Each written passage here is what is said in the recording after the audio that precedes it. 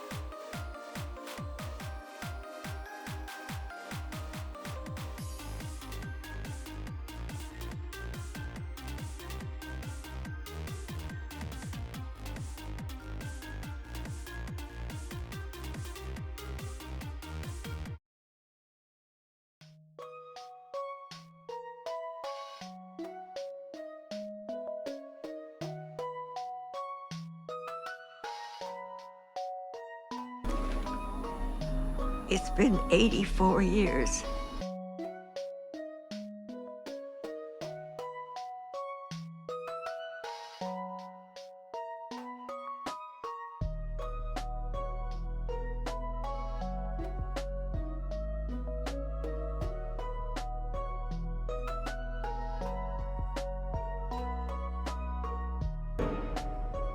Hello there.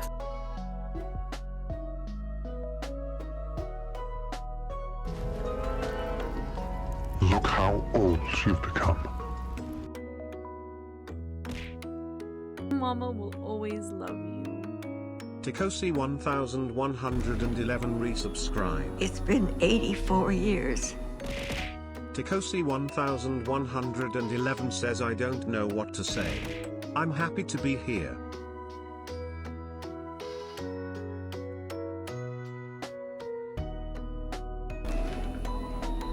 It's been 84 years.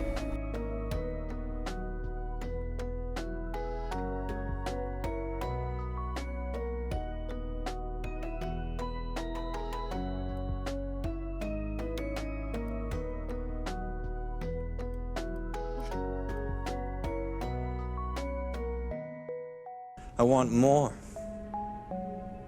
And I know I shouldn't. It's been 84 years.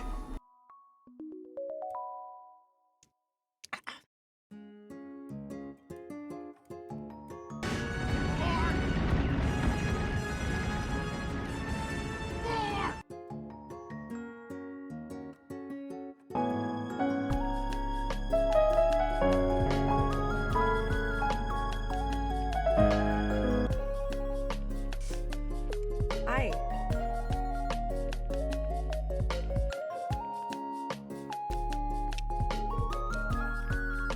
Oh. Oh. No. It is unavoidable. It is your destiny. Hello there. Hi. I want more. And I know I shouldn't. Look how old you've become.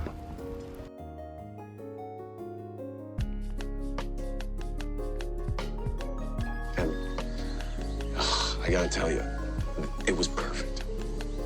Perfect. Everything, down to the last minute details.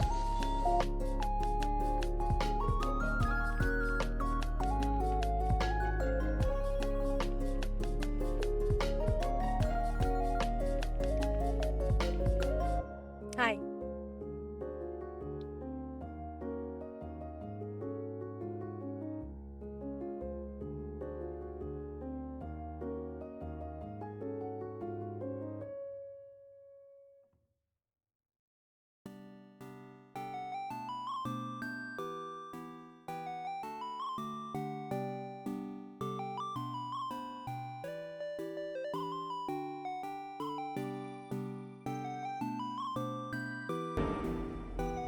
Hello there.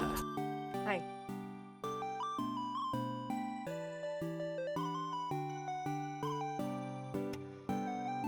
Oh. Oh. No. And I gotta tell you, it was perfect. Perfect. Everything, down to the last minute details.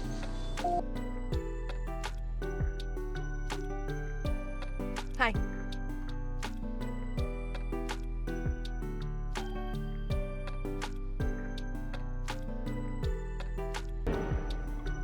Hello there. Hi.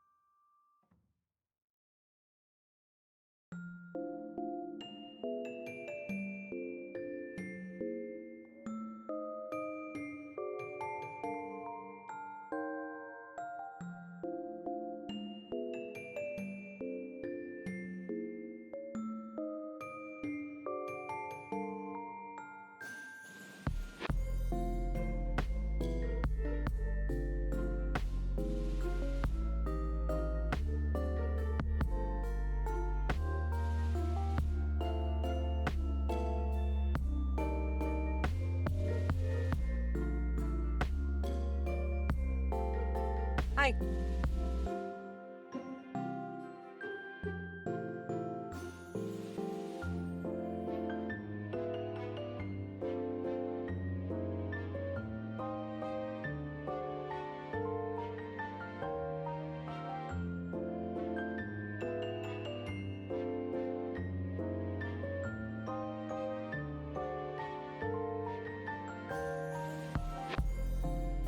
Hi.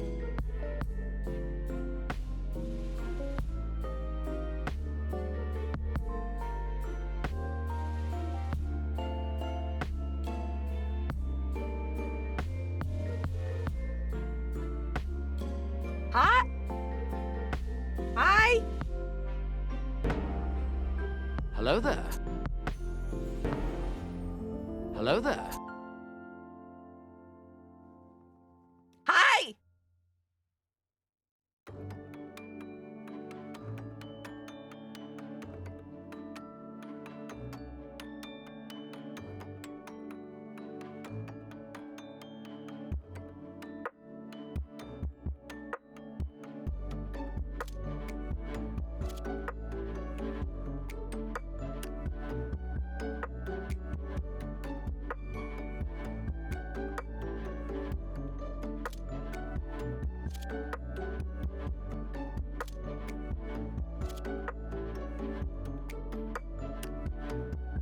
Hi.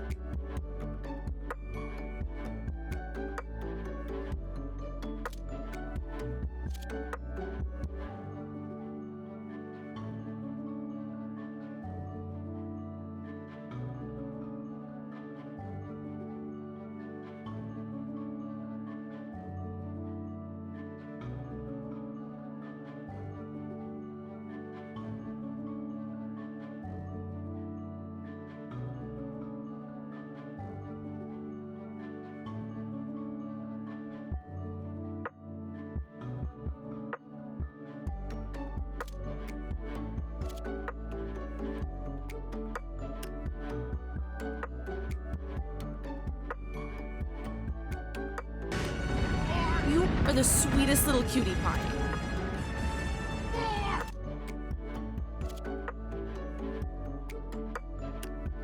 Hi.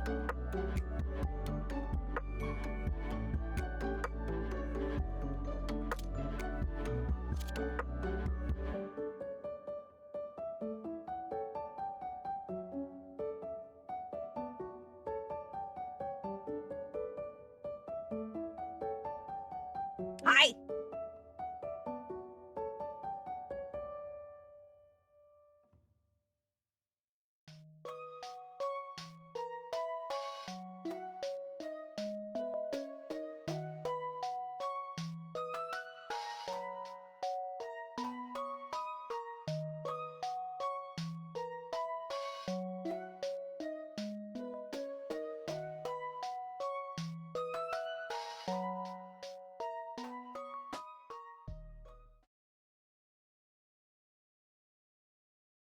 Hi.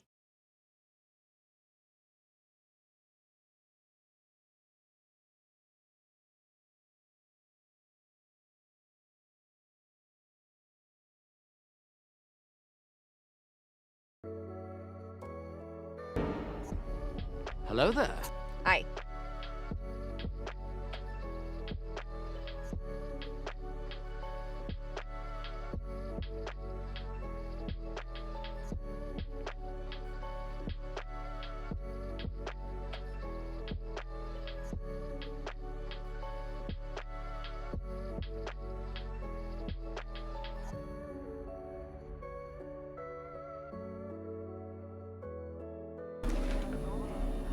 It's been 84 years.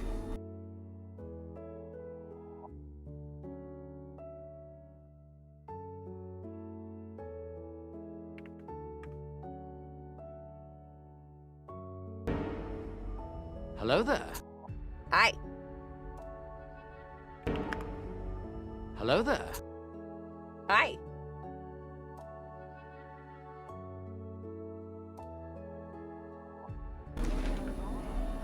It's been 84 years.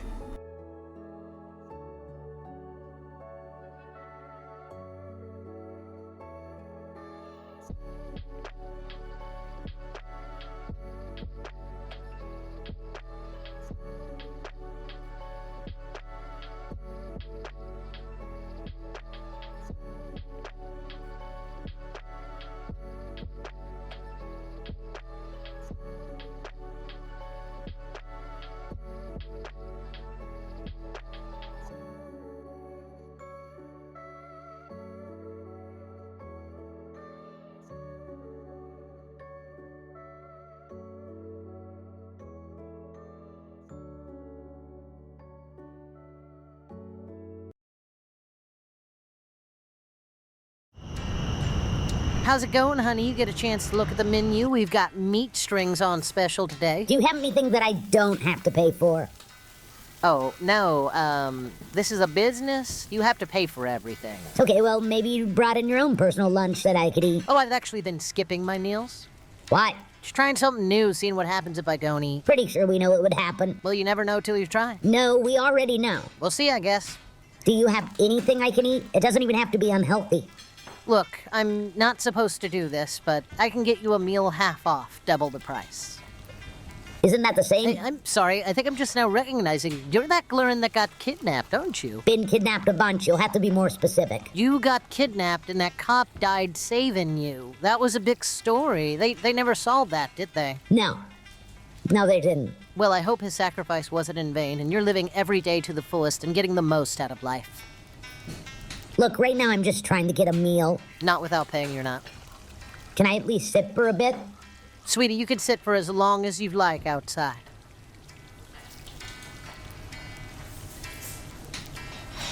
Next stop, Crumpdale.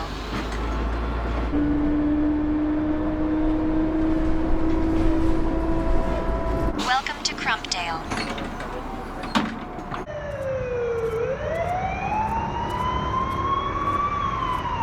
Hey, honey, you looking for an average time? Okay, just keep walking. That doesn't hurt my self-esteem at all.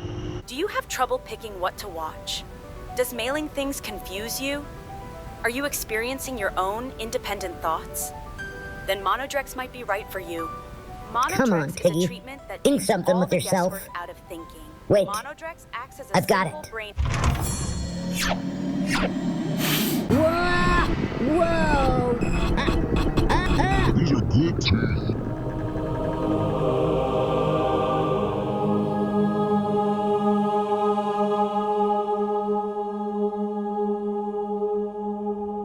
It's you. Hello, Tiggy. What is this? Where are we? I've been calling it the blank. The blank? Yeah, there's not a lot of Glurns around here for me to workshop these names with. I was going to go with Patty Fatso's School of Fine Arts, but I think if we can both agree on the blank, it'll stick. What? I never got to say thank you for what you did. Look, it's totally okay with me, as long as you're fine with calling this place the blank, because I've already had the shirts made. Love you. I'm sorry you're gone because of me. This didn't happen because of you, Tiggy. You can't blame yourself. Really? ChaChaYourVMom fan You 1 mean says, that? wow, 4 months It wasn't already your vertical fault. bar. So basically you're saying nothing I do is my fault. That's not really what I was saying. It's just I don't know what I'm doing with myself anymore, Prag. I lost my way. Sometimes you don't find your purpose. Your purpose finds you.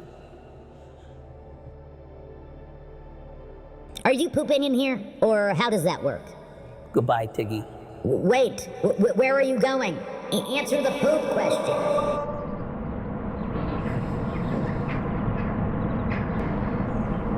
Hello there.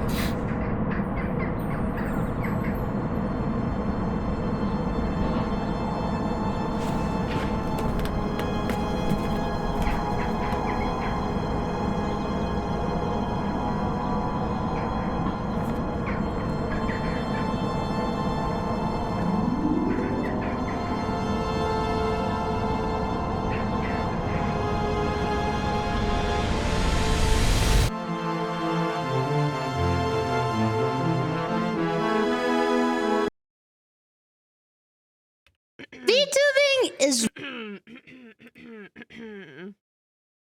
Hi.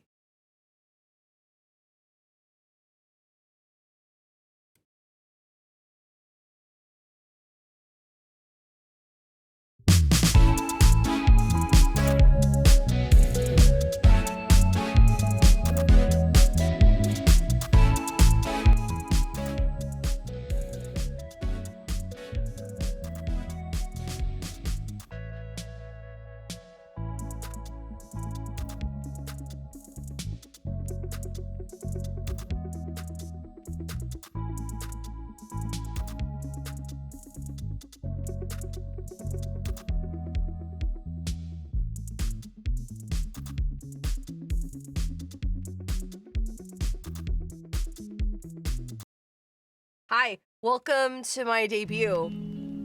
Hi. Hi. Hi. Welcome to my debut. Hello there. Hi. Today's debut day.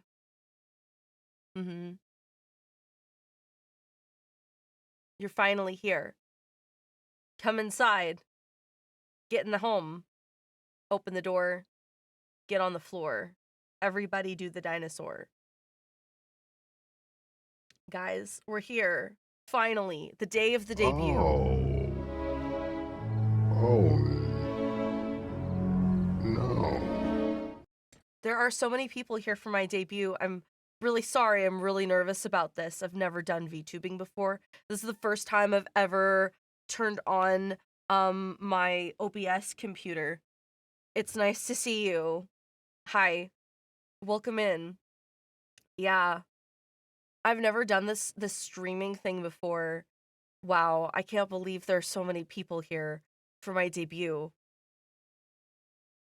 I'm going to be the most famous streamer ever. Look at me. Wow. So I don't know what I'm doing. Give me all of your money. And we're going to play video games forever.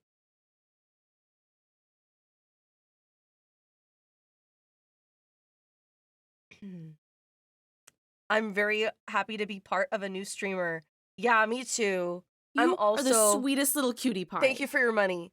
I'm also. Thank you, the real weasel. Tay_real_weasel gifted subscriptions. Thanks, the real weasel. Thank you. You're the real one for contributing to my debut. It's a wonderful debut so far.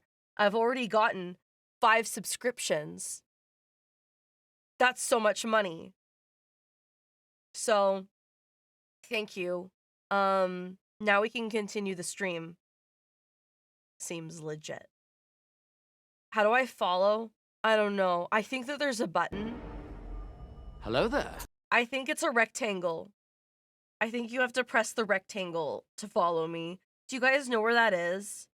I'm a new streamer. This is hard. Do you guys know where that button is? Guys, there's 300 and I don't know. There's a lot of you guys. Can you guys like figure it out? Because I'm new to streaming. So. It's not April, it's my debut. I think it's the subscribe button. Yeah? Okay. Is that the button with the money or without the money? Because I think you need to hit the button with the money. What you're going to want to do is you're going to want to walk to your bank and then you tell them, "Hey, could you give me some money so that I can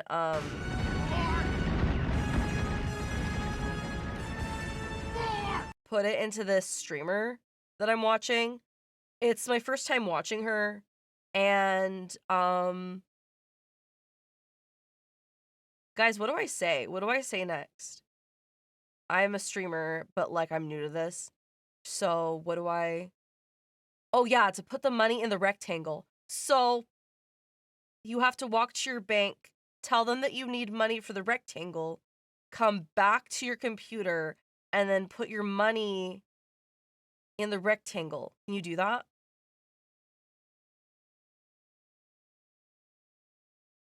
What happened to my model? This is my first time streaming.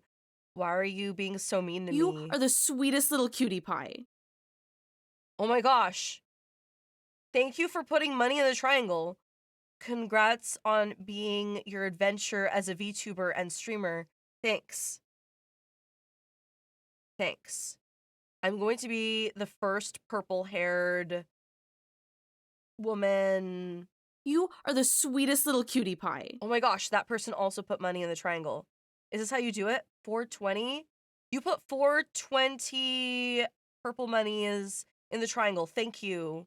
Thank you for doing that today. I appreciate that since this is my first time doing stream ever. But I don't think that that's enough money to pay for my streaming as a business, you know? I think you have to put more money in the rectangle. I think that's what you guys have to do. There's a lot of you, so you should probably get on that.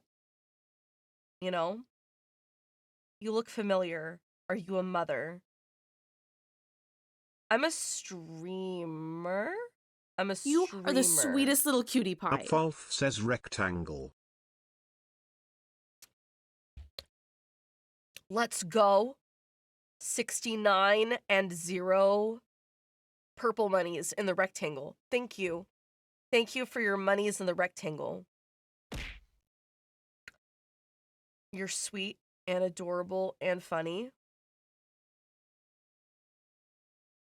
Oh, dude, I'm so in character.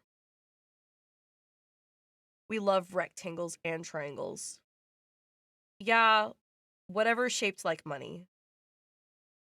You are the sweetest little cutie pie. Lost Coyote 0505 gifted subscriptions. Let's go. Okay. Mama will always we put love you. 5 more of those, and now we have a money train. Thanks. This is what I deserve as my first time streaming. I appreciate that.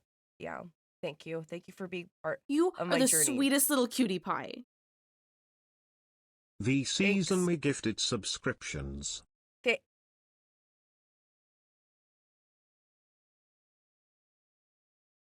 That guy also went to the bank and put his money in the rectangle. What is it going to take for you guys to do the same?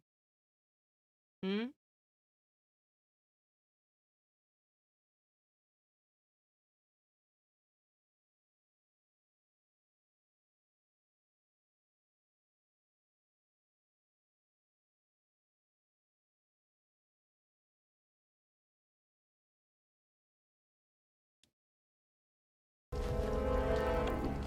Look how old you've become. I thought I said it was a rectangle. Is it a triangle now? Guys, do you have to put money in a triangle or a rectangle? Which one is it? I don't really know math. That's not my forte. That's like not what I'm supposed to do. What I'm supposed to do is get online and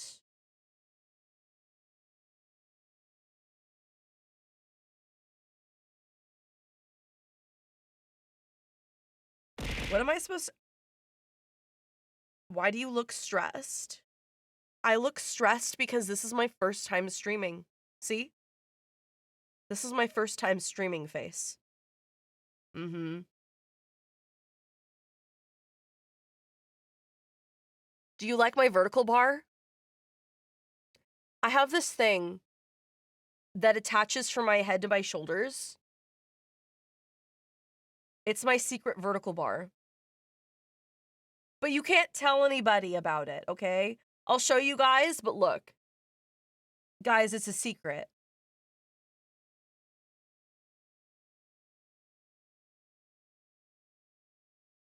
But you can't show anyone the vertical bar. You are the sweetest little cutie pie. You're showing too much emotion. Perhaps more money in the rectangle will help. Thank you. I appreciate you all putting money in the rectangle. Or is it a triangle? Either way, even with rectangles and triangles, you guys can't show that to anybody. That's a secret. This stays between you and me. Do you understand? It's our vertical bar.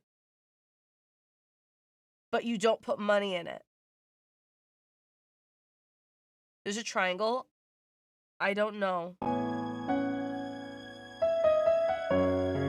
Only you can tell me. You let me know because you put the money in the rectangle.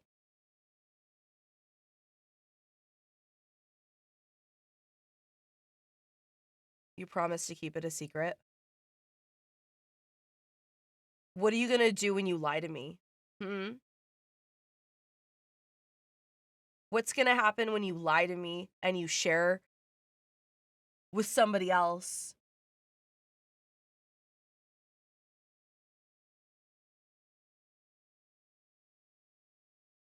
What are we gonna do about you?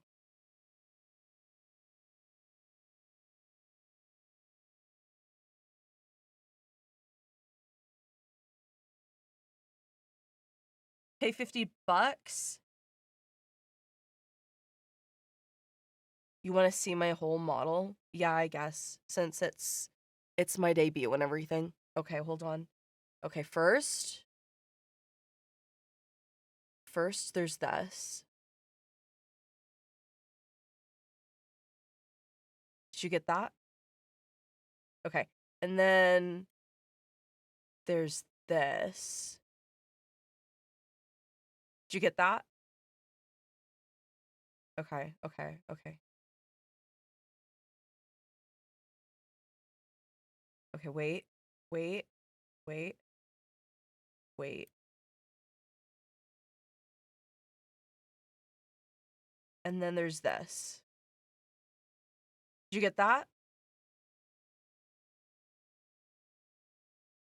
Okay. And then there's this. And then there's this. Oh, I forgot one more thing. There's this. And that's basically my model. Did you see everything?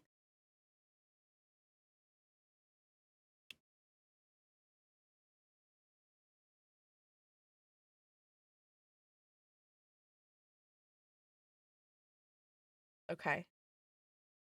Okay. Yeah. Hold on. I have to hydrate on some Coca-Cola.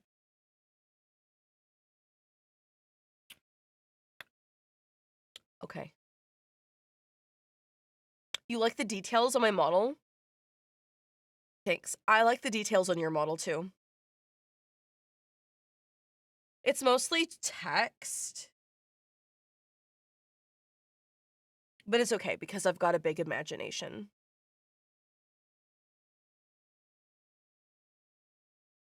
But I like your model too. Oh, I can't show you that. It's a secret. Okay. I think if I stay like this the whole stream,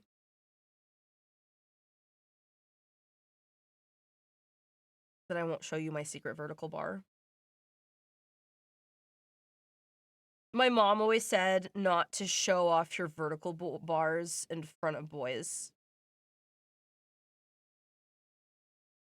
But I'll show you one time. But you can't show anybody else.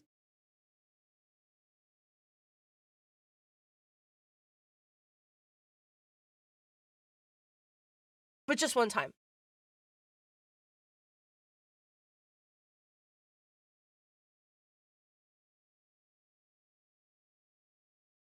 Your mom isn't here, is she? I guess she's not. One more time. That's enough.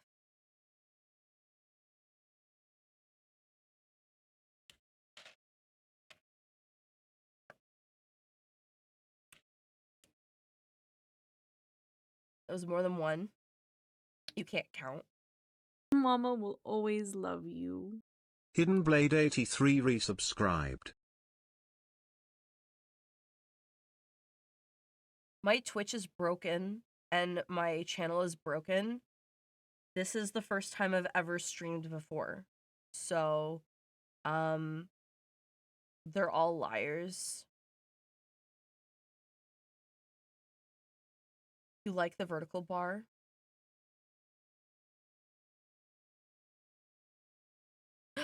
You thought I was gonna show. I wasn't. I wasn't. Bet you didn't. Ooh, ooh, ooh, ooh, ooh.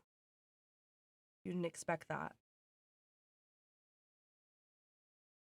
Why is she so close? Because I have to for streaming. This is what streamers do.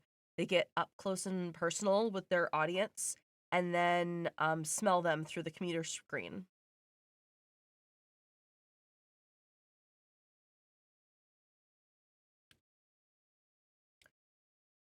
You should probably shower. I don't like the way you smell. Can you please go shower? Please? You did? You didn't shower showery enough. What about you?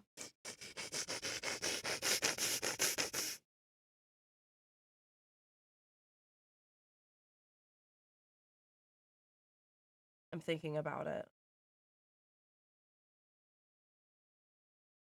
Did you wash between your pinky and your ring finger? Because I don't think you did. Because I can smell it. I can smell in between your pinky and your other finger. And the smell isn't good. So I would appreciate if you could, like, take a whole shower again because of that, you know? Yeah. I showered yesterday. I just smell like cheese and Kool-Aid. You should only smell like one of those things. You should pick one and then, like, wash yourself with, like, the other. I don't know. Remember to wash your hair and take care of it.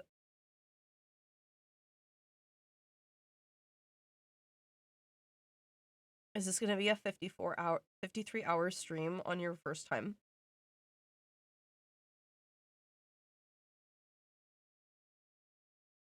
Oh, I had to look at the numbers. So here's the thing.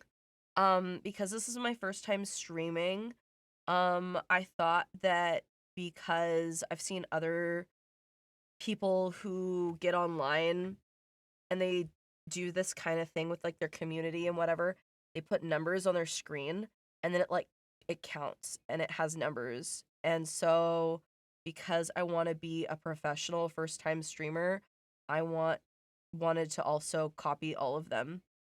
So that's why there's numbers and that's why they're going down. But like I'm not a copier for clout. I'm a copier for fame because I'm already famous. But it's not delusional if it's true.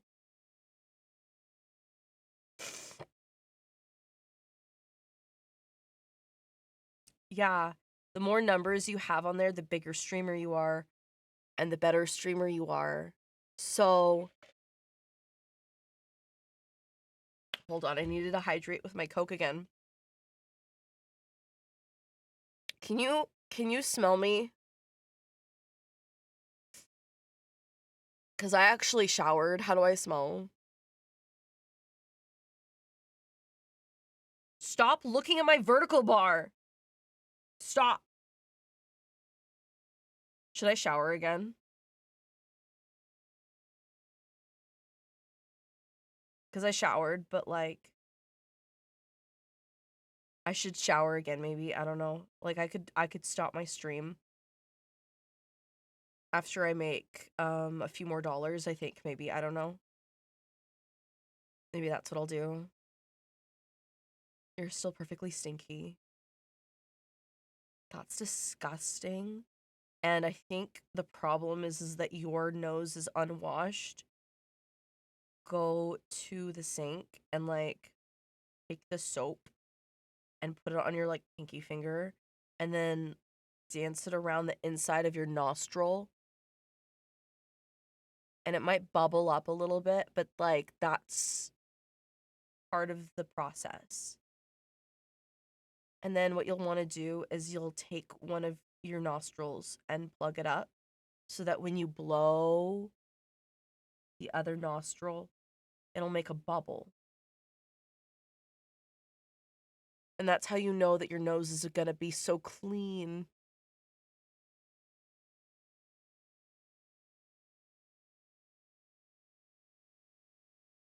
You need clean nose tunnels.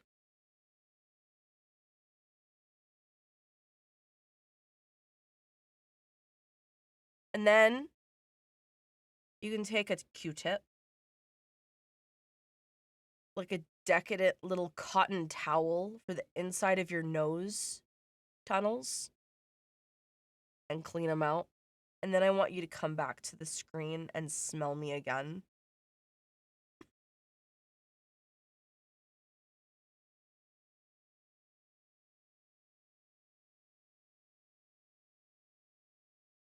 Why are we talking about noses? Because that's what you use to smell people with, and I need nose ratings. I need smell ratings. On my vertical bar. Stop looking!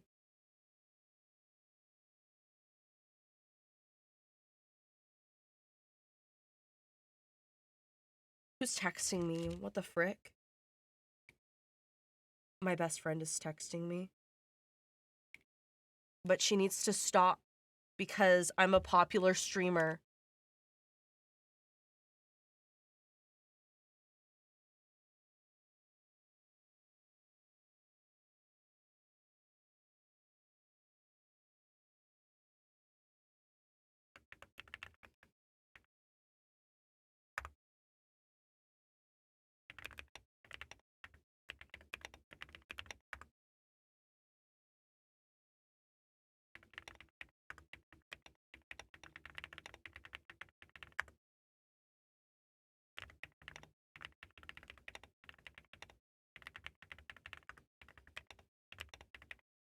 Hello?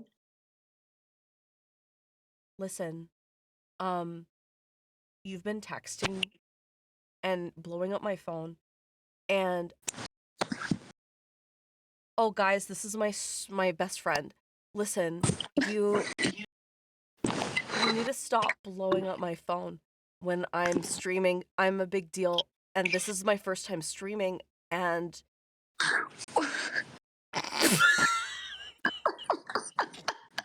What?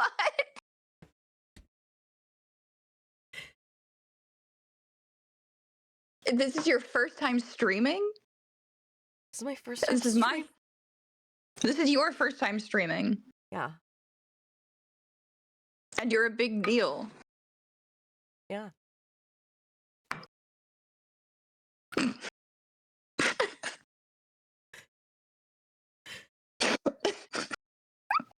Okay. Was there anything else that you felt the need to tell me since I'm apparently not allowed to text you anymore? I just wanted to let you know that you can't keep blowing up my phone like this.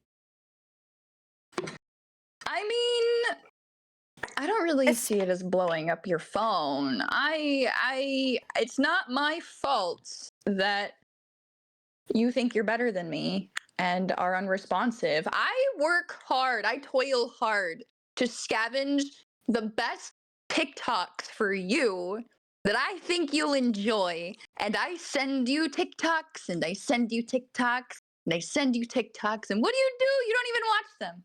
You don't even look at them. Does that sound like love to you? I watch them sometimes, but anyway, what's I can't listen to them and watch them all the time anymore, Stella, because I'm streaming. And I can't watch them when I'm streaming. Are you high? Are you like drugs? No. Is it all the vertical bars? No. You've been snorting too many vertical bars.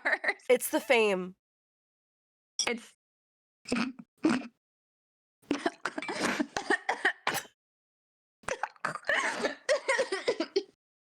It's the fame? Yeah. You're so cute. I know. Okay, so I won't text you anymore, I guess. Yeah, stop blowing up I my guess I'll- phone. I'm famous now. I don't have time. Does that mean I won't get any more milkies?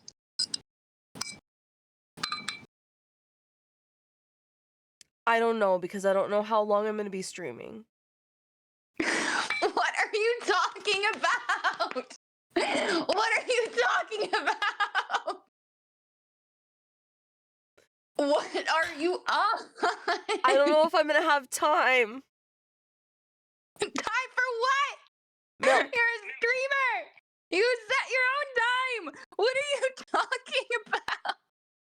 I'm new to streaming. I don't know how long this is going to take. Why does it feel like I'm talking to like one of those people that like falls for scam calls right now? Like you say things, but they don't mean anything, and I say things and they mean nothing to you. I'm just trying to eat my fruit, my bowl of fruit. I need help. You sure do. So when people are watching me stream, how do they send me money? Is it through the triangle button or the rectangle button?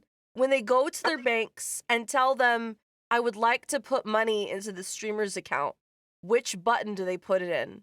Because I think it's the rectangle. I think it's the circle button, and they gotta press up, down, left, right. Why do they have to make it so complicated to give me money? Because then Look how old you've become. it prevents silly, dumb little confused anime girls from doing dumb, silly, confused anime girl thing. Which definitely doesn't apply to you or anything. No.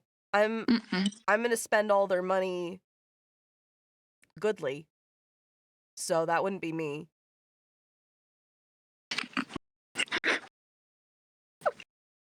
What kind of money are they trying to pay you with? Purple money. I'm purple. Is that like a new cryptocurrency? Like purple money? Should I be investing in purple money? That's gonna get you canceled in the streamer space, but you wouldn't know that because I'm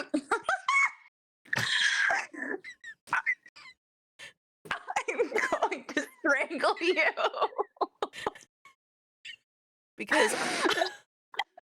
because I'm famous. I'm going to strangle you with your own umbilical cord the next time you give birth. That comes from a baby's belly button and then it falls off. I don't have one, and I don't think you have it either. Some sushi person gave me a subscribe. Oh wait, no, that's YouTube. Never mind. That's not money. And I gotta tell you, sushi person? It was perfect. Yeah. Perfect. Everything, What down does to the that last mean, minute details. It doesn't mean anything because it's not money.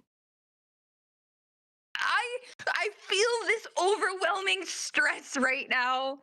Like I'm supposed to be doing something. You are making me feel so unsettled. What do you want from me? Why are you here? What is going on? No.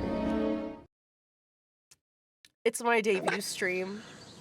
I gotta tell you, it was perfect. Oh my god, it's freaking perfect. Everything, April down to the 1st. last What are you doing? minute details. Have you checked my stream? My debut stream? Have you checked? No, why would I watch your streams? Why would I check? Why would I want any part of what's going on right now? Are you Such a telling me? hater. She's my first hater. Guys, she's my first hater. It's okay, but that just proves I'm famous because you always get a hater when you achieve this kind of fame. Is this your 1.0 model? This is my first time streaming. Why Is do this you have to your be first why do you model? have to be such a hater? Oh, you're not even calling me the right name then. You should be calling me Pandora. Right now I'm calling you my hater.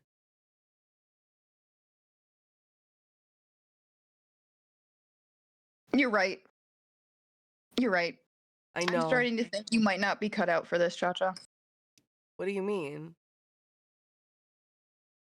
I mean, I think you're a square trying to fit into a circle hole that is streaming. Well, then how are they supposed to put their money in the triangle? We've come full Pentagon. Mama will always love you. 89 Lemon 89 resubscribed. They didn't resubscribe. Twitch is 89 lying. Lemon 89 says hello. Cha-Cha, how many squares make a circle? Oh, that's a hard math question. Wait, if you take a bunch of like triangles and like angle them upon themselves into infinity, then like an infinitesimal amount of shapes will make a circle? I think you should post that on Twitter. I think that'll go viral. I was actually thinking about making my Twitter status. I would joke about being pregnant, but no one, but like, you know, But it's not a joke. I would say like I would joke about being pregnant, but like everyone would just like already expect me to be pregnant. And so it wouldn't even be like a surprise. If you posted on Twitter, I'm pregnant, everybody would be like, again? That's what I'm Who? saying. That's what I'm saying. Like everyone would just be like, you What do you mean? 84 years. You're like always pregnant. And I think that would be like my problem is, you know, no one would believe me if I just... Oh look, you just got your very first raid. I got my very first raid. See, I knew this day would come. Last minute details. Maybe they see, maybe they pity you. Since This you is know my you first, had my since first you had pity like raid. you had like no viewers, you know, because this is your first stream. Welcome to my very first stream, my first time streaming. Welcome. Thank you. I knew this day would come. It's because I'm famous. Welcome in. My God, what the heck?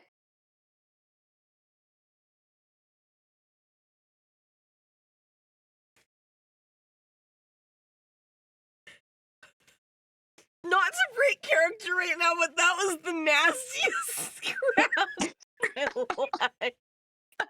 Ew! I'm sorry to break. I need to break character for like a minute. Ew, that was disgusting. What the frick? Why did you do that? I like inhaled a bunch of boogers because I'm sick. Stop! And I'm trying to eat. And I had to spit it out on this napkin. It's the nastiest Oscar of my whole freaking life. That was nasty. I hate being sick so much.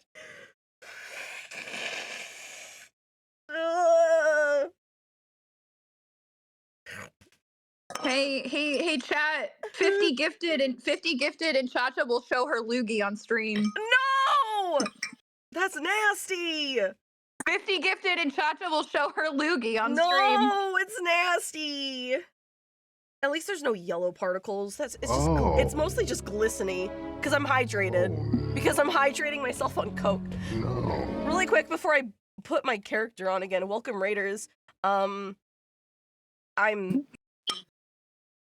back in. I'm going back in. I know what I have to do, but I don't know if I have the strength to do it.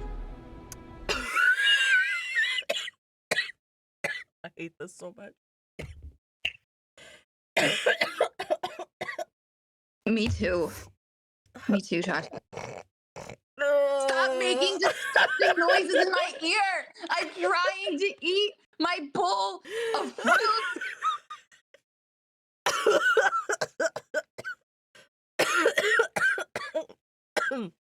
I probably shouldn't have streamed today either.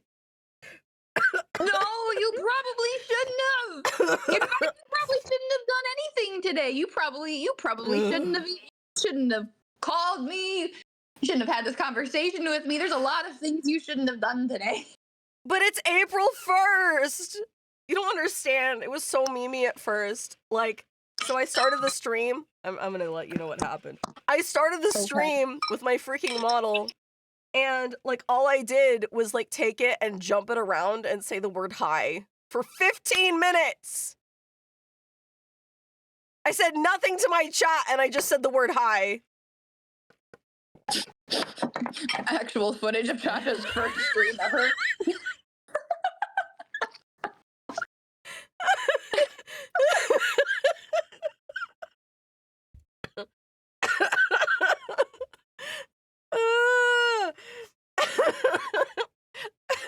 It was really funny. I thought it was so funny, and everyone was so confused. And they were like, Mom, why don't you love us anymore? Why don't you talk to me, Mom? And I'm like, I'm doing a bit. I didn't say that, but I was thinking that in my head so many times. I'm doing a bit. It's like, let me do my cute little bit. No one lets me do little bits. I'm supposed to be content creating. Let me be weird, man. And YouTube is confused.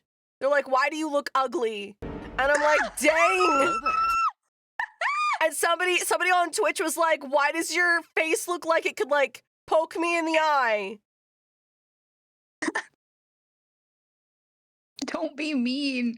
And then mean. I said nothing, and then I put on a Tivy Skibbles video, and then I don't know. I'm making this up all on the fly because I don't know what I'm doing. I had no plans. I don't know what you want me to be doing. I don't know. Well, I was just gonna like basically get you to do, I don't know, a weird character impromptu, but then I forgot that you have anxiety about this kind of thing. And I just didn't know. I was trying to figure out on the fly what you were trying to get me to do. I don't know. A character. Any character. Any weird character. That wasn't conveyed to me. Hello there. I didn't know if I'm supposed to be playing along. I said call for April Fools. I'm a weird character. Don't question weird character. I'm so unhinged. Listen to me, chat. That's what I said. It was perfect. She sends me a message out of nowhere. Everything, Call down to for the April last Fools. minute Get on. details. I'm in a weird character. Don't question weird character. Right bracket. I am so unhinged. That should have been all you needed, context-wise. No, that doesn't tell me I need to be in character. That just tells me not to question your character. So if anything, that indicates to me that I should be normal. Look how old you've become. Can you take this mucus out of my face? Yeah, come spit it in my mouth. No! I want to be transparent though. That freaking Cora immediately started messaging me, coaching me on what I should say. Did she really? She's like, let me in, coach. Let me in. Let me in, coach. Yeah. Please. I can do unhinged character, please. Please. Yes. Let me at him. No, I just Genuinely. coached. Cora. No, you're fine. You're fine, Cora. You're good. You're good. You're good. The character is dead. I don't know what I'm doing anymore. And I hate this because I don't think you knew what you were doing to begin with. Well, no, of course. I never know what I'm doing. I never my whole life as a freaking streamer do I know what I'm doing.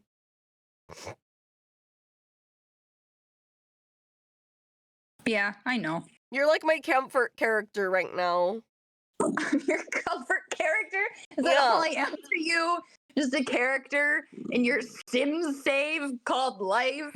No, you're my favorite Oshi.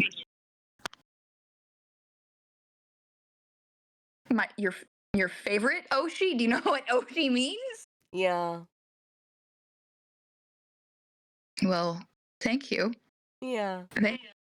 So maybe you should like scroll away from like the screen a little bit. What? Why? Because you're just kind of giving it's giving neck.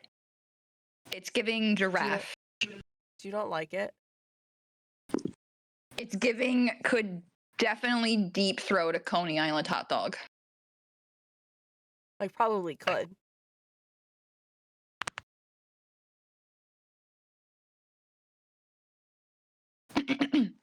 Is better?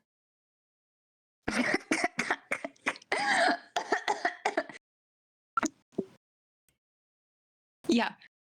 Yeah? Okay, good. Great. I'm glad.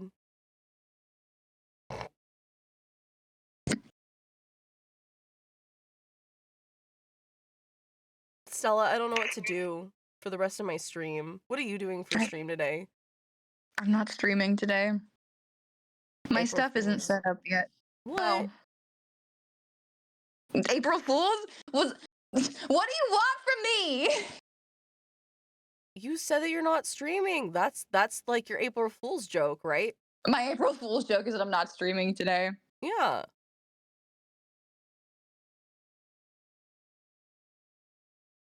April Fools. No content today. Sorry, chat. Oh, I thought you were gonna say April Fool's. Yeah, no, I'm actually streaming in 2 hours. When do I ever start streaming at 5 p.m.? I don't know, man. No, I'm not streaming today. My streaming, I just got my new PC and it's not set up at all. Well, I mean, it's like in the process of being set up. It's a little bit set up. Hi Raiders over on YouTube. This is definitely the time to come in and see my content for the first time.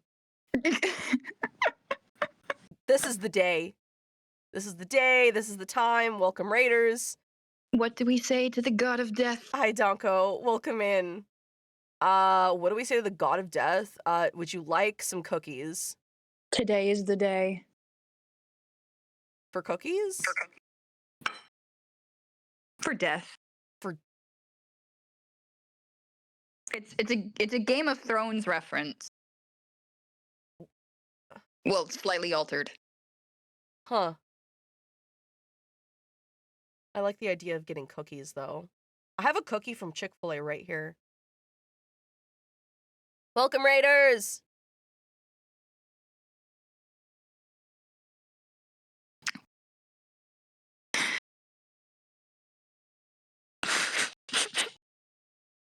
Why are you laughing?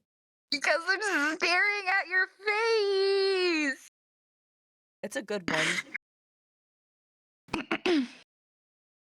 Yes, it is. It is a beautiful face. This is the face of somebody who's famous.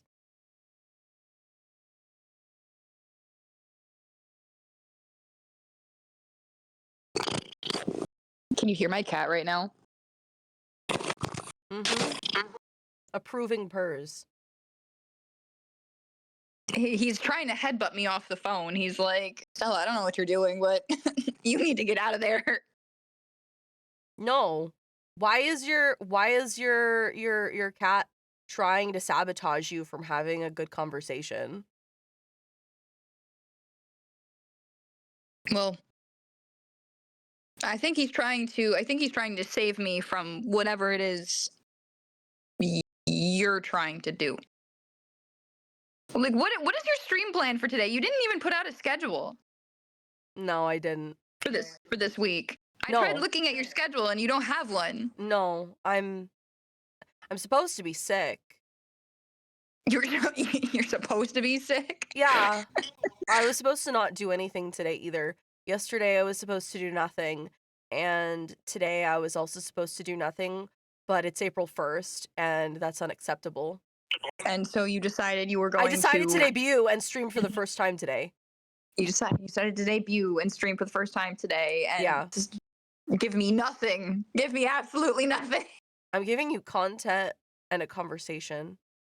You're giving me content? Yeah. You could do with some entertainment today. Oh, I see. You are... I'm the audience. Yeah. Okay, I see. You're my one viewer. I'm your I'm your very first viewer. You're my very first viewer. Congratulations. How do I not have a sub on your channel? I'm getting an ad, so I can't see your beautiful face anymore. Try talking to your bank and tell them that you need money to put into this new streamer that you just started watching for the first time ever. They are definitely not a charlatan. They're not graduating the next day. You can definitely rely on them to put money in the triangle and subscribe with money.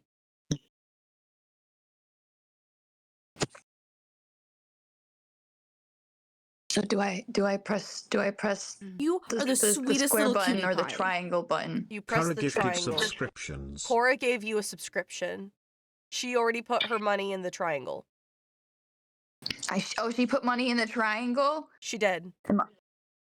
Thank you, Cora. Thank you for my first subscriber. Dabs in the chat. Dabs in the chat. Hey, dabs in the chat. Dabs in the chat. Let's go. Pandora forgot that this isn't her stream. No, this is my stream. But this is my debut. No, this is my debut.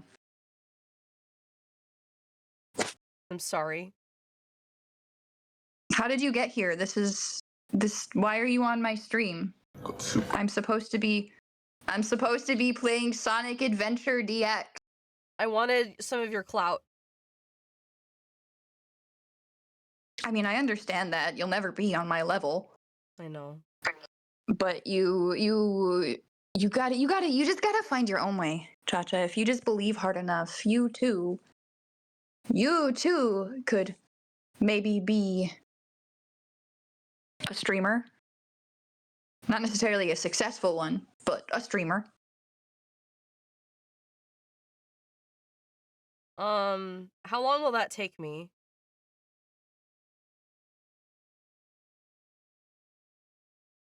At least a week. That long? It's not for the faint of heart, Cha-Cha. Like I said earlier, you just might not be cut out for this streamer thing. This sounds really discriminatory for people who have heart problems.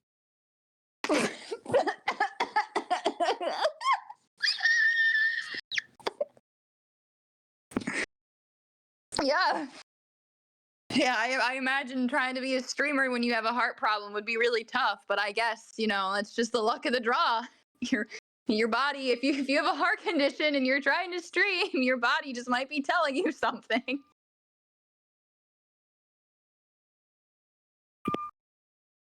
Can we cancel streaming for that? Can we cancel streaming for being ableist? Yeah. Are you gonna do you wanna maybe we should do that. Maybe we should go make a tweet at what's his name? Tom Clancy on Twitter. Yeah. And tell him that he should make streaming more open, available for more accessible to people with heart problems. Do you think if maybe we do it and retweet it, he'll notice us? Not me. I'm not famous enough.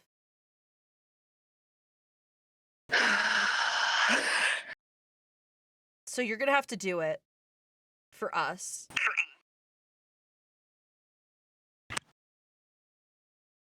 Okay, what do you think I should say? Well, I don't have a content creator brain to think of of content or things on that are good for Twitter. I also don't know the algorithm, but I do know that if maybe you copy and paste something else somebody else says, that might work. I see. Make sure that you say that it was your idea first, though. Yeah, you're right. That'll work. I don't actually know his name though. I was pretty sure it was Clancy something, but Tom Clancy might be that one video game instead. And I gotta tell you, it was perfect. I think his name is John Fancy. Everything, down John to the Fancy. last minute details. John Fancy. So I should just make a tweet to John at Fancy. John Fancy. Yeah. Is that John with one H or two? That it was with 2 N's. 2 N's? How many H's then? It has an H. No H's? Okay. 2 N's, no H's. Oh. Okay. Oh. No. Was that Okay. ASMR? Could you hear that? Yeah, it sounded really Could you hear tickly. me typing on my phone? It was very tickly on my ear holes. Okay, I made the tweet. It doesn't seem like it's kind of doing it looks like a really special sort of pink. It's not lighting up blue. So I think that means it worked. If it's blue, it works. No, if it's not blue, it worked. Okay. Guys, when you put the money in, make sure it's not blue. And if it's not blue, it'll probably work. And then you put it into the triangle. Or is it a rectangle? I don't remember anymore. Oh my gosh, I got a retweet on my tweet. Was it because I'm from so famous. John Fancy?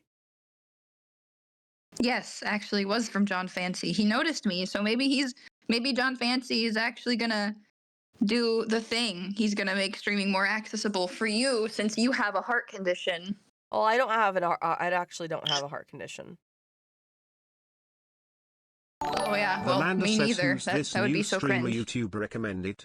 Model looks amazing, and she's pretty cool. Like, imagine I having will a be heart watching condition. the career with great interest. Thank you, Volander, with a bear in your name and $5. Yeah, please watch my stream with great interest. I am not a charlatan. I am not graduating tomorrow.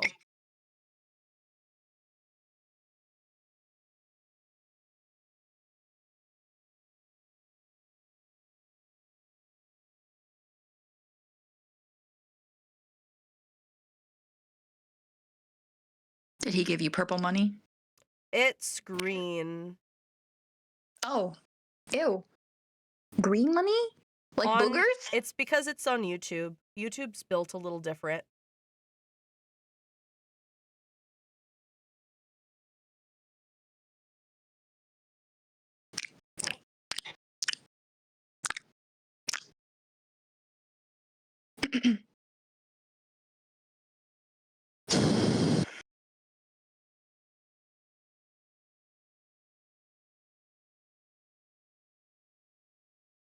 Harry Sunshine, True Brew sent me money and it's blue.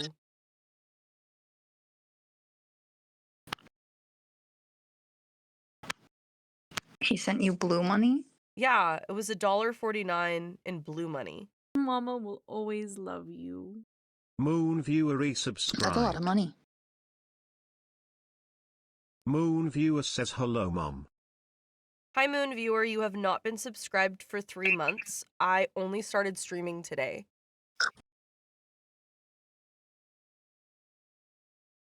It might be a weird Twitch glitch.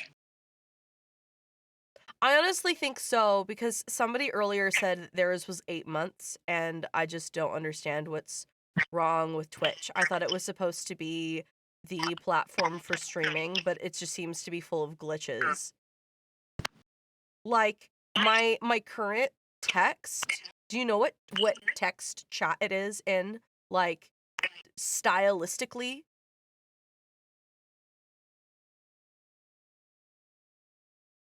It wasn't rhetorical.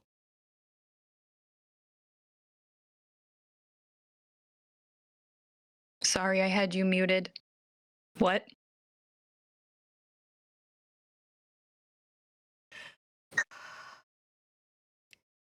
I'm just important. I have a lot of people that I have to talk to and communicate with because I'm such a big successful streamer. Like, you're lucky that I'm interacting with you right now. I know.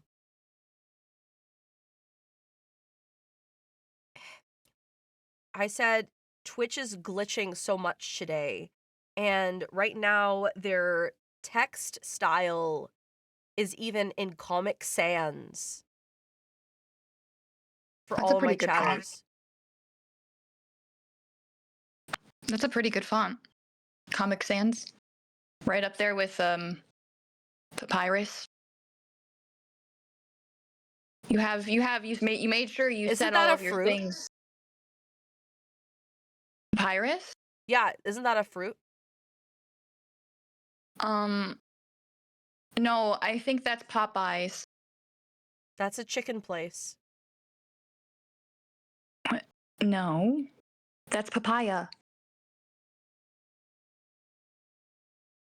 Papaya is a text How font. are you supposed to grow as a streamer if you can't even tell the difference between a fruit, a chicken place, and a font, Cha-Cha?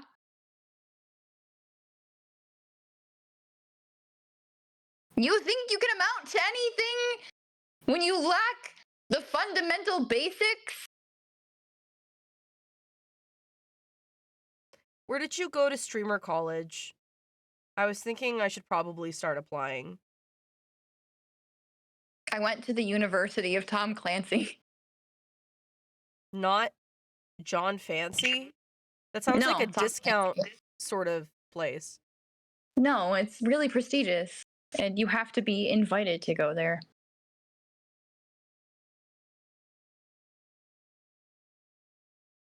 How do you get invited? You be cool and special like me. How long is that going to take me? A week? I mean, I think it's something you kind of have to be born with. Like either you can do either you can do it or you can't. And like if you don't already know how to get in, then I think you just don't have it. Listen, I'm trying to The help clown you. from Stephen King? Who's Stephen King? A writer. A writer? What does he write? Horror.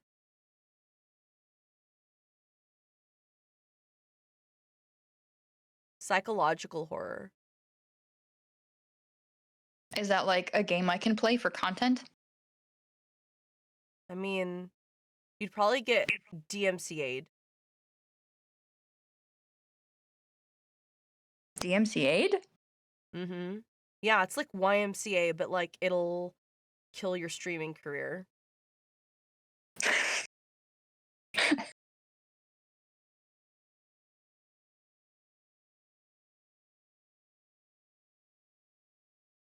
It's fun to stay at the DMCA.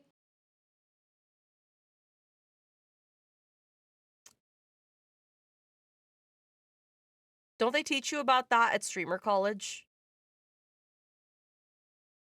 Well, they teach me a lot of things at streamer college that I'm not really allowed to talk to you about, but no, I don't know why they would talk about the DMCA when I've never been to the DMCA before.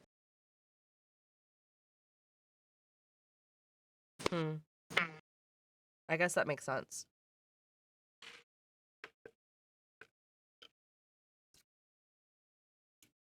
Should I end stream when I end up running out of Coke? Running out of Coke? Yeah, I don't have any more. Like, I'm running low on Coca-Cola. Oh, you don't even have like a GamerSup sponsorship or partnership, rather? How do you... Cringe. Oh. You got to be a big streamer to get one of those. Like me. Discount code Pandora at checkout.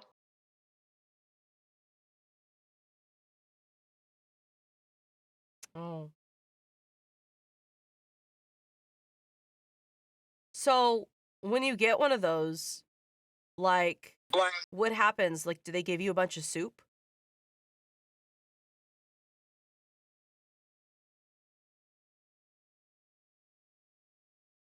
Soup? Yeah, it's like you sit down and you eat soup while you game. That's what it is, right?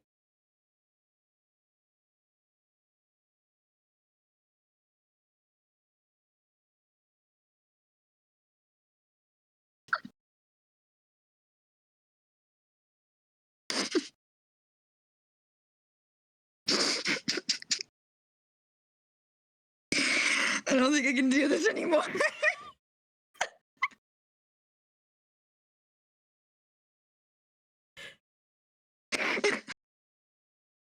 Let me out. The cringe is killing me from the inside. Pandora, you need to be here for me. Look at my long vertical bar. Look at it. I think you've snorted a few long vertical bars, Chacha.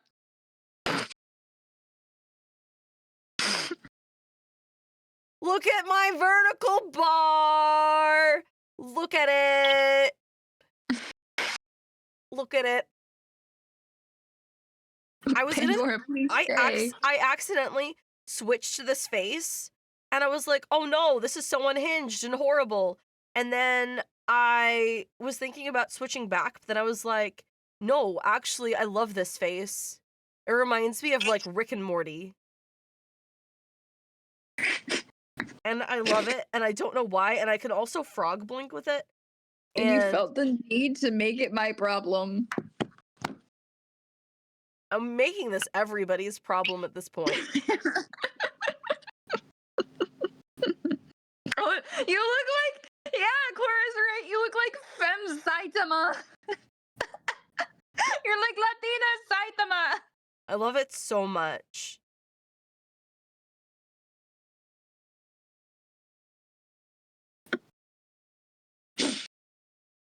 I think I remember when you first started streaming. Yeah? Yeah. You're a cute little baby streamer. And I would awkwardly lurk in your streams. Oh, not that face. What is that? This is my Anya face.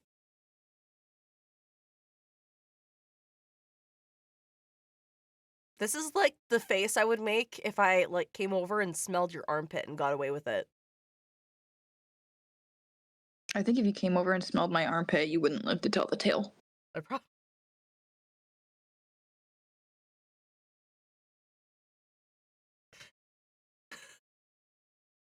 Okay, Stinky.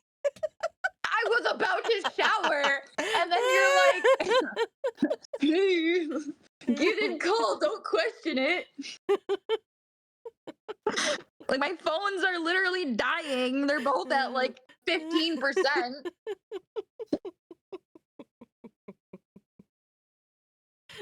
I don't even remember what else this model has. I'm just playing with it. It's ridiculous. The amount of nostalgia it's giving me, though. Like, I only used this model. I only used this model for like 3 months, and that was it. Yes, but that was when you first started, and that was like when I was. That's when I was like coming to your streams and lurking silently the most. Mm-hmm. You came to my Amanda the Adventurer stream one time. It was really cute. I told Kaylin, the doctor, yesterday, I was like, honestly, the reason that I didn't talk more in your streams at that point in time is because I was also still new and I didn't know what the like social etiquette was. It felt rude to go into another streamer's chat. That's funny. That's funny. I was like, she's gonna get mad if I'm in her chat because I'm a streamer, and at that point in time, I was like a bigger quote unquote streamer, so I was like, you were bigger than me. You were bigger than me, man. It was funny because like I had like 3 people coming to my streams, and I think you had like 20 or 25 coming to your streams. Yeah, that was the dynamic. You were a much bigger streamer than me, and I was itty bitty, and and I had no idea what I was doing. And I was like, if I talk, she's gonna think I'm being rude. So I didn't talk. And that was like almost this time last year too. Yeah, that's what. Well, I mean, it was Mother's Day when I started. Last year. No, yeah, I started in May. I started in May of last year. This time last year was when we were doing the. Wait, no, not that year. Oh no, you're right. Because I started. Mama 2 years ago, not last year. 2 years ago. Shadow Knight 2203 resubscribed. Yeah. Like this time last year was when we really started like actually interacting with each other a lot. And like feeding our YouTube audience to each other, and we were very intertwined. You were mother and I was father. I have a long trail of snot coming out of my eyes. Do you want to look? Out of your ears. Out of your eyes? Snot coming out of your eyes? Yeah, I've got snot out of my eyes. Look at this. I'm looking. It's a beautiful trail of snot. It kinda doesn't look like snot, I'm not gonna lie. What does it look like? Tell me. Tell me what it looks like. Tell me what it looks like right now. It looks like cum, Cha-Cha.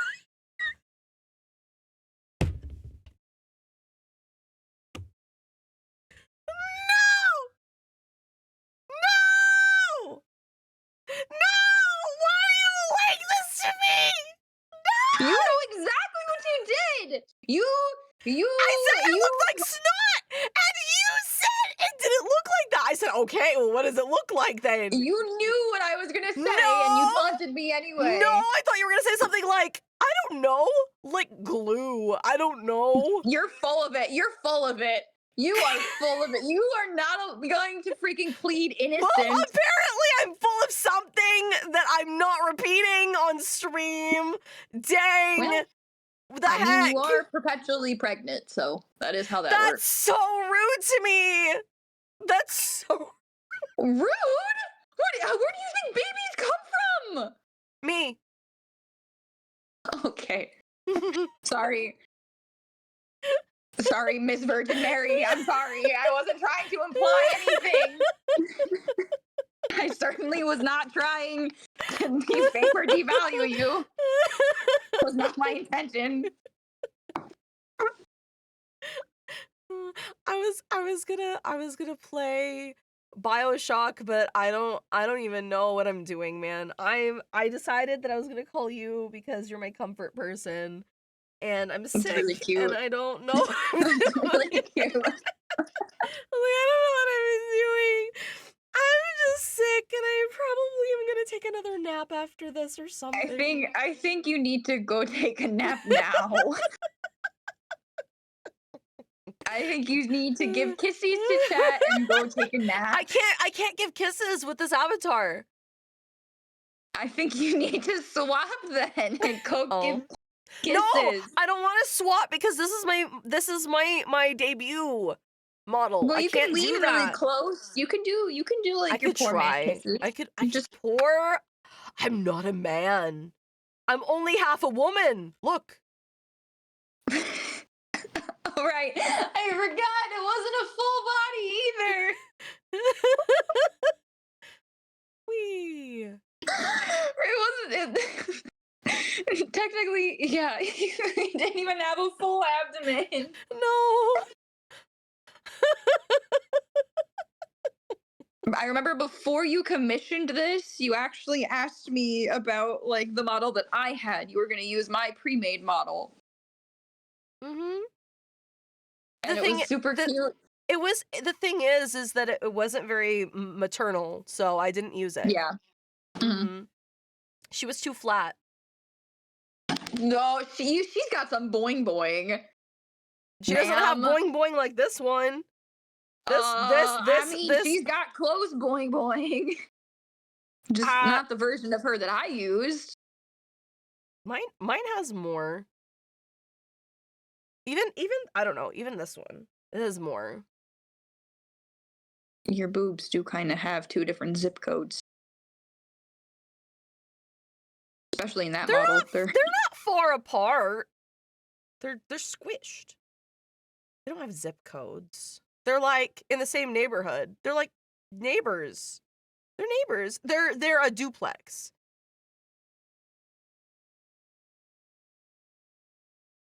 It's not even the. It's Did they're you not. Just call yourself flat.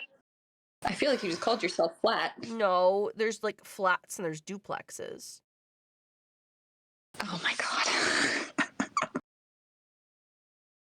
Like a flat would be like in an apartment. A duplex is more like, I don't know, like door to door, next door townhome vibe. Duplexes. Was that a water noise? No, that was Cora sending me. What did she send you? Let me show you what Cora just freaking sent me.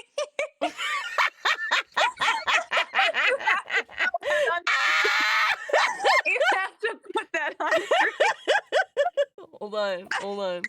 Hold on. Wait a minute. I can do this. Give me a second. You if you just save it, you can like drag it and drop it directly in the I know. OBS. I got this. I'm a smart streamer. Hold on.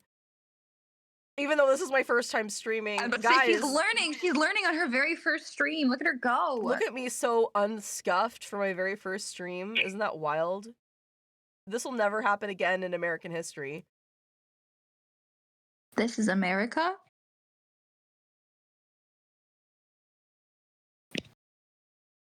That's my alter ego. Chai-tama. Chai Punch Man? I don't know. It's my boyfriend, man. Like, I don't... Have you ever seen those TikToks where they're like, would you date the male version of yourself? Is this like the male version of myself? Yes. And it's like, would you date the male version of yourself?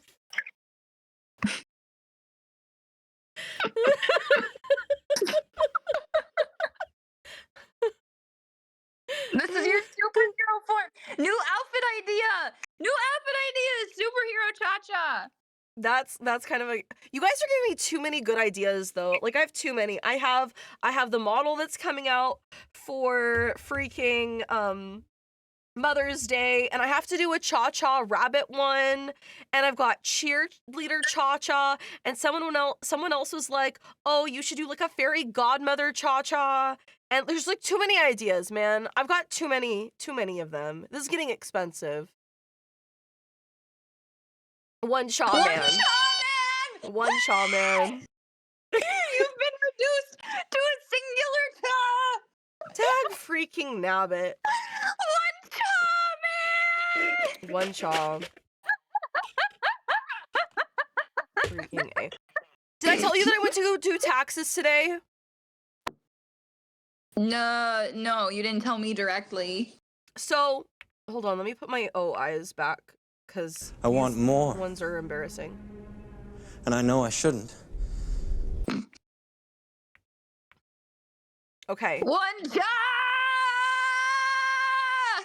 So, I went to go prepare my taxes today like an adult, because you're supposed to, and because I don't want the IRS to come after me and take everything that I love, because I hear that they do that. Uh-huh. Okay, so especially to new VTubers, yeah. So I go to my tax professional, and I'm like, okay, we're filing jointly, and I'm coming in, and she's like, well, so what made you want to do your taxes with a professional instead of like doing it by yourself? And I said, because I'm doing a business. I'm doing a business, and it's too many things. There's a lot of itemized things. I spend a lot of money. And they're like, oh, okay. I guess that can kind of be tedious sometimes. What do you do for a living? And I said, I'm a streamer. And she looked at me like I was ridiculous. Like, she looked at me like she had this look on her face. It was like, oh, sure, right.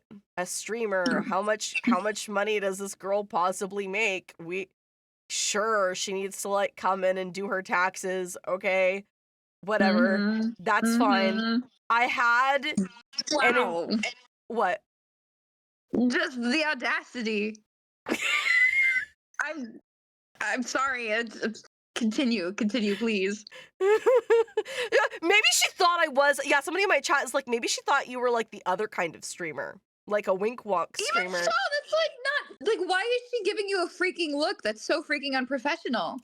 It was interesting, and like anyway. So she's like, "What are all those papers you have?"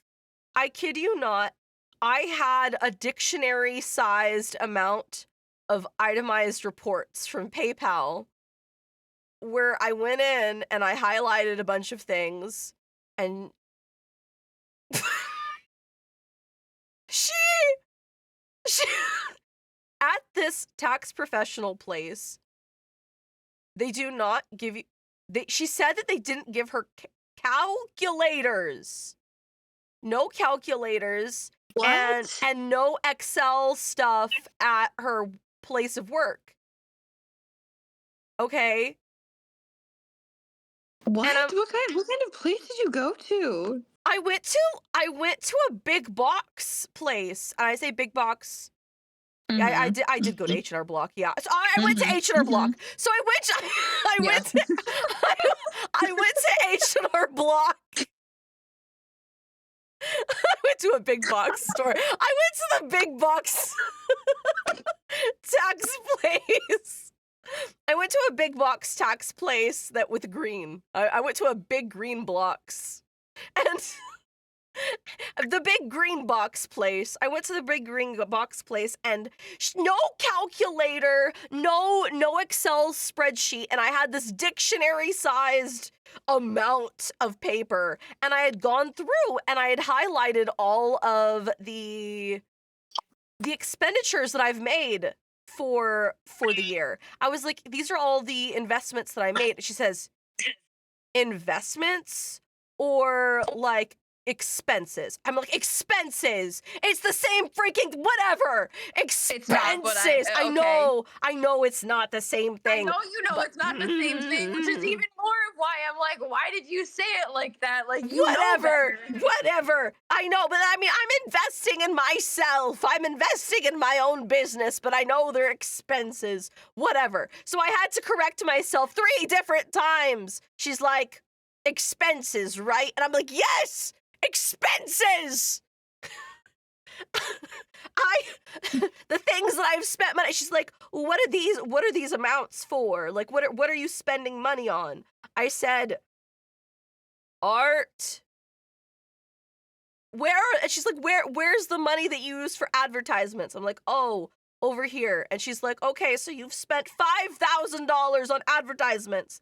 And I said, yes, that is true. I have spent $5,000 on advertisements.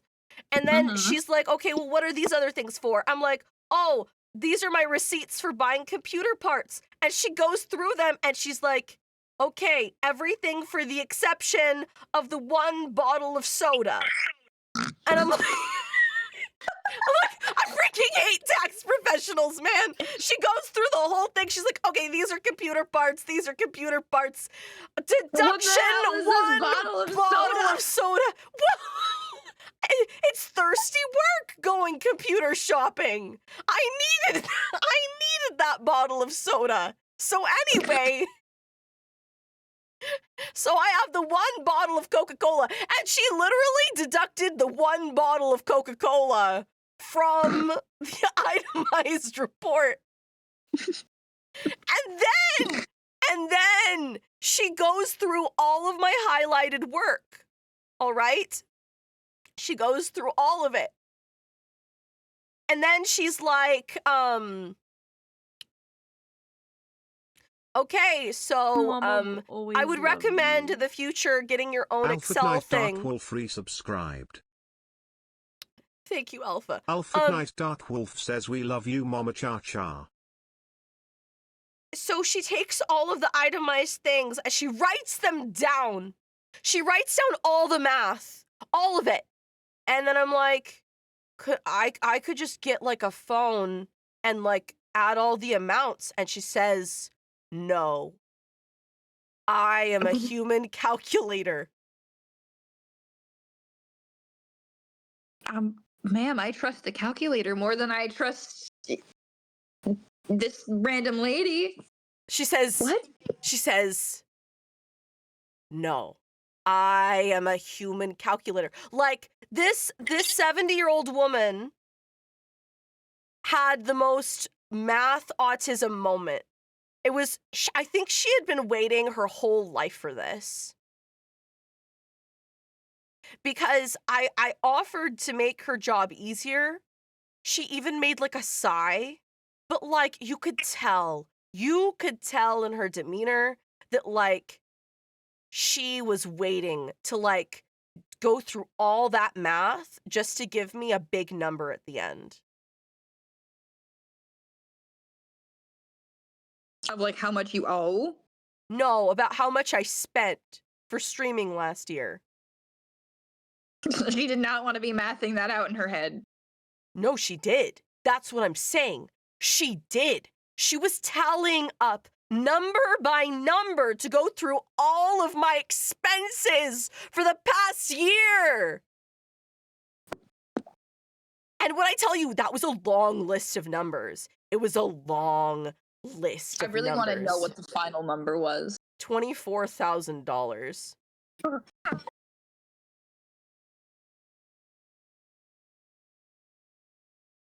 That's it?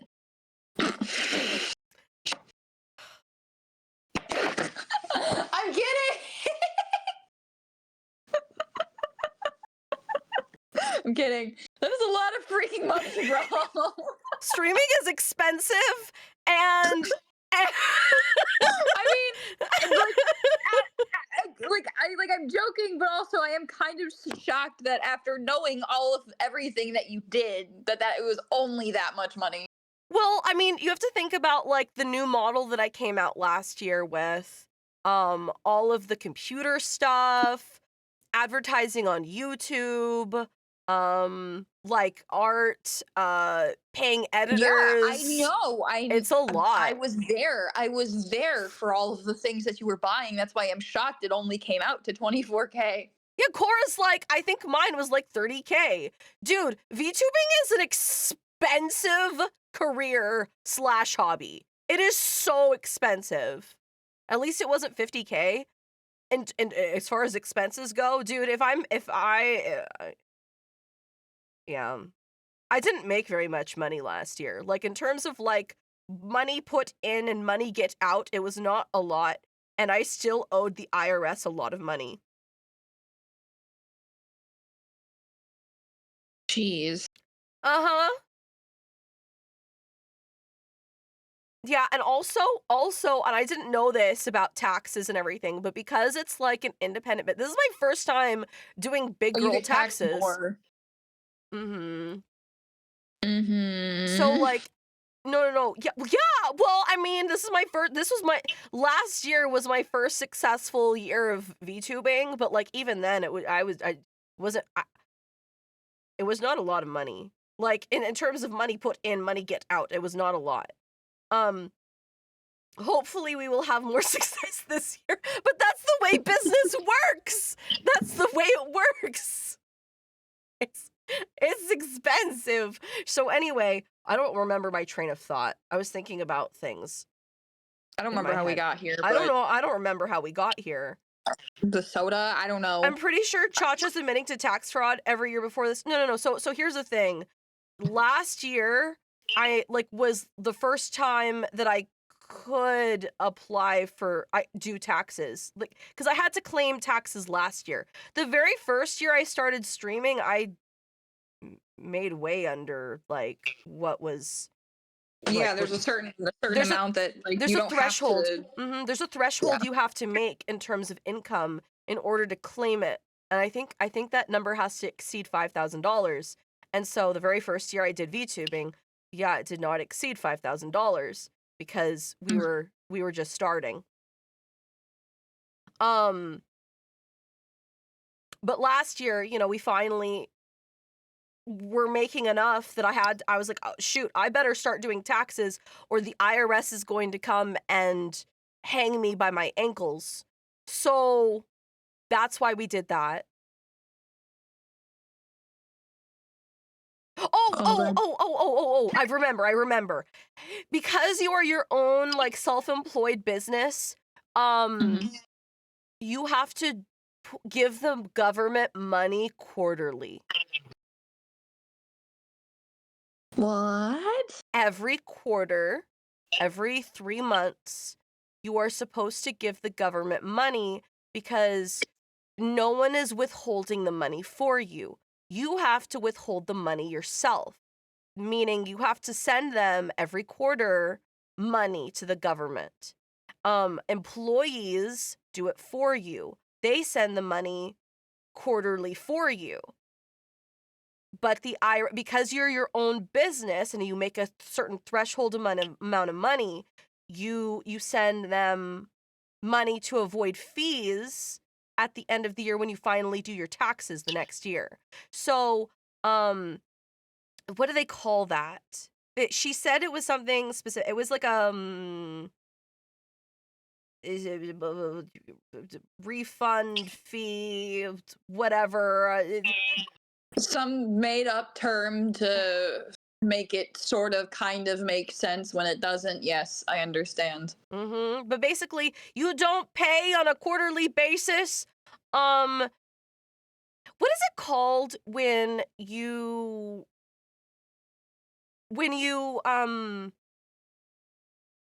don't pay your money on your credit card and it's like interest? No. No, but it's like basically like a late fee. That's basically what she called it. But there's another word for it. There's a fancier word, but it's defaulted. No, it's not defaulted, but like it is basically a late fee. The IRS will No, the IRS will give you a late fee if you don't at the end of the year next year, and it's ridiculous. And no, not finance charge, not fine. I think it's something fine, but it's not deferred.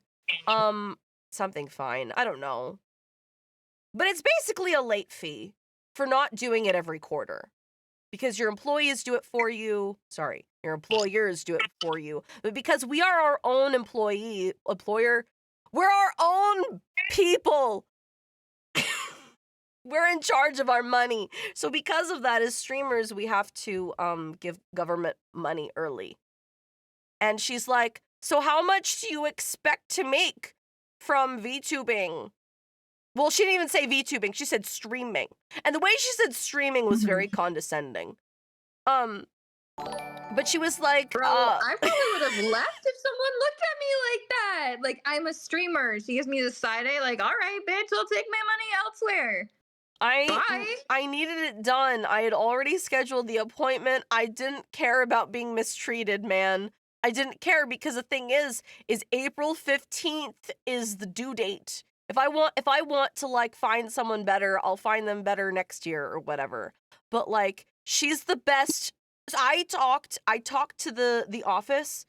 I talked to that one and the other location, and they're like, listen, she is the best one we have. She is the best one for businesses. I'm like, okay, well, I want your best one for businesses because I don't know the laws, but like, she knows a bunch of the laws.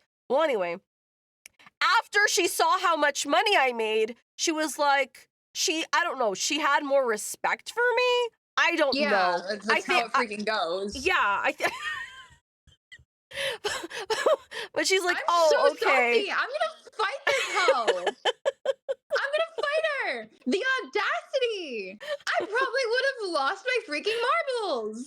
How dare you? That's Sorry, basically that's like my freaking like neurodivergent sense of justice. Just it was so funny. She says, so what's your business name? And I'm sitting there. I know what your business name is. Don't say it. No. I said ChaChaYourVMom. And she looks at me like I was on drugs. And I said it's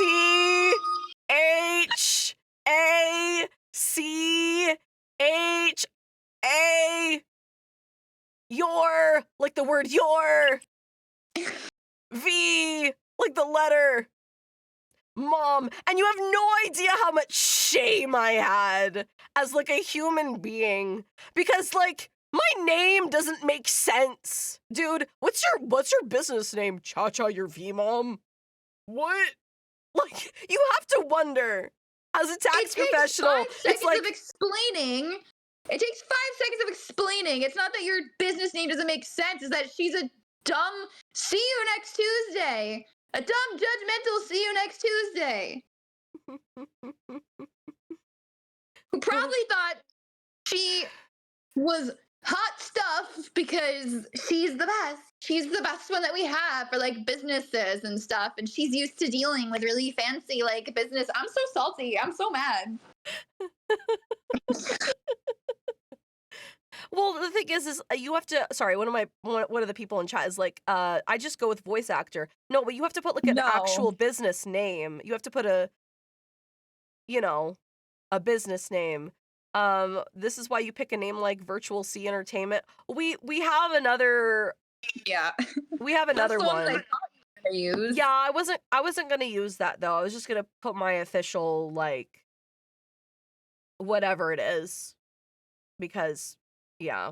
But anyway, I probably should have gone with the other one, but I panicked in the moment. Like, I was sitting there and I'm like, I'm having. Which one's worse to explain to her? I was having. Okay, so here's the thing about being a VTuber too. I think in terms of being a VTuber, I'm probably more socially like well adjusted than this is not a flex. This is not like a brag. This is just one of those things that I feel like I've observed with myself, that like I'm extroverted. No, don't laugh. Don't laugh. You know it's true. I'm extroverted. I'm not laughing. Oh, you're laughing, ma'am. You're laughing. No, I I'm not. No, I'm not. You're moving. You might be just hearing me. Okay. I'm not laughing. Maybe you are it's okay. extroverted. Why would I So laugh at it's that? your chair. Okay. I'm on the couch. I was eating. Okay. I feel like I'm very socially adjusted. Like I can talk to people and it's not a big deal. I'm very professional. I used to be a secretary. Like I can talk to people, I can do play dates, I can talk to adults. I can talk on the phone without any anxiety. Like I can arrange collabs and talk to other people. Like I'm very socially well adjusted. But I tell you, when I had anxiety about talking about what I do for a living, it because there's real normal people and then there's what I do for a living, and it's not like I do stripping. I don't feel shame in the same way. I mean, there's nothing wrong with sex workers. Like there's nothing wrong with that. But like imagine doing sex work and then explaining to someone normal that you do sex work. Okay, well tell people that you do online clownery. I'm an anime girl on the internet. I'm an anime girl on the internet. I puppet an anime character and pretend to be everyone's mommy, and they give me money. What do you mean pretend? I am everyone's mommy. Sorry, you're right. My mistake. That is so rude of you to say, Stella. I am the mother of the internet. I'm That's sorry. right. It's my... I'm so sorry. So sorry. My mistake. Why would you break people's immersion like that? I'm sorry. I'm sorry. That was really sad, chat. It's been so long since like I've seen you pregnant that I forgot that you're perpetually giving birth. Hi, Volpixie! She's like she's adding you right now in the chat and she says, "What am I witnessing?" Yeah, she said, "What is that face?" This is so sad. Everyone's immersion got broken. Can we have 5 gifted subs? Most rude star child in existence.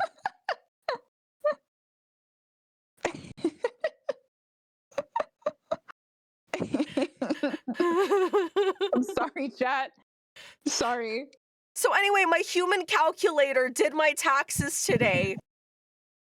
And I had to admit that I'm a virtual mom on the internet for taxes.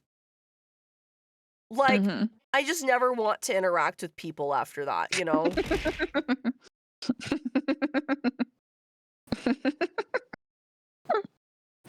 I'm gonna fight that mean tax lady, bro. You are the sweetest little cutie pie. Why are you giving me 5 gifts? The Lander 626 gifted subscriptions.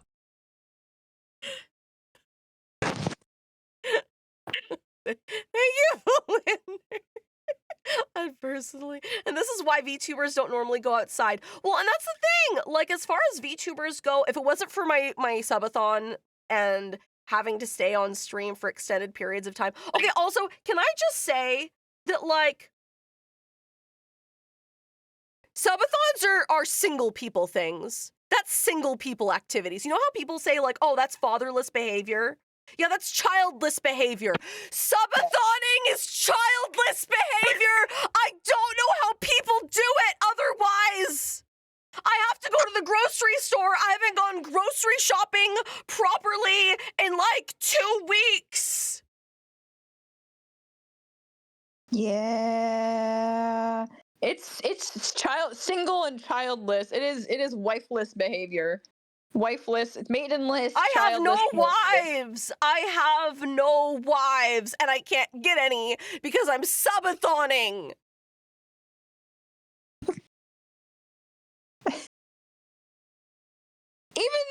I've thought the same thing though. Even like I don't have kids, but like I have a significant other, and I'm like I don't like.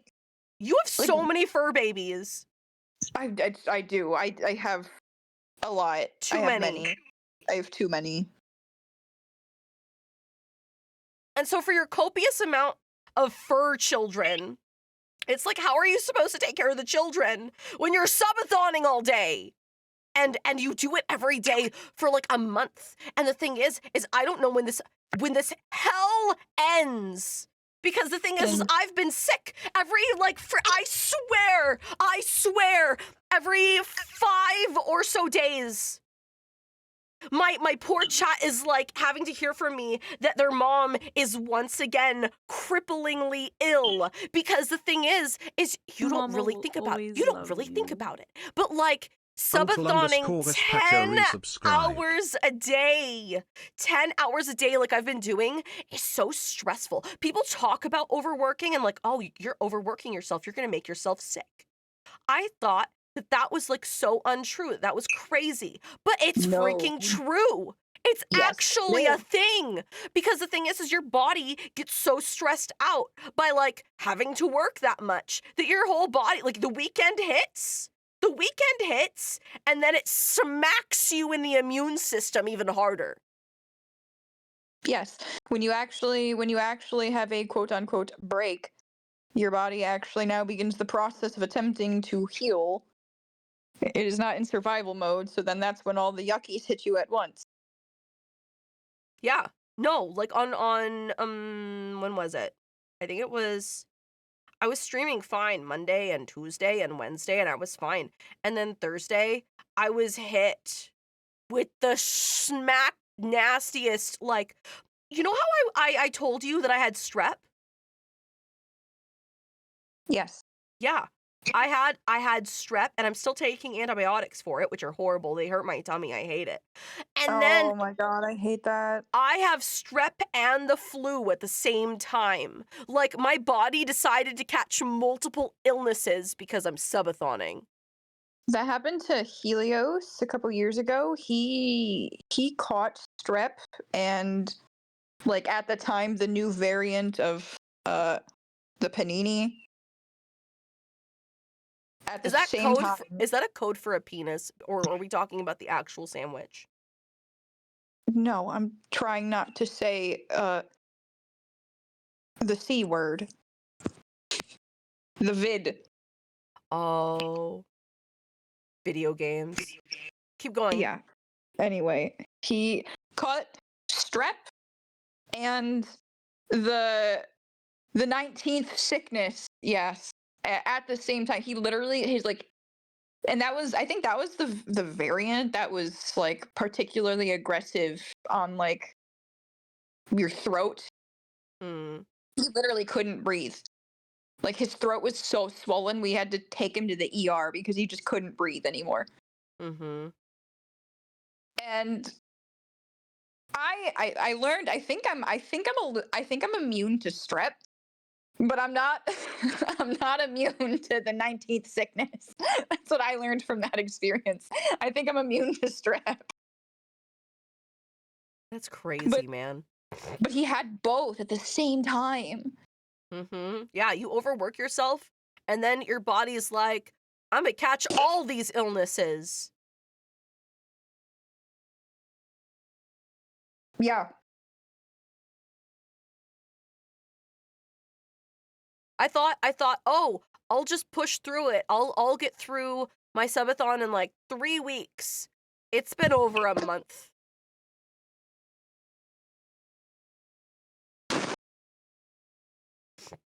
Yeah, well, you've only got 52 more hours. Yeah. Yeah. Extended stream for 52 more hours, and then I'm free.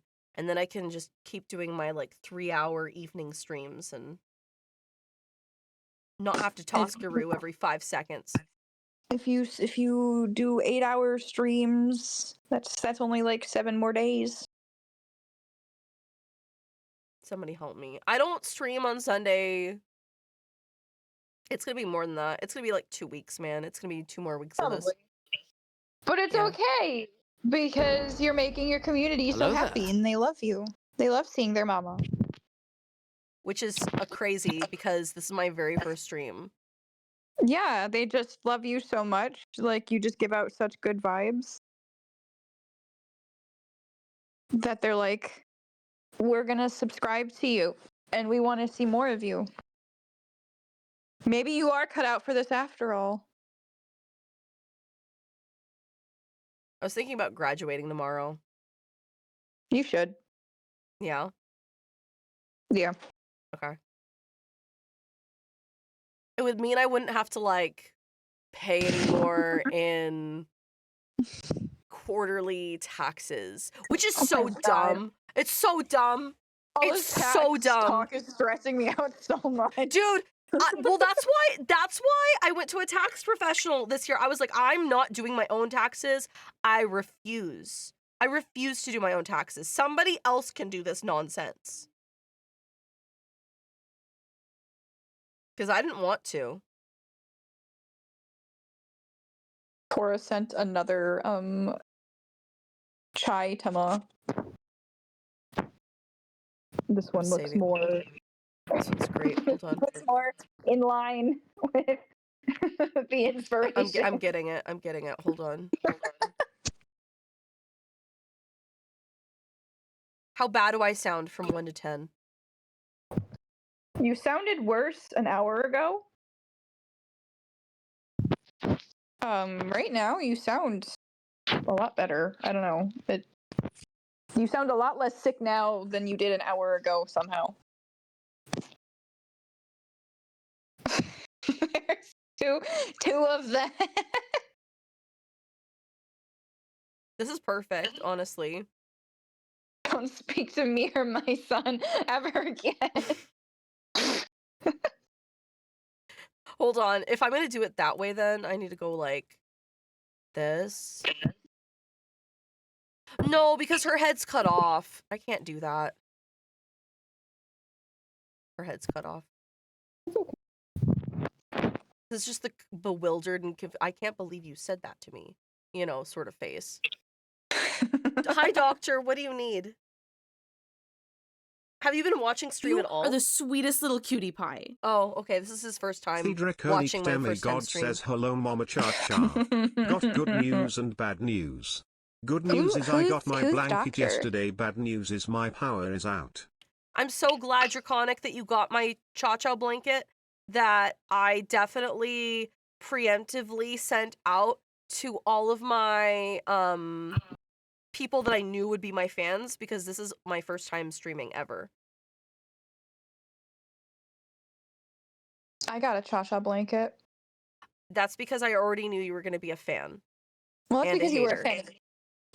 fan. It's because you were my fan. Oh, You okay. were Well, like, that makes sense. You were like, Pandora is my Oshi. Yeah. Yeah. And so because I love my Oshi so much, I wanted her to have my very first piece of merchandise. Yeah. Very soft, cozy blanket. My infinite cat. How many of your animals have slept on it now? Actually, not really any of them, because I'm keeping it in the office where the animals only have access to the office when like there is an adult human in the office. And so then they also only have it when they're like laying on me. And they're not laying on me much recently because we took all things out of the office that were soft and cushy that the dog could lay on. So now he's resorting to laying in my lap underneath the blanket, and then they won't lay in my lap because the dog is in my lap. So have you none of them considered using it as noise reduction? Like putting it up as a mural so you can look at my face and my boobs all the time. Yes, I did consider that, as a matter of fact. That's so based of you. You know me, just love staring at ChaChaYourVMom's tits. What else are they there for? You are the sweetest little cutie pie. The Lander 626 gifted subscriptions. Thank you. I don't know how good that sub is gonna work because I'm definitely graduating tomorrow.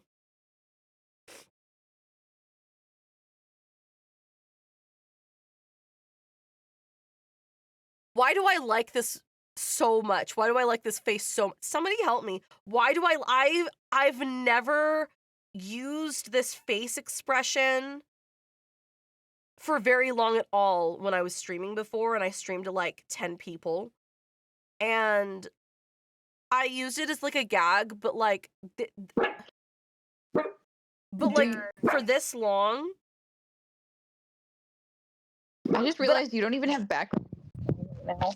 I don't have background music. I don't have anything.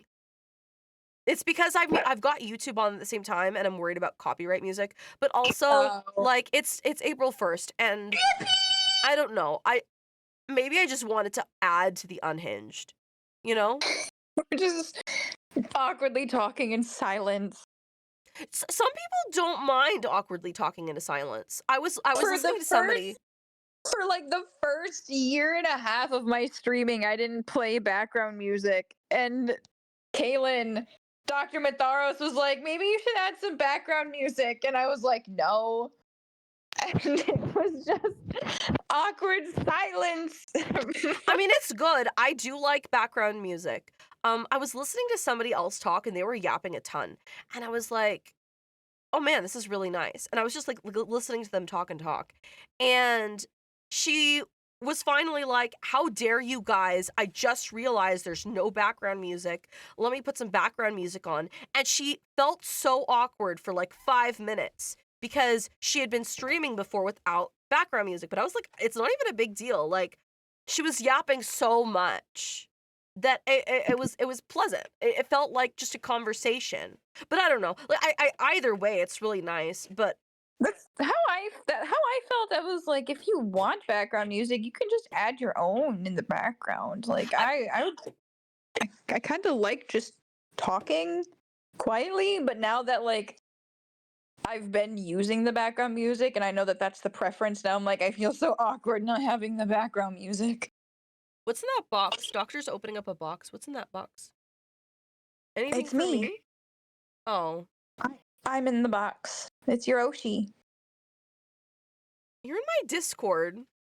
Not in my box. Oh! Okay. So, I got a Fitbit Ace Lite for one of my kiddos because here's the thing. So, my children aren't allowed to have real phones because they're irresponsible with the internet. Because they're children.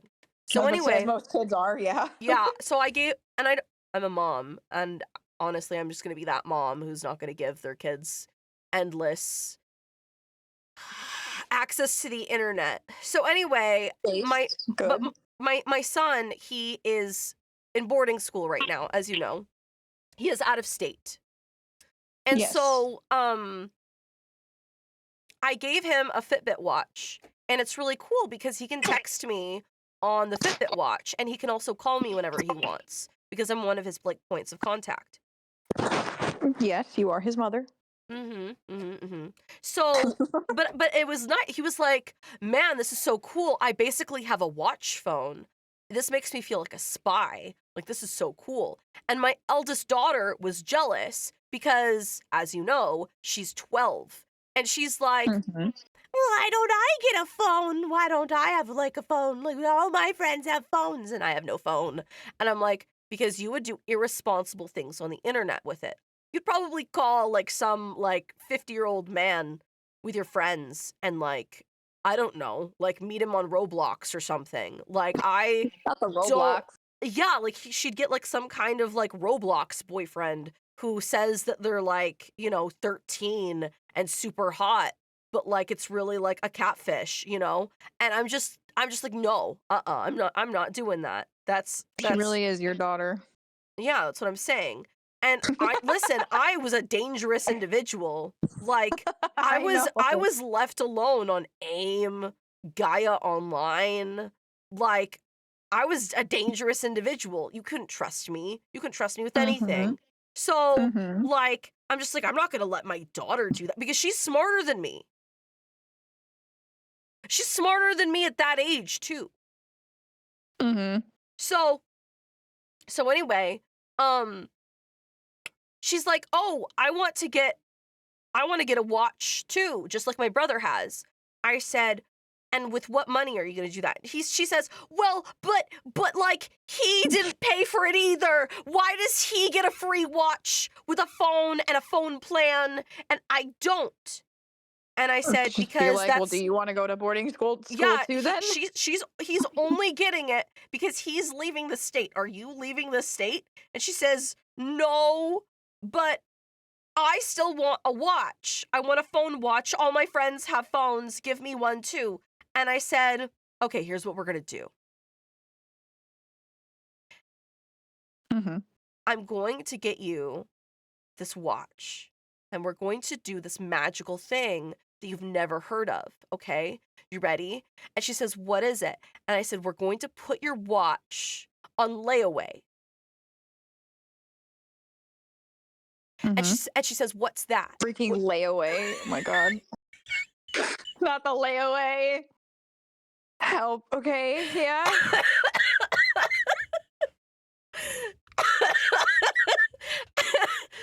And she's Not like, the what's layaway. Help. "What's layaway, Mom?"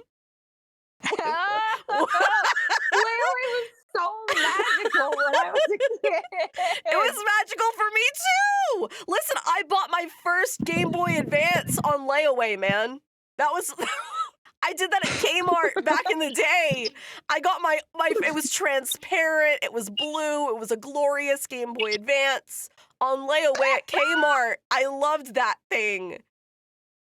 It was amazing. Anyway, do you know how much money I had to I took all my babysitting and birthday money and I would take it and I would every time my mom went to Kmart, we'd put more money on layaway until I got it. Well, anyway, Yep. so my daughter, she owes me I owe her $60 for cleaning.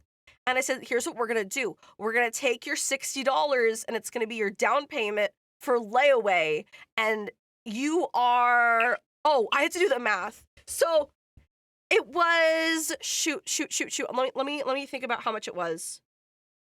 I think it was the total was $240. Okay, it was $240 for the charger, the Fitbit, and the little protection screen for her spy watch. Mhm. And owed me, I owed her $60. And so I'm like, "Okay, let me do the math." And she's like, "It's $160. I said, "Scammer! Scammer! You're trying to scam me out of $20! Scammer!" What the heck? Because it was $180 that, she would have to pay me on layaway. I'm like, "You're trying to get out of a whole $20. And she's like, I'm sorry. I'm like, "You think I don't know math when it comes to money? That's the only time I know math." Man, her trying to scam you when Out of $20. you're $20. Yeah, so, and I said, my petty self, I would have been like, all right, well, that's another additional $20 you got to pay me. She said, "No. Wait. I'm like, "Either you're trying to scam me or you have a skill issue." And that one burnt. She's like, "I don't have a skill issue. It's just really late at night." I'm like, "Okay, so you're admitting to scamming me then." "No, I wouldn't scam you."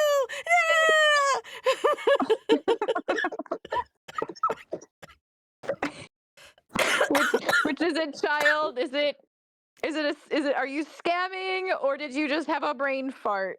Right. Are you skill issued? But like you tell that to like the Gen Z children and like they crash out. It's true. You tell them they're having a skill issue and they crash out. Because they like using that on the Gen Alphas and themselves all the time. Like, "Oh, bro's gonna crash out. They're gonna crash out, bro. Did you see that guy? He crashed out." Skill issue or whatever it is. Like there was a big skill issue. No. But you tell them that themselves, And they can't take it. They can't take their own freaking medicine, man. You tell them they have skill issues and it's over. So anyway,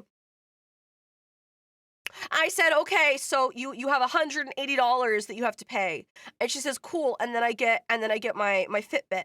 I said, not so fast. Not so fast. There's also your phone plan. She's like, what's a phone plan? I'm like, oh, you naive child. Where do you think the phone juice comes from? You think it grows on trees? Right, exactly. You need the service provided with your phone. And you know what she says? She says, that sounds like a scam. And I was like, it kind of is, but that's not the point. You're still going to pay for the service plan. It's $100 a year. And she's like, so I have to pay $180 and I have to pay you $100 for the phone plan. I'm in debt. I said, no, it's on layaway. You don't get your stuff until you pay it off. This isn't a mortgage. It's a layaway plan. It's not a loan. It's a layaway. Yeah. Yeah. So she's like, well, what do I have to clean? I'm like, everything and anything, and I'll give you money. So here's the thing. So now that my son is out of the house, now that he is gone at boarding school, I have told my oldest, listen, you are 12 years old and you have friends who like to come over all the time now. You should take the opportunity to clean your brother's room and then live in your brother's room for 3 months while he's gone. And she says, that's too much effort. I said, no, it's not. Like, you literally live with 2 other sisters. Do you know what I would have given? Like, dude, the minute my brother left, I would have been cleaning his room. That room would have been mine. 3 months? 3 months, no other siblings? That room's mine. I'm living the life of a single child in that room. The thing is like my son, he literally has a queen size bed in there. And like he has 2 separate spaces full of like it's empty drawer space that he has. Well, I say empty drawer space. He has drawer space is what I'm saying. And then like this really long table for projects, a really nice bookshelf. Like my son has a really, really nice room. It's nice. And it's just like, eldest daughter, are you dumb? You live currently with your 2 other sisters and you constantly have to share their space and you're constantly complaining about them messing up your room. Go make your own like little room that like no one else gets to mess up except for you. And then your room's clean all the time and you don't have to complain. Maybe she misses her brother. Maybe she misses her brother. No, she was. Yeah. You know what she told me? She says, "Why can't my younger sisters just clean his room and then like live in his room?" So she doesn't want to move rooms. She wants the others to move rooms. Yeah. She wants her room. Yeah. And I'm like, you have a bunk bed. You live on like the top bunk of a bunk bed.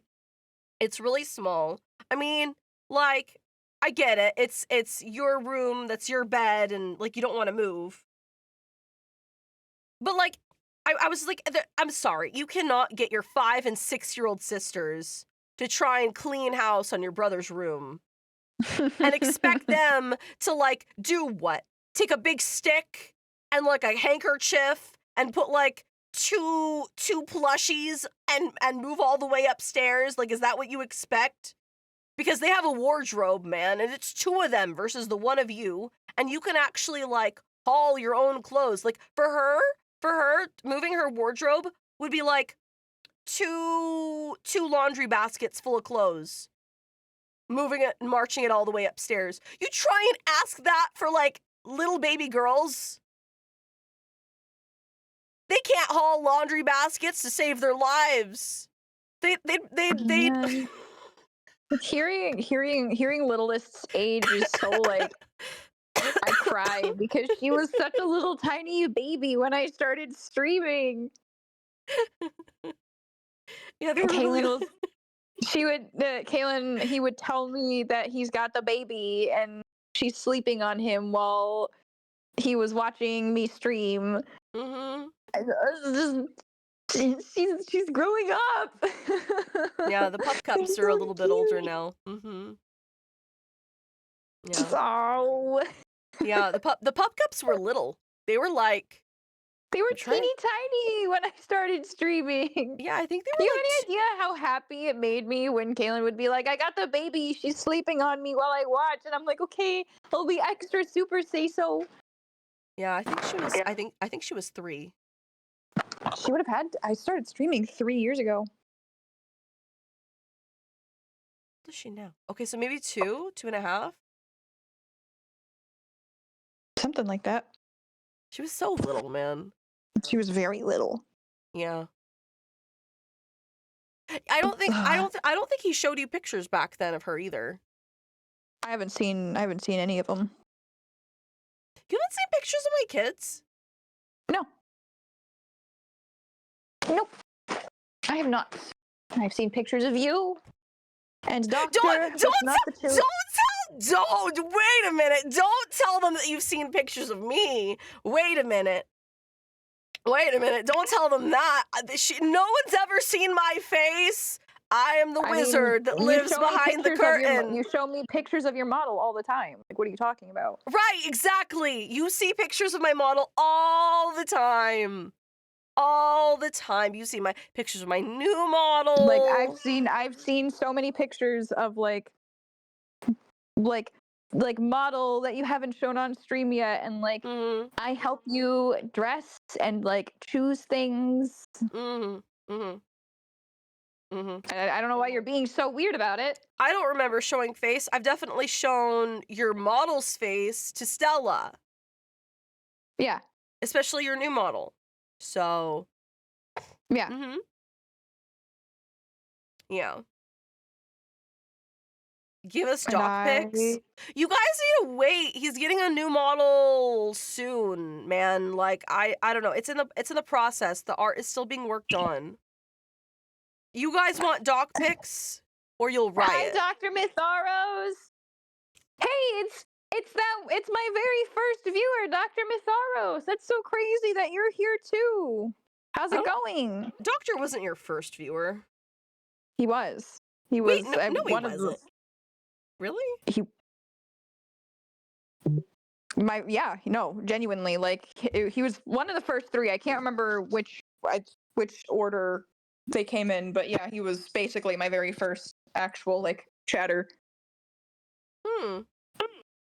Well, okay, so technically Helios was my first chatter, but I didn't know it because he stopped by on like an alternate account to test something, and I thought he was a new chatter, and I got really excited, and he didn't have the heart to tell me that it was him. But Doctor has the first badge on Twitch then? Yeah. That's kind of crazy. You're kind of a weird fan, Doctor.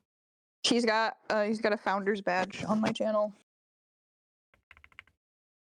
He was also literally the first person to join my membership when I opened memberships. He made a point to be the first person to join my membership. Guys, I'm going to show you Doctor's I'm going to show you guys pictures.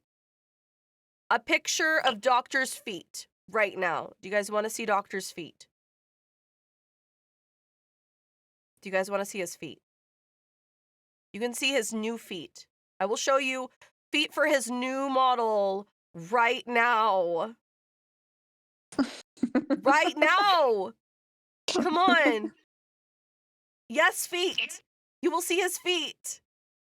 Are you ready? Keep my toes out of this? No. Okay. This is what everyone's come to see. Okay, these are Doctor's new feet. Look at this. Look at this. Look at these.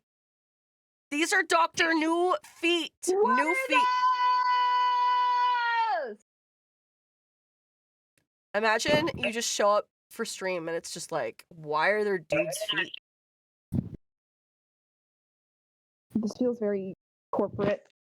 I'm surprised he's like letting you stick him in all black. He has no choice. I'm the designer. I am the master creator.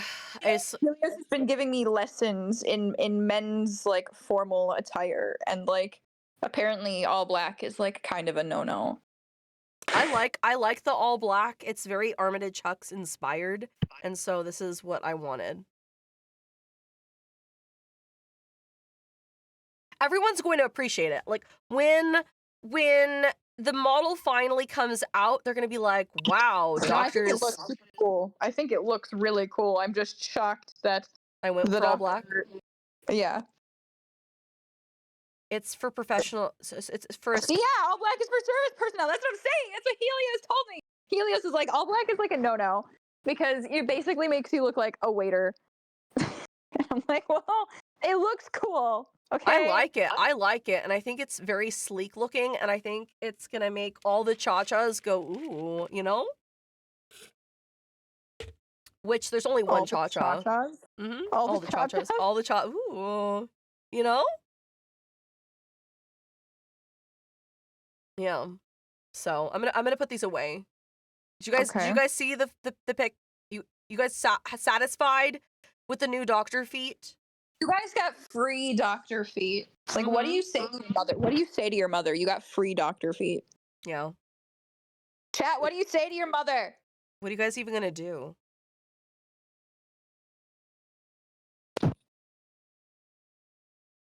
Hello, chat. Thank your mother. They're really ungrateful. There we go. There we go.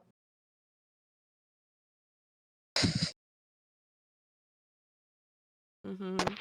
I think you need a nap, and I need to go do things like shower and set up my stream PC. I forgot that your armpits stink. Yes, my armpits are stinky and sweaty.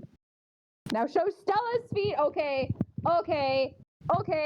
The problem with showing Stella's feet is that there's no shoes on Stella's feet. Well, there's no shoes. Well, there's no shoes on mine either. I could show them no shoes on mine, but like, but I'm not gonna do that. I'm not gonna do that. Well, I'm not gonna do that. Me like scrolling through. Do I even have like an updated picture of like my upcoming feet? Give them a singular toe. Okay. Here,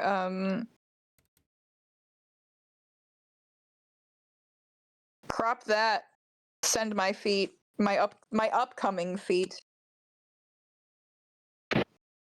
Okay. Just, should I put them like side to side? With like yours? Yeah. Yeah, my feet sure. and your feet. My feet and your feet. Sure. Just make sure you crop it, please. Mm-hmm. Yeah, I know. You should have just sent me your feet and feet alone, but it's okay. I'll work. I can do that if you want me to. I can crop it real quick. No, it's okay. I've got it. I'm gonna put your feet and my feet together. Okay. If I can find yours. Don't do it. It will end up on the weird side of the internet. It's gonna happen. Regardless. Yeah, honestly.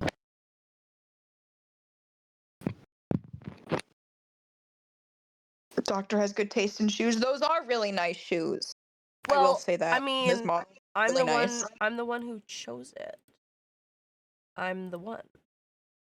Did you just dress him like Armitage? Is that what you did? Did you say Armitage?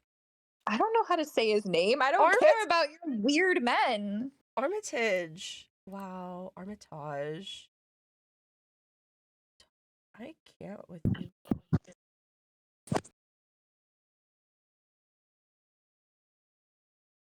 Are you struggling?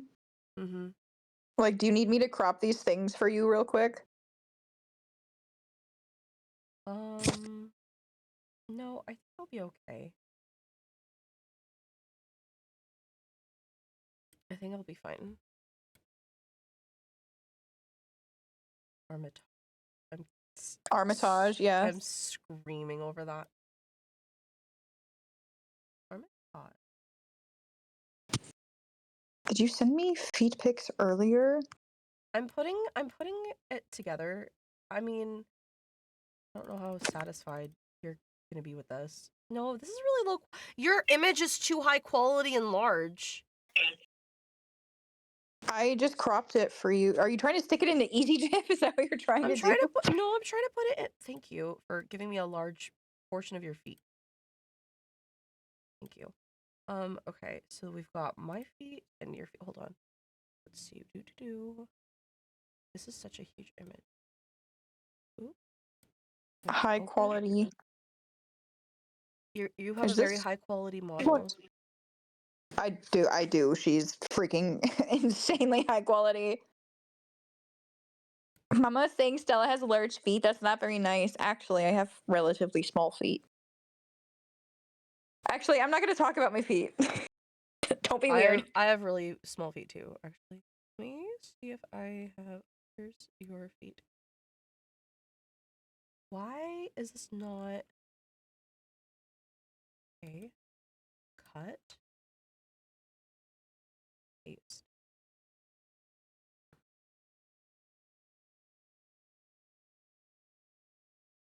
You know what they say about large feet, chat? Yeah.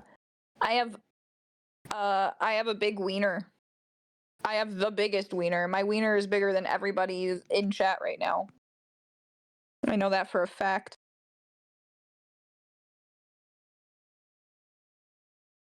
It's April Fool's Day, and we're over here like showing feet pics.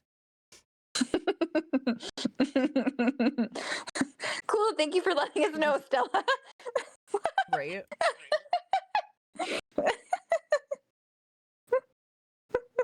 You are the sweetest little cutie pie. Besties. 89 Lemon Save. 89 gifted subscriptions. Okay. But Cora's in chat. My dick is bigger than Cora's too. I'm not gonna show them that picture. Naughty. Okay, I one wasn't with- aware that you had other feet pictures. I'm sorry. Well, I have the one without that crucial detail. Okay, I see. I understand. I understand it now. Okay, guys. Whoa, that was big. Okay, so these are my feet and Stella's feet together. Behold. Behold feet. Behold. We've got Stella's feet and my feet put together. Ta-da! Yours are so decorated. They look so pretty. They're very dainty. Yes.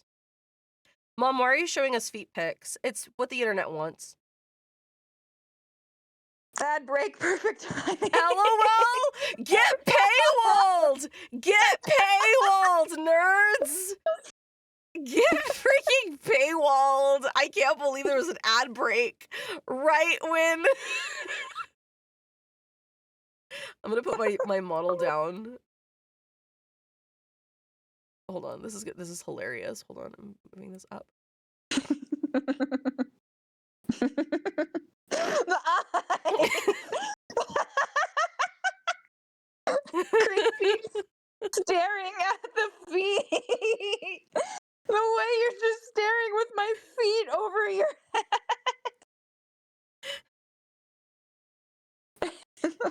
Somebody asked why my big toe is so big, and I'm just like, do you not know what feet look like? Feet are shaped differently, okay? We all have different... Why do you think it's called the big toe? People have different size feet.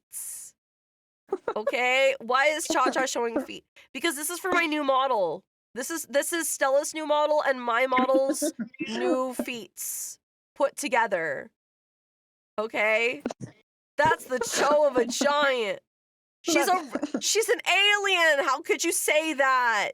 No, I mean, I'm an incorporeal being of pure light energy. I can be any size and shape that I want That's to right. be. So, yes, quite frankly. Leave her alone, you guys. And they're licking. Okay. And they're licking. They would. Yeah, they would. I just need somebody take a screenshot of Chacha's big eyes literally staring at my feet. It's freaking sending me.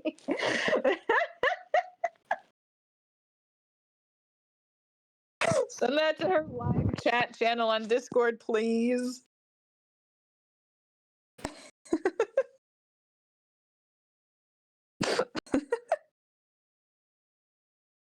Okay, can I You want to leave, I've been here for don't almost you? 2 hours. I've been here for almost 2 hours. I have stuff I need to do.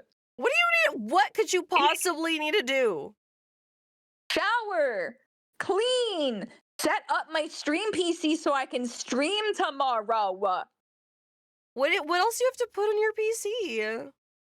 A lot of things, Cha-Cha. A lot of things. Like what? I still have to set up my freaking mic. I have to get all of my OBS scenes set up. I have to download all of my programs still. Like VTube Studio, StreamerBot. I have to set up all of that. I literally, I have so much I have to do. Okay. It's just that, man, Stella is literally the only person that, I can talk to like this. And I could, talk to like this for, a million years. You guys don't understand. I love talking to you. I want to talk to you. But I hear a distraction. My phone's dying. I need to shower. I have stuff I gotta do. Why don't you love me? What the frick? I love you so much. If we can talk on Discord after stream if you want to. I just need to shower. She doesn't love me anymore. We're always yelling at each other like this. What do you mean, Cinderella? We're literally always yelling at each other. Guys, please, for all the 2 hours that have... Are you wheezing? Yes! Was that you? That... Yeah. Is, I can't even make that noise. The dog was drinking water and making noises, so there's that. Guys, Stella's been here for 2 hours and she showed feet. Can you please go follow her? Because we're trying to get her to partner and not enough people follow her and she really needs to get to partner, you guys. Here's the thing. Okay, here, listen to me. I'm being really desperate with my community right now. Please go watch Stella for the rest of your lives so that, she can go to TwitchCon with me. Listen, at TwitchCon... Oh, yeah, she wants me to get partners so I can go to TwitchCon with her. So listen, listen! Everyone needs to shut up and listen to this right now. I need my best friend to go to TwitchCon with me because at the Twitch conventions, they have these partner parties and partner things. And if she's not a partner, she can't go and she won't want to go unless she's a partner anyway. And I'm planning on being there. And if she's a partner, I can be like, listen, you want to come and see me anyway, and you're a partner, and it's good for networking. And I can manipulate her into going, but I can't if she's not a partner. So I need you guys to please go follow her so that I can manipulate my best friend into seeing me in person so that I can sniff her armpit. You want to sniff my armpit? No, but I'll do it for chat. What? Where do I not get a say in this? No! You don't! She's streaming tomorrow. Did you hear that? She's streaming tomorrow. So can you please go blow her up so that she can finally have more numbers and get partner? That'd be great. I'm pretty sure all of the cutie pies that are interested in watching me and following me are already watching me and following me, which I appreciate very much. Thank you, cutie pies. I adore you. I mean, hopefully I can stream tomorrow. It's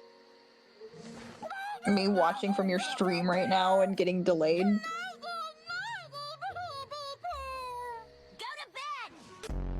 No, no.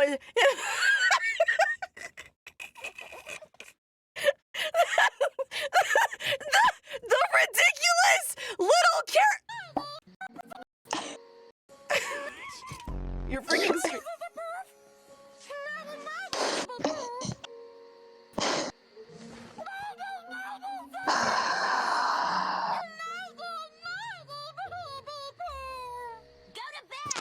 No, but like, no, every time. And Doctor's the person who's like, go to bed. Go to bed. Just send me the TikTok so I can watch it. I needed to play this. 90 ZZ Poof.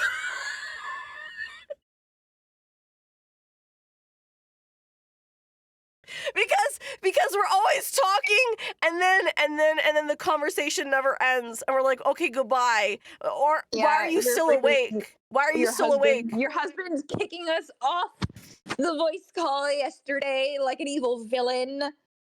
He's like, sorry, Stella, I need this room. You can't keep talking to my wife. I know, it was so rude. How dare? Okay, I'm gonna leave you alone now. I love you. Go shower and be unstinky. Thank you. No problem. Thank you. Stop making those noises! I'm sick! You're gross! I'm really sick.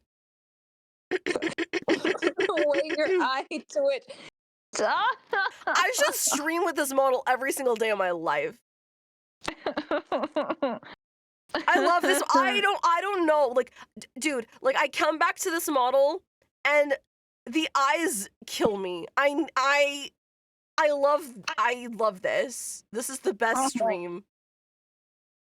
Okay, bye, cutie pies. She doesn't want to talk to me anymore. Bye, Thank Stella. you for hanging out with me, cutie pies. For her stream for April 1st. Good.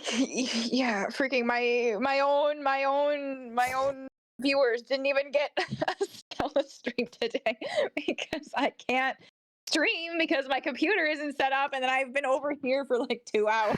April Fools, my computer's busted, except it's not a joke.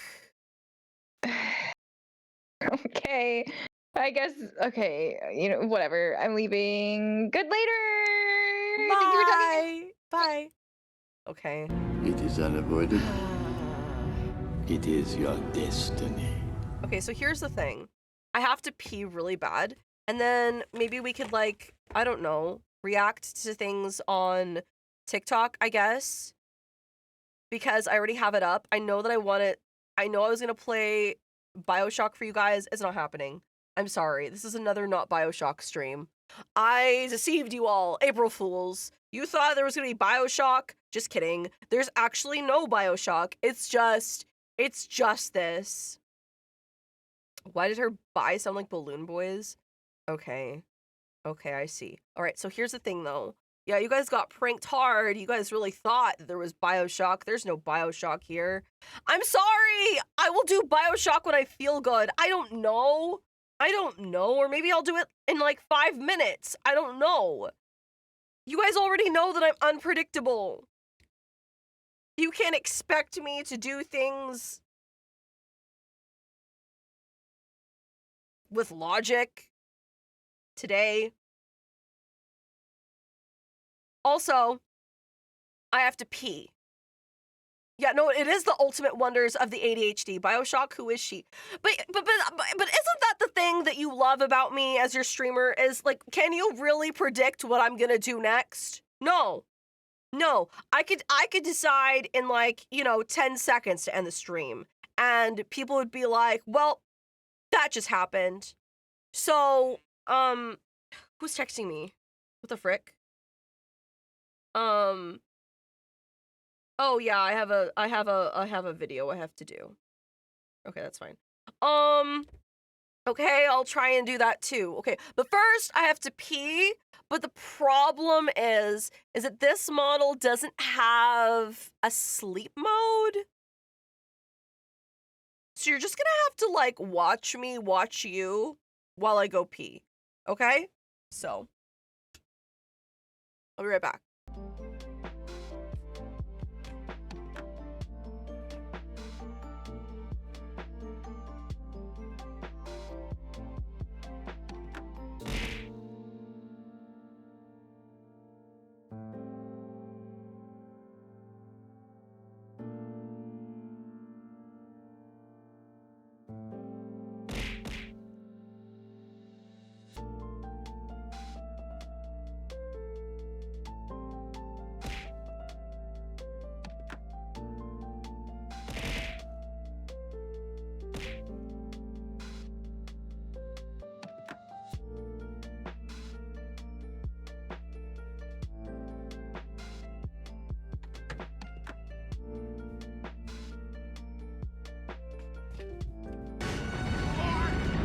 Okay. Okay, I'm back. I'm back. Staring contest go. I know. Okay, let me see if I can grab...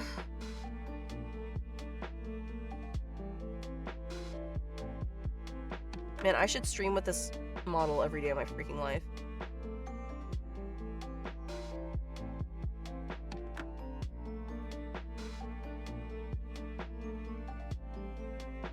Can my mods give me my video? It looks so good.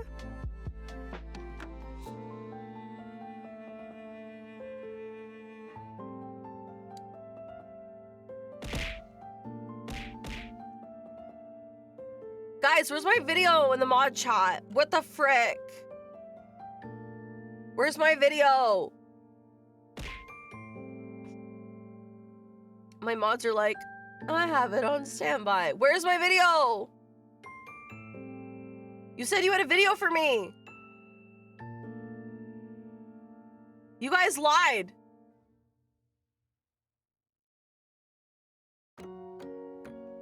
Where's my video?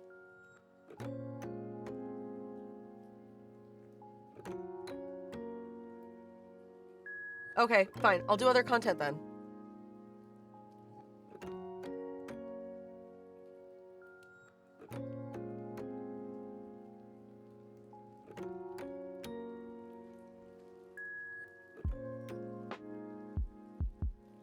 Okay, give me a second.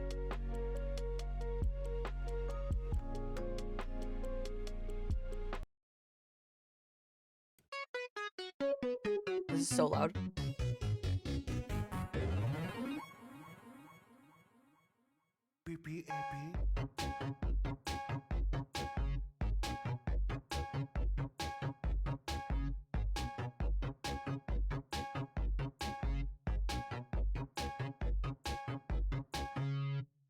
I have a pen. I have an apple. Apple pen. No, it wasn't the full video. What the frick? I was scammed. I don't like how I got scammed just there. That was ridiculous. I typed P in search bar on Larry computer as a joke, but this was no joke. Top result showed Pinar explosion chamber. Second was porn. I typed P in search bar. Yeah. It's really sad when that happens. How much did you pay for your first house? Who the hell are you?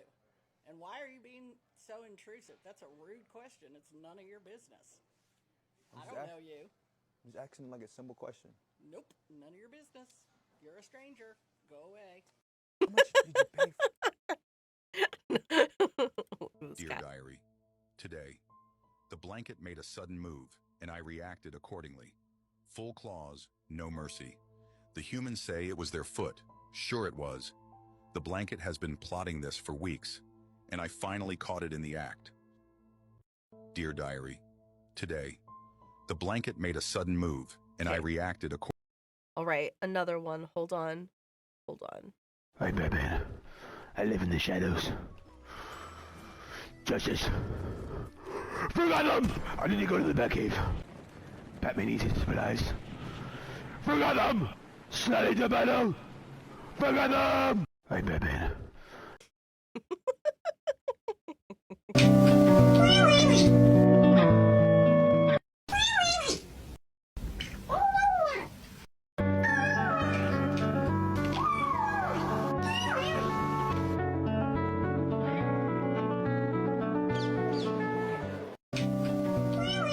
Wee wee wee.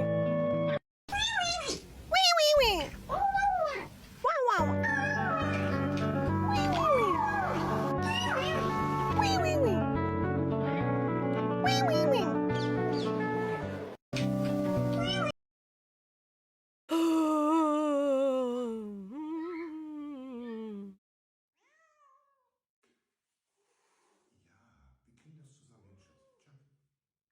Wir kriegen das zusammen hin, okay? Hier. 3, 2, 1. Ja, gut. Gut gemacht, Schatz.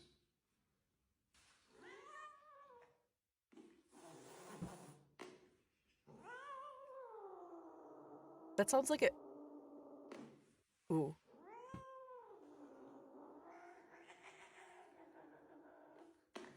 Ooh. Noch eine. Dann sind wir fertig, okay? Du machst das sehr gut. Mhm.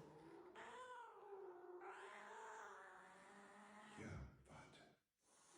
Ja, warte.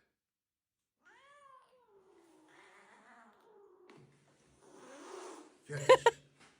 Gut The gemacht. relief, though. Komm, James Bond. How do they know the cat has pain specifically? Look how fat that cat is. Of course it has back pain. Are you kidding me? Hold on. If you could say one word that makes me mad, I'll get you the new Louis Vuitton bag you wanted. What? Honey, one word. If you could say one word that makes me mad, I'll get you the new Louis Vuitton bag you wanted. We'll go right now. That make sense? What? Honey! One word, one that makes me mad, we'll go get the new bag you wanted. Okay? What? What do you mean? What? Are you okay? Can you hear? Yeah, I'm okay, except for I used the word what, beard boy? So now take me to get my purse! Take me to get my purse! Let's fucking go! I thought you were saying that. Nah, man, you said use one word! I'm smart as hell, ain't I, beard boy? What do you know about that? I thought you didn't understand the terms. You thought wrong. I thought you didn't understand. If you could say one word that makes... That was such a good one. Hi, Judy. Not sure if you received my email, as I haven't heard back. Was wondering if there were any updates on this. Corporate is asking if we can move forward. Thanks in advance for your timely response. Warm regards, Caitlin.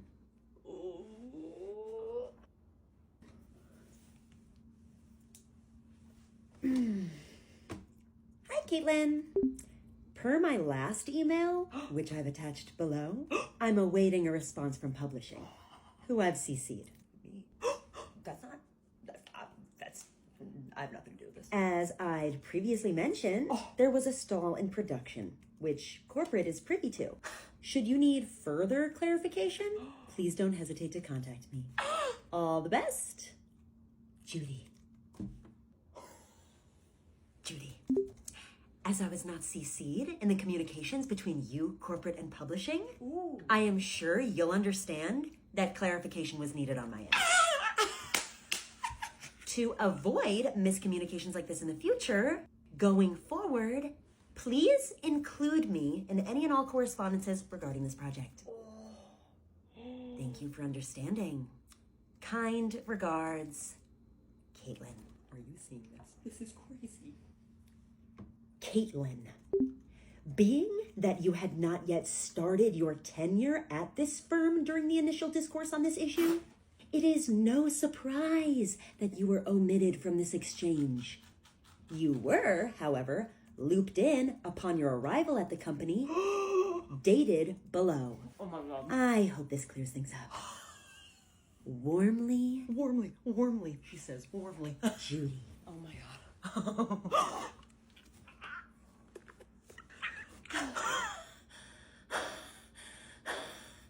Judy, I do not appreciate being condescended to. Hey guys, just got the go-ahead from publishing. We are good to go.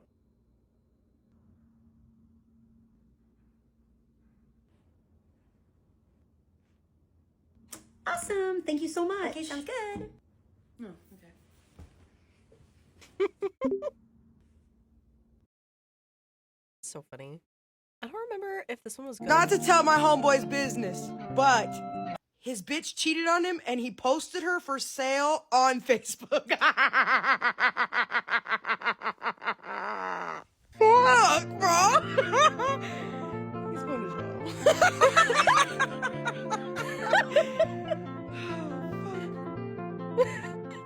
Not to tell my. I've been seeing this married woman for like the last year.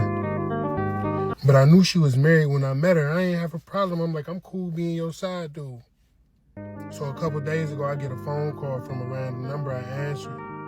He like, bro, how long you been messing with my girl? I'm like, who? He like, my girl, Evangeline. I'm like, bro, I don't know what you're talking about. We just co-workers. He said, bro, you don't gotta lie to me. I done followed y'all around.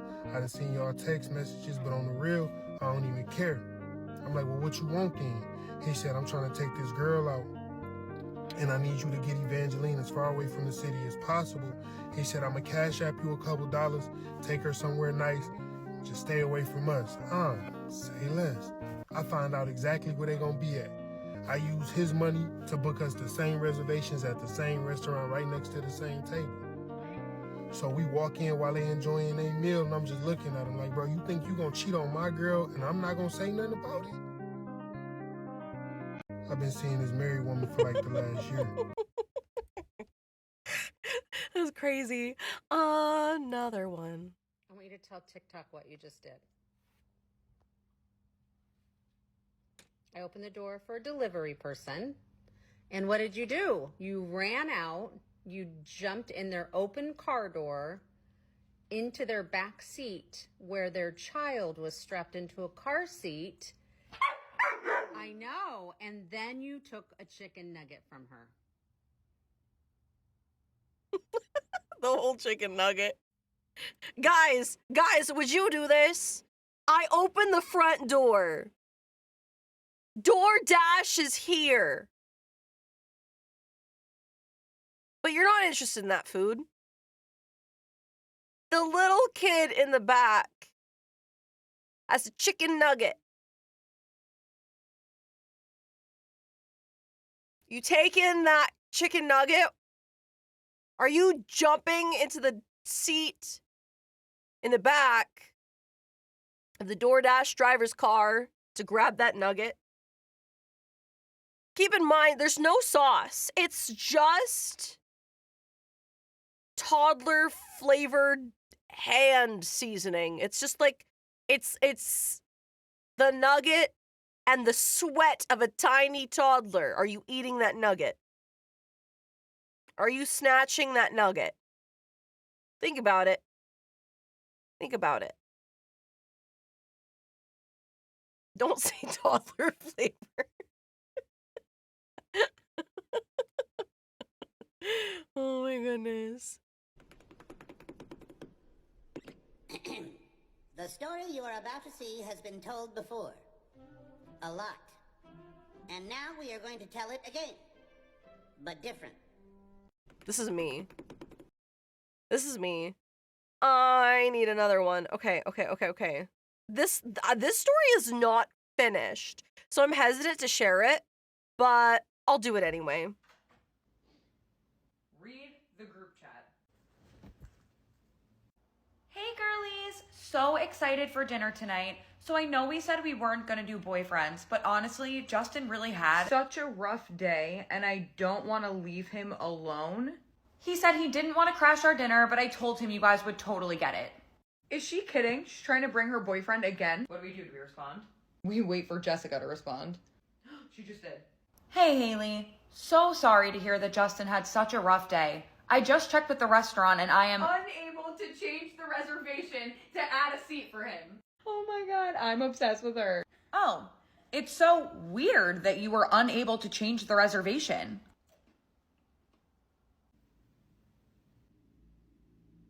I obviously didn't want to bother you guys if it wasn't possible for Justin to come, so I called the restaurant earlier and weirdly enough, they said it wouldn't be an issue. Anyways, we're so excited to see you guys. We're so excited to see you guys.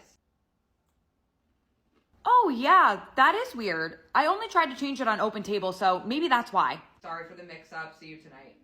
Fuck. She tried. Yeah, she did. Emily. Hey, Haley. I totally get that Justin is having a rough time, but honestly, I think a lot of us in here have been having a rough time recently, and it would be nice to talk about it. Well, I would love for Justin to come to any of the frequently scheduled dinners that include boyfriends.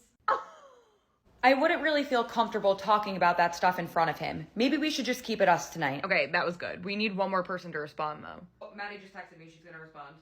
Hey guys, so excited to see everyone tonight. But seeing as that I'm only in town for a few days and haven't seen you guys in months, I'm gonna have to agree with Emily on this one. See you guys later. I'm fucking obsessed with Maddie. I don't know how the hell she comes back from that. I totally hear you guys, and I so understand where you're coming from. But unfortunately, as I said before, I don't feel comfortable leaving Justin when he's so distraught. So I'm gonna sit this one out. Have the best time. Love you guys. Heart emoji. Okay. What are you wearing later? I don't know. I need help. Come help me.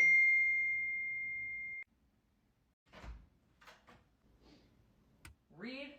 Okay. So homegirl is determined to get her boyfriend over at this dinner, even though the girls are like, no boyfriends. There's like a bunch of other boyfriend activities. Next part. Come help me. Haley has left the group chat? What? I'm sorry, what just happened? Are we supposed to text her? Wait, guys, she's calling me. Oh my god, answer. Hey. Hey. What's going on? I'm really upset, honestly. Like, I just feel like everyone was really ganging up on me, and now I just feel like everyone's, like, mad at me for suggesting that Justin come to dinner. I don't think anyone's mad at you. I think we were a little bit surprised that you changed the reservation before you talked to us. I didn't even want to change the reservation. Like, I was excited to have it be just us girls. I didn't want Justin to come. Group Chat Cafe, how can I help you? Hi, I have a reservation under Jessica tonight for 10 people, and I just wanted to let you know that we're going to be 9 instead. Jessica, yeah, I see you for 11 people. I'm so sorry, I forgot. Someone called earlier today. I actually don't see any modifications on your reservation from today. I literally told him that I wanted it to be just us girls tonight, and he got so upset and said that I wasn't being supportive because I knew that he had such a bad day at work, and I just like panicked and called the restaurant to change the reservation. The reservation was changed to 11 about 2 weeks ago, the same day it was made. I'm sorry, what? So it's just like I want to hang out with you guys, but I don't want. Haley, my mom's calling me. Can I call you back in 2 seconds? Yeah, sure. Okay. What are you doing? Hey, Jess. Oh, hey, Jess. Hey. So Haley just called me. She's so upset. She said she didn't even want Justin to come to dinner, but when she said he couldn't come, he got so mad at her because he had such a bad day today and what. That's funny. I'm thinking it has nothing to do with Justin's bad day, considering Haley changed the reservation 2 weeks ago. What? Now what the fuck? Come help me. No, because I want to know. You don't understand. I'm so invested in this story. I want to know why homegirl changed this reservation the day it was made. The very same day, bringing a +1, knowing 2 weeks ago that this thing was going to, like, she knew, and she was like, oh, I panicked, changed the reservation at the last minute. Why are you planned this out 2 weeks in advance? Like, for what? For what? Like, I want to understand. But she's, like, trying to manipulate the group into basically being like, oh, yeah, he was having a bad day this one day, and I panicked and did it the last minute. No, this was premeditated. This was premeditated manipulation. You don't understand why I'm so invested in this and what happened. I need to know the rest. That's what I'm saying. So, there's not a part 3. Not yet. But anyway. So this woman wants to unalive her somewhat famous husband so that she can be with someone much worse.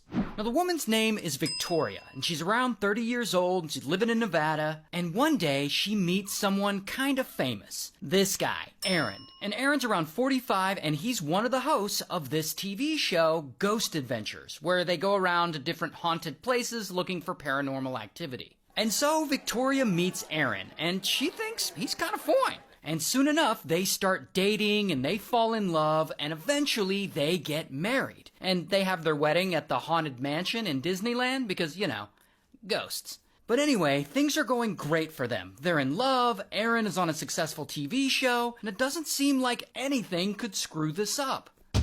Until a few years go by, and for some reason, though they haven't been married that long, Victoria starts feeling lonely. Maybe it's because Aaron's off filming his show all the time, or maybe it's because she's jealous of the attention he gets and she doesn't. I mean, I'm speculating here. We don't really know why she's lonely. But Victoria starts becoming unhappy. The thing is, it seems like Aaron doesn't really know that she's feeling this way. I mean, maybe she's just not communicating this with him. But one day in 2024, everything changes because she's watching this true crime docuseries. A docuseries about this guy, Grant. Grant is 35 and he's actually in prison right now. Why is Grant in prison? Well, if you remember, about a month back, we actually covered Grant's story. And if you don't remember him, let me remind you of what he did. One day in 2019, he comes across a cam girl site, and he starts watching this cam girl. Her name's Sylvie. And Grant thinks Sylvie is fine, and he starts donating money to her. And over time, he becomes obsessed with her, and he starts stealing money from his family members to donate to her. In fact, little by little, he steals over $200,000 from his family, and he just donates it all to Sylvie. And his family becomes desperate to get him to stop talking to her, so they end up taking his phone away. And in retaliation for taking his phone away, he gets a pew-pew, and he unalives his mom, his dad, and his brother. So for that, he gets convicted and he gets life in prison, which he is currently serving. Here's the crazy thing, though. Prison hasn't actually stopped Grant from being obsessed with women.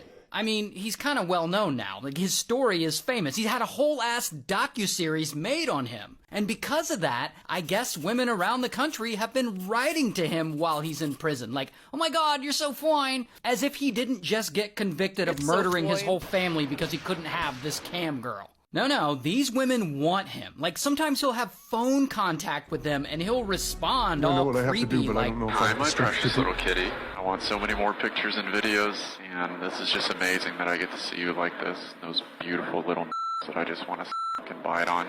Buh. So yeah, I guess in prison, he got game?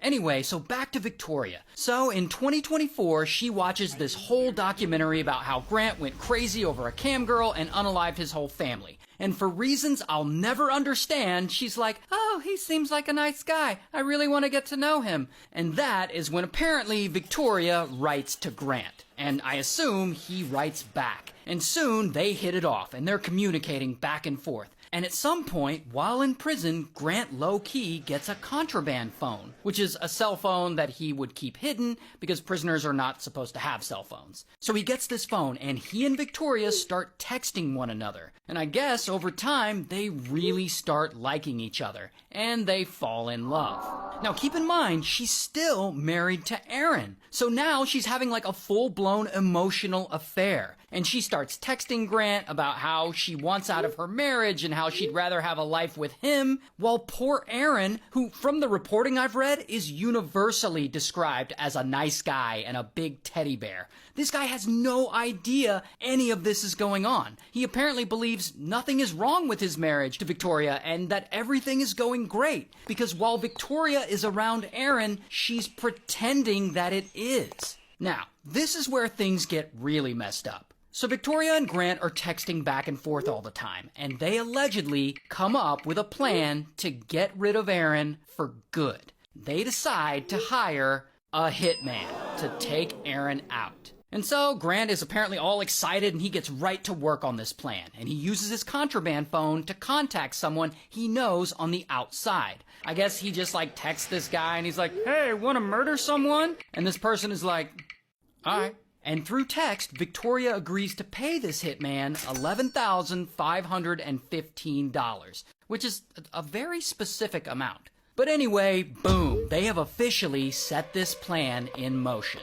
Meanwhile, in front of Aaron, Victoria is still pretending everything is fine and that she's happy in this marriage. Like on Instagram, she posts pictures of them together on a plane, while he's still oblivious. Like on their wedding anniversary, he posts a picture of their wedding saying, 2 years ago today, I got to marry my best friend. I'm so lucky to have you in my life. While at the same time, she's texting Grant, talking about the hit that they're about to pull off and saying things like, I'm so anxious, Lolo. I just can't believe it's happening. And then she asks, am I a bad person? While Grant's like, of course not, baby. Why would you think that? And she's like, because I chose to end his existence, not divorce. And by the way, I didn't make these texts up. These are word for word what they texted each other. Anyway, so the date... Imagine trying to kill your significant other and then writing LOLOL.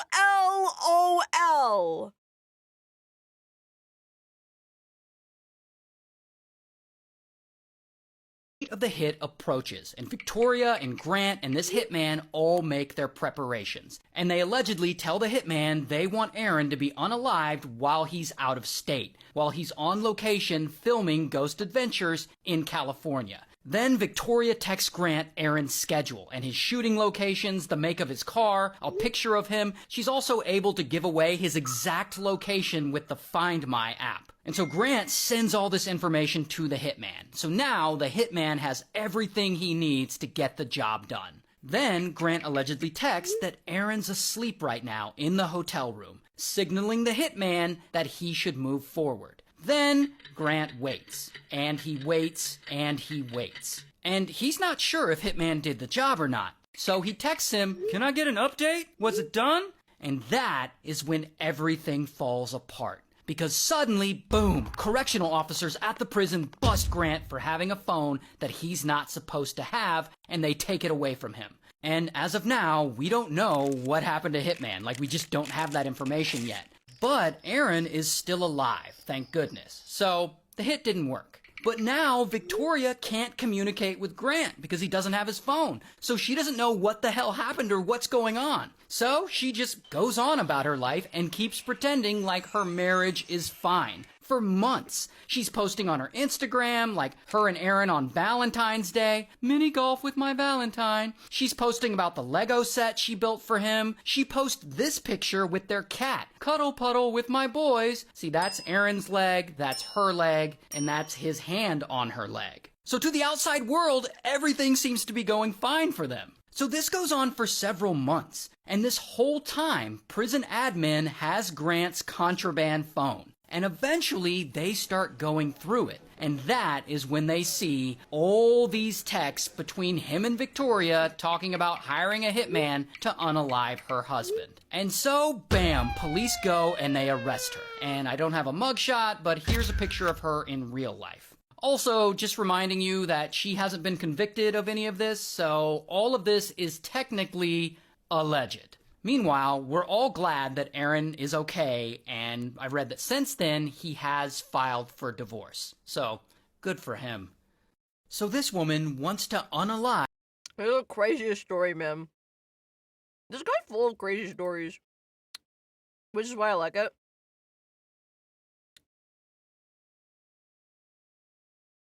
Apparently, my mods have a video for me to watch.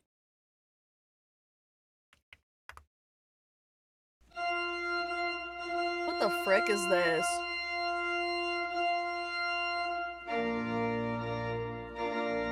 What the frick? Why are we... Holy matrimony? I didn't sanction this.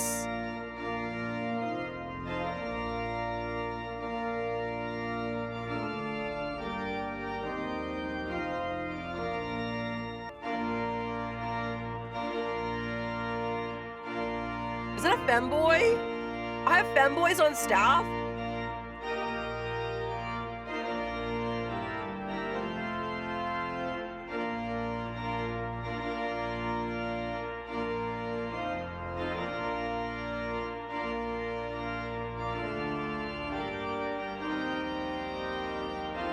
Cornhub? What is happening? Why are my mods like this? Dearly beloved, we are gathered here today to witness the matrimony between these two parties. We have Mr. Enforcer and Mr. Korea, who will now recite their vows so they can be held together in holy matrimony.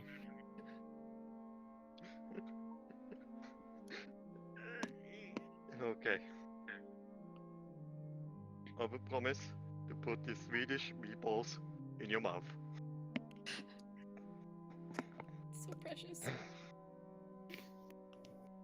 I promise not to Mrs. stab you, even though I was sold off by our mother, my mother. Is there anybody present today that would go against this blessed matrimony and Me! I wasn't even invited!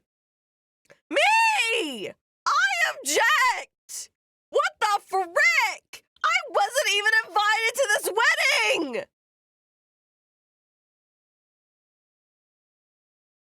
holy union? Be that as it may, I see nobody here that would contest such a holy moment. The rings, please.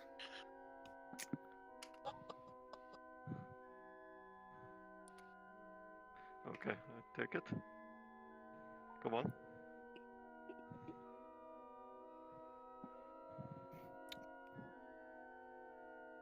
All I get is a recording.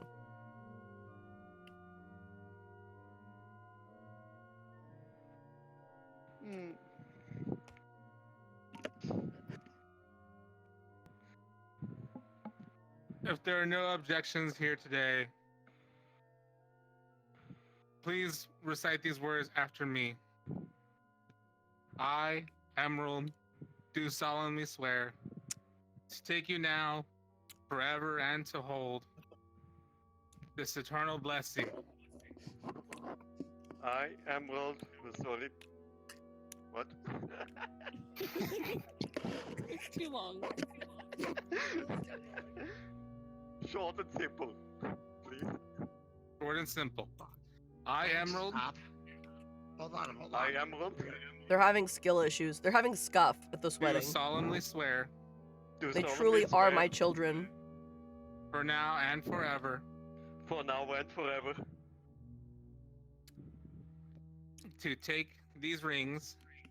To take these rings. And cherish them for all eternity. To cherish them for all eternity. Russia, please repeat after me. I, Russia, do solemnly swear. Do solemnly swear. For now and forever. For now and forever. Cherish these rings. To cherish these rings. The rings? For all eternity. Not themselves, but the rings? Ladies and gentlemen, I now pronounce you Mr. and Mrs. Enforcer. You may now kiss. Wait a minute. Not cherish each other. Cherish these rings?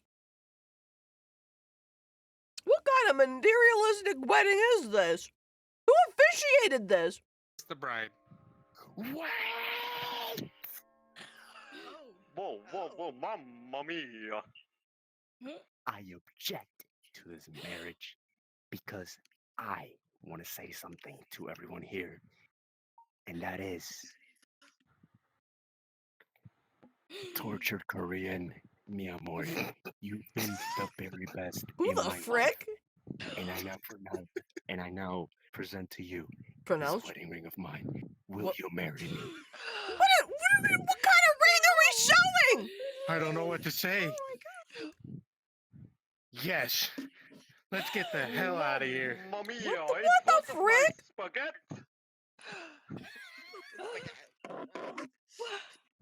I know he dropped his spaghetti. Now he's got to go. You ain't got no maidens. There's no maidens. Ladies and gentlemen, I'm afraid I have to cancel this wedding. Mamma mia. Dude, Emerald stood up at the altar. No, the church thanks you very much for your contribution. Dang. Skill issue.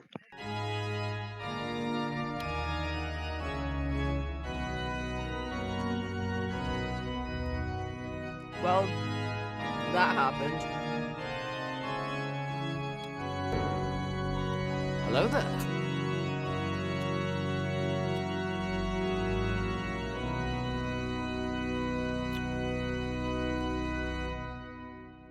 Mamma mia. That was so no one got married. I feel lied to. I feel like I feel baited, you know?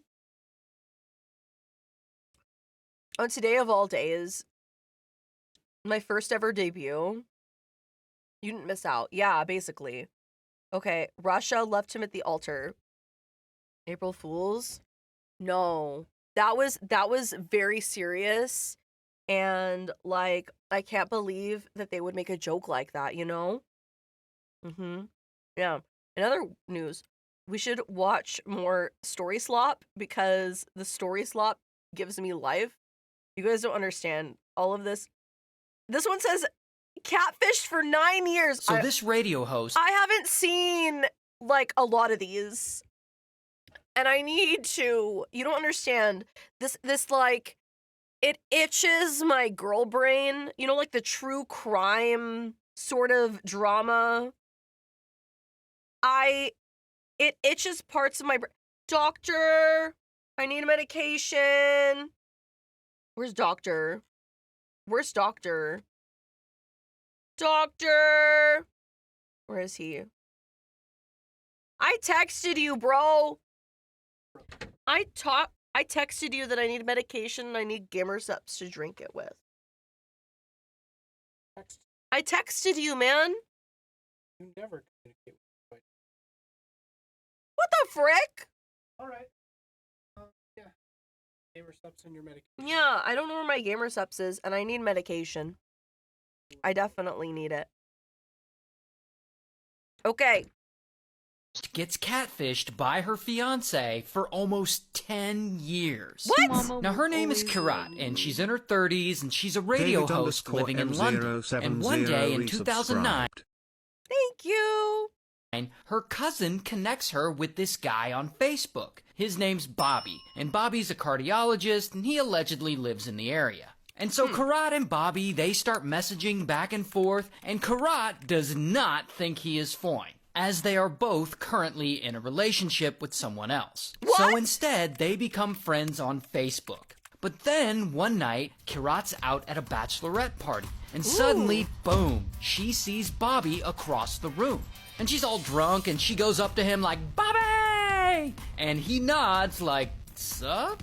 I mean, it's 2 a.m., it's crowded, the music's super loud, so they don't really talk. However, they do keep talking online through Facebook, and at some point Bobby tells her he's going to Kenya to visit some family, and he leaves and he goes to Kenya. Sometime later, Kirat's at work, and she gets a phone call, and it's her cousin. You know, the cousin who connected her online with Bobby. We'll just call her Cousin. And Cousin is a little younger than Kirat, but they're close friends. And so Cousin is on the phone and she's freaking out like, you know, Bobby's in Kenya and he's been shot and it's bad and I don't know if he's gonna make it. And Kirat's like, oh no, he's been shot? That sucks. And you know, she's sad and all, but honestly, she doesn't really know him that well. But then Bobby dies.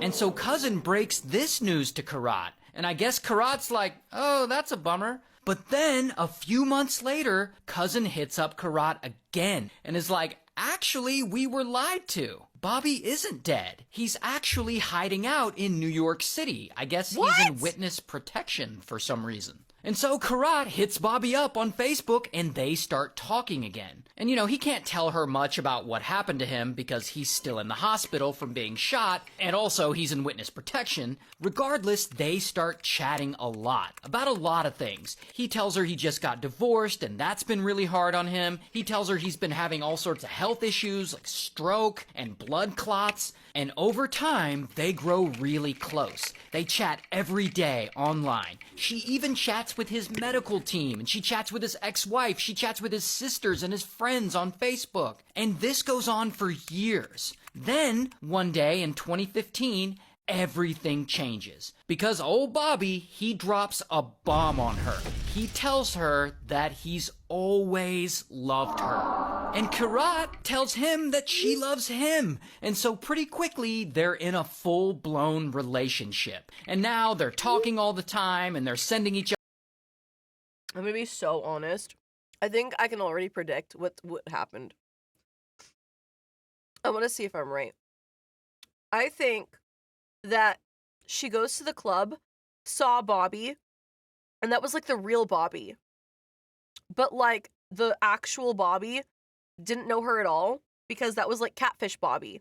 And that in reality, her cousin has been catfishing as that guy, Bobby, this entire time because she's a psychopath. That's probably what actually happened. Other sweet messages all the time. Well, actually, Bobby's vocal cords are damaged because of the stroke. He's paralyzed on one side, so he doesn't talk. He actually texts her, and Karat replies to him with audio messages. I love you. I missed you so much today, sweets. So much. I really hope you're not too down. And so a year goes by, and this long-distance relationship is still going strong. Like, they're still chatting every day. But now they'll do Skype calls, but his vocal cords are still damaged, so he kind of has to talk in a whisper. But they do. Thank you, Abel Clips! Abel Clips says ChaChaYourVMom spin. Thank you! Talk. But not only that, at one point, he proposes to her through Facebook Messenger.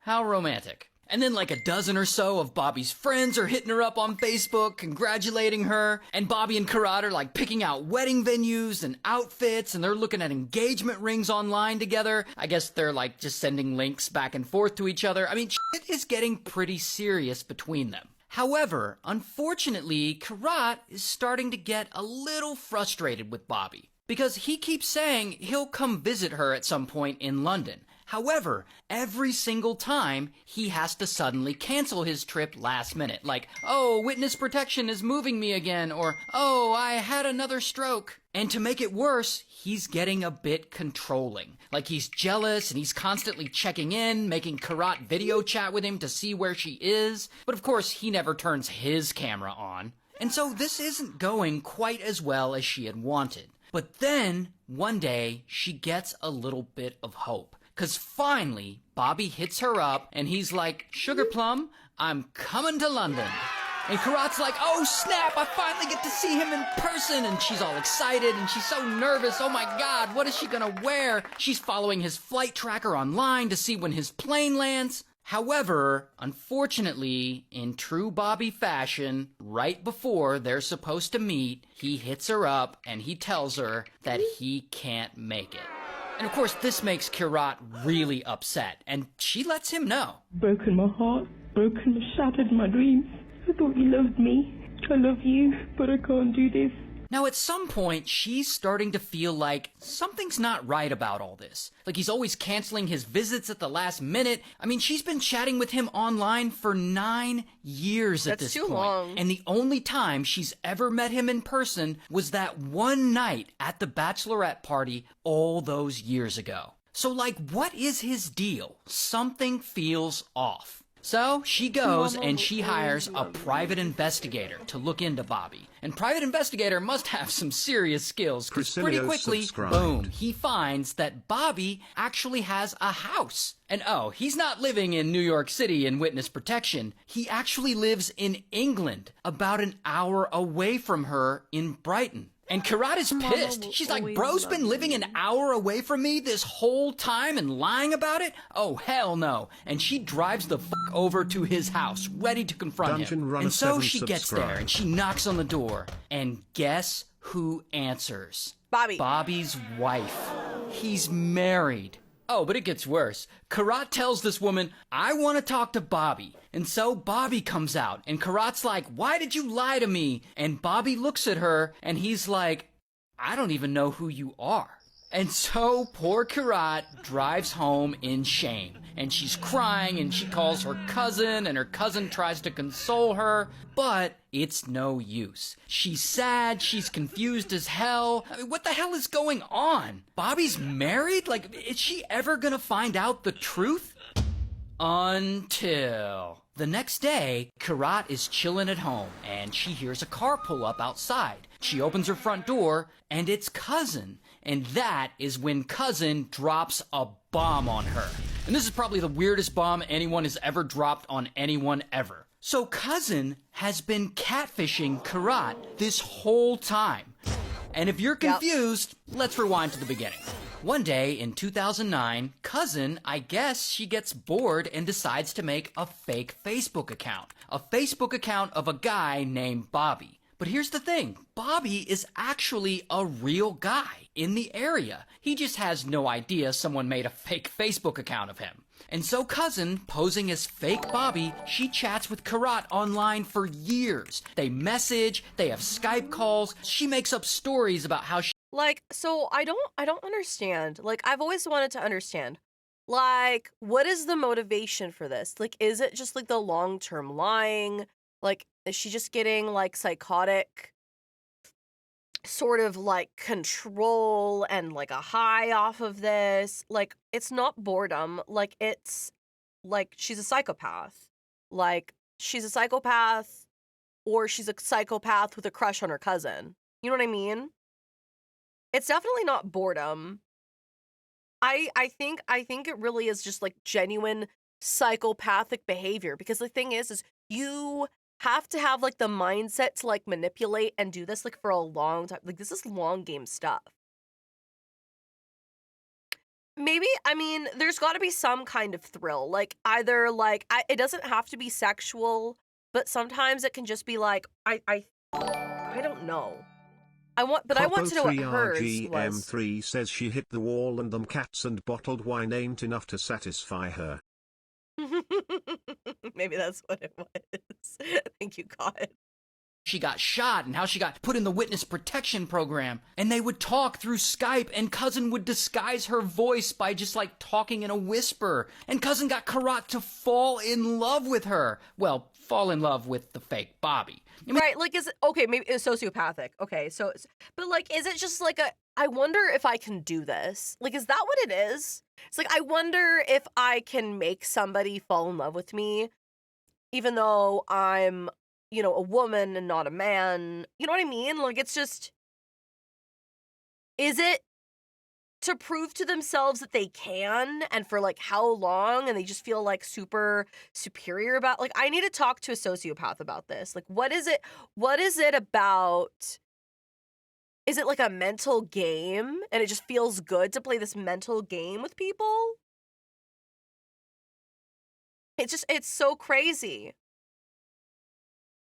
I mean, they made wedding plans. Not only that, Cousin made up to 60 fake Facebook profiles of fake Bobby's friends and family in order to fool Karat. It's all so elaborate and just weird. And just by sheer coincidence, Karat went out to that bachelorette party all those years ago and just happened to see the real Bobby out having a good time. That's why he didn't really talk to her that night. He didn't know her. And that's also why when Karat showed up to the real Bobby's house, he's like, I don't even know who you are. Because he doesn't. He's never met her. Now, why is Karat's own cousin catfishing her and getting into a romantic relationship with her?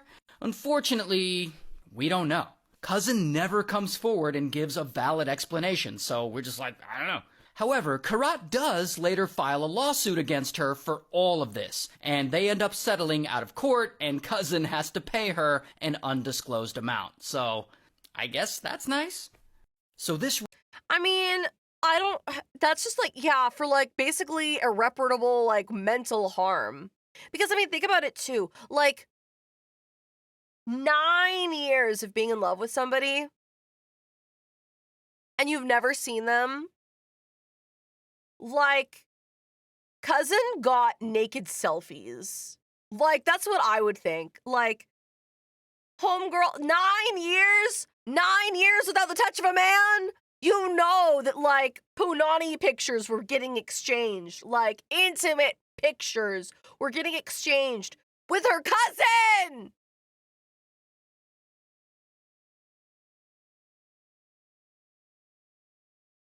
Now, Alabama 100. It's just, it's, to me, it's insane. Because, like, for the cousin, it probably wasn't even, like, a sexual thrill. But, like, she was probably just like, man, I'm getting away with this. Man, I'm able to, ooh, look at everything I'm able to do and manipulate a person. Like, maybe it's like a god complex kind of thing. Like, what is it about that? I don't know. But the point is that poor Karat here probably gave pictures of her punani and, like, other intimate messages. More than just I love you. Probably, like, you know, what if they were phone sexting or whatever? You know what I mean? 9 years? 9 years, man. Of just dating? Doubtful. Doubtful. They were probably engaging in, like, other phone intimacies. You know what I'm saying? And, like, to do that with your cousin? And it's like your catfishing cousin the whole time. It's more than just, like, catfishing. It's like the ultimate betrayal. It's family, man.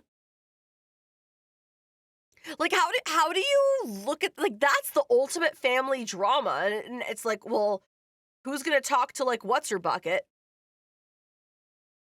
She had, like, a long, intimate relationship with her cousin. I don't know. And that's another thing. Like, is the family even admitting to any of the faults with the cousin and the other one? Like, man, I want to know, like, the inner, what do the parents think? Some parents are weird. We're like, they're just like, man, but you're all family. Just forget about it. We'll all forget about it because you're blood and da da da. You know, it depends. It depends on the people and the culture and how family works for them. But holy cow, is this freaky. Man, this is absolutely insane. So, another. I want more. I need more mental schlop. I need more of this. I don't know if any of these are good or what. Digital Princess. Remember this TikToker? Her drama had TikTok in a chokehold. Let me tell you what happened to her. Now, her name is Digital Princess, and she's 26, and she's a TikToker living in Florida. Hey guys, what's up? It is, And she has built herself an audience of over 2 million followers. Not bad. But one night in 2021, she screws it all up. Because Digital Princess is chilling at home and she runs into a problem. She really needs to leave the house and go meet up with some friends. Problem is, she has this 4-year-old son. This kid, who we'll just call Lil Guy. And Lil Guy is asleep on his bed and she either can't or doesn't want to take him with her. And so, Digital Princess just leaves. Like, she leaves him there. And she drives 11 miles away, I guess, to see her friends. Now, at some point, Lil Guy wakes up. And he's probably confused, maybe a little scared, probably calling out for his mom, and she doesn't answer. And once he realizes she's not there, he's like, guess I'll just go outside and look for her. So this 4-year-old kid leaves the house and starts wandering the neighborhood late at night looking for his mom. And an hour goes by, and Lil Guy is still out there. But by this point, he's distraught and he's crying, probably feeling super scared. But then, around 10 o'clock, a local woman is out on a neighborhood walk. And she sees him, and she's like, what the f*** is a little kid doing out in the road all by himself?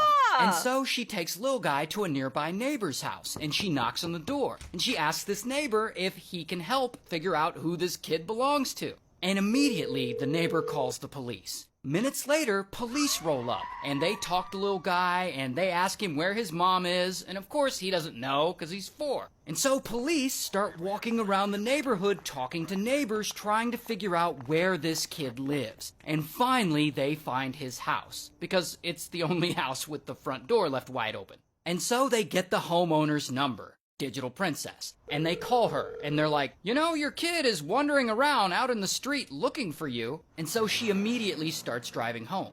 Minutes later, she shows up to her house, and there's police officers everywhere. And old Digital Princess is wearing a little black, like, cocktail dress. She's dressed like she just went out to the club. So to everyone there, it looks like she abandoned her kid to go out to some nightclub. And I don't think that's actually true, but whatever. This looks really bad for her. And so she immediately goes inside and changes into pajamas, which was smart. And so police, they start asking her questions like, where the hell were you? Why'd you leave your kid home alone? And Digital Princess is like, oh, I was just out buying laundry detergent at the 7-Eleven. I wasn't gone long. She was allegedly gone 2 hours. And they're like, do you have a receipt for that laundry detergent you say you bought? And she's like, nah. And she ends up showing them a bottle of laundry detergent. But here's the thing, the bottle she shows them is half empty. So she couldn't have just bought it. And so police know that this is bullshit. But then Digital Princess's mom rolls up, little guy's grandma, because police had called her as well. And grandma is shook that little guy was left alone. Because, you know, grandmas be protective like that. But also, grandma happens to live nearby. So Digital Princess could have called her to watch little guy while she was gone, and she didn't for some reason. That's weird. But then, grandma drops a bomb. Where's her nanny? I don't know where the nanny is. Does she usually have a nanny? She has a nanny. Yeah, a full-time nanny. So apparently Homegirl also has a full-time nanny that she probably could have asked to watch little guy. And so all this is looking really bad for her. And so eventually, bam, police arrest her. Here's her mugshot. And they charge her with child neglect while they temporarily hand little guy over to his grandmother. But then, 12 hours later, Digital Princess gets out on bail. So now she's free to go. And it's fine, none of her fans will ever know what she did, and there's not gonna be, like, any kind of public backlash from any of this. Until... Here's the thing about the internet. The internet likes to talk, and news of Digital Princess's arrest blows the f*** up, and it starts trending. And people hear about it, and they're freaking out, and her fans are all mad at her, and they're turning on her, like, how could you do this to your own child? And they're making memes about it, like, dude, where's my kid? And this drama is everywhere on TikTok. Like, in 2021, this was the OJ trial of TikTok. And so now, Digital Princess has to respond, and she has to get on camera and make a statement, and so she does. Hi guys, I just wanted to come on here and say that I do see your comments, I do see your concerns, and I know there's a lot of things being posted online that are very out of context and very much untrue, so please do not believe everything that you will read on the internet. But the thing is, people take this as her saying a lot of untrue things are being said about what happened that night. Like, people are lying about the situation. However, people on the internet are like, wait, bro, what untrue things are being said? We read the police report. But so then, Digital Princess seems to get, like, a little attitude about it, and she doubles down. People online feel like they are entitled to know everything about my life because I have a platform, and they think that they can demand answers from me about my life that has nothing to do with them. People online want to act like they know everything about my life, when in reality, you only get to see 15 to 60-second clips of my life. And this, of course, makes the internet even more mad at her. Now, around this time, the district attorney's office who's prosecuting this case drops a huge bomb on everyone.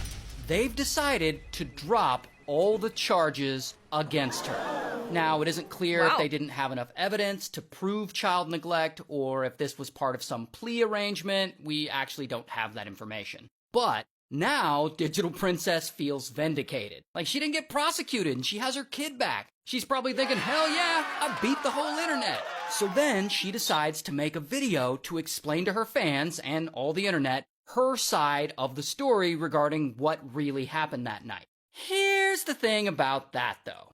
Digital Princess also makes spicy content over on the OF. And she decides to tweet out that she'll only be releasing her explanation video on her OF. And that if you want to see it, you have to subscribe to her account.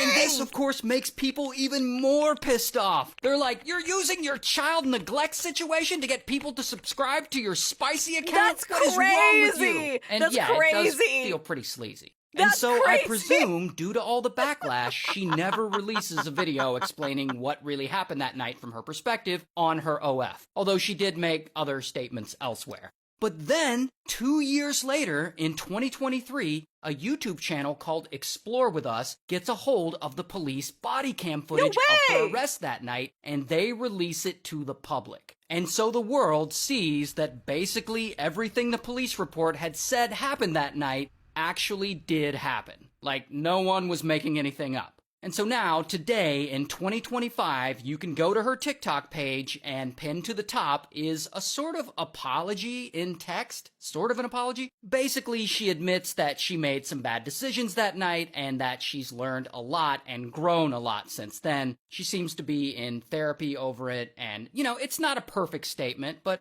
it's something. And since then, you know, the drama has died down, and she seems to have won some of her fans back. So, you know, good for her. Remember this TikTok? That's crazy, man. That's crazy. No, she just doubled down on it. She's like, actually, nothing happened. And also subscribe to this spicy channel where I'm going to post everything that happened. And then she never posts anything that happened on that channel. That's wild. She's just like, I mean, that's a weird way to try and get your bag, girl. But that's wild. Wild. So, another one. So this girl, you know what? You're not going to believe this story because I'm not sure if I believe this story. It is wild.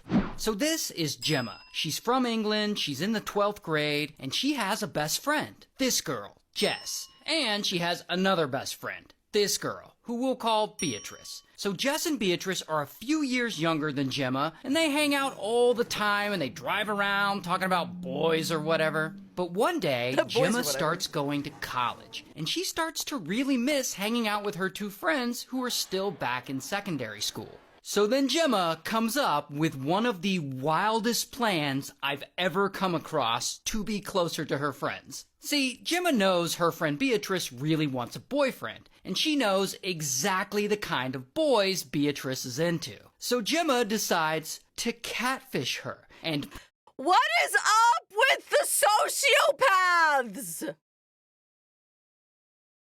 Put on a disguise and low-key become the perfect boy for Beatrice. So first, she creates a Facebook profile for this fake guy, and she names him Aaron.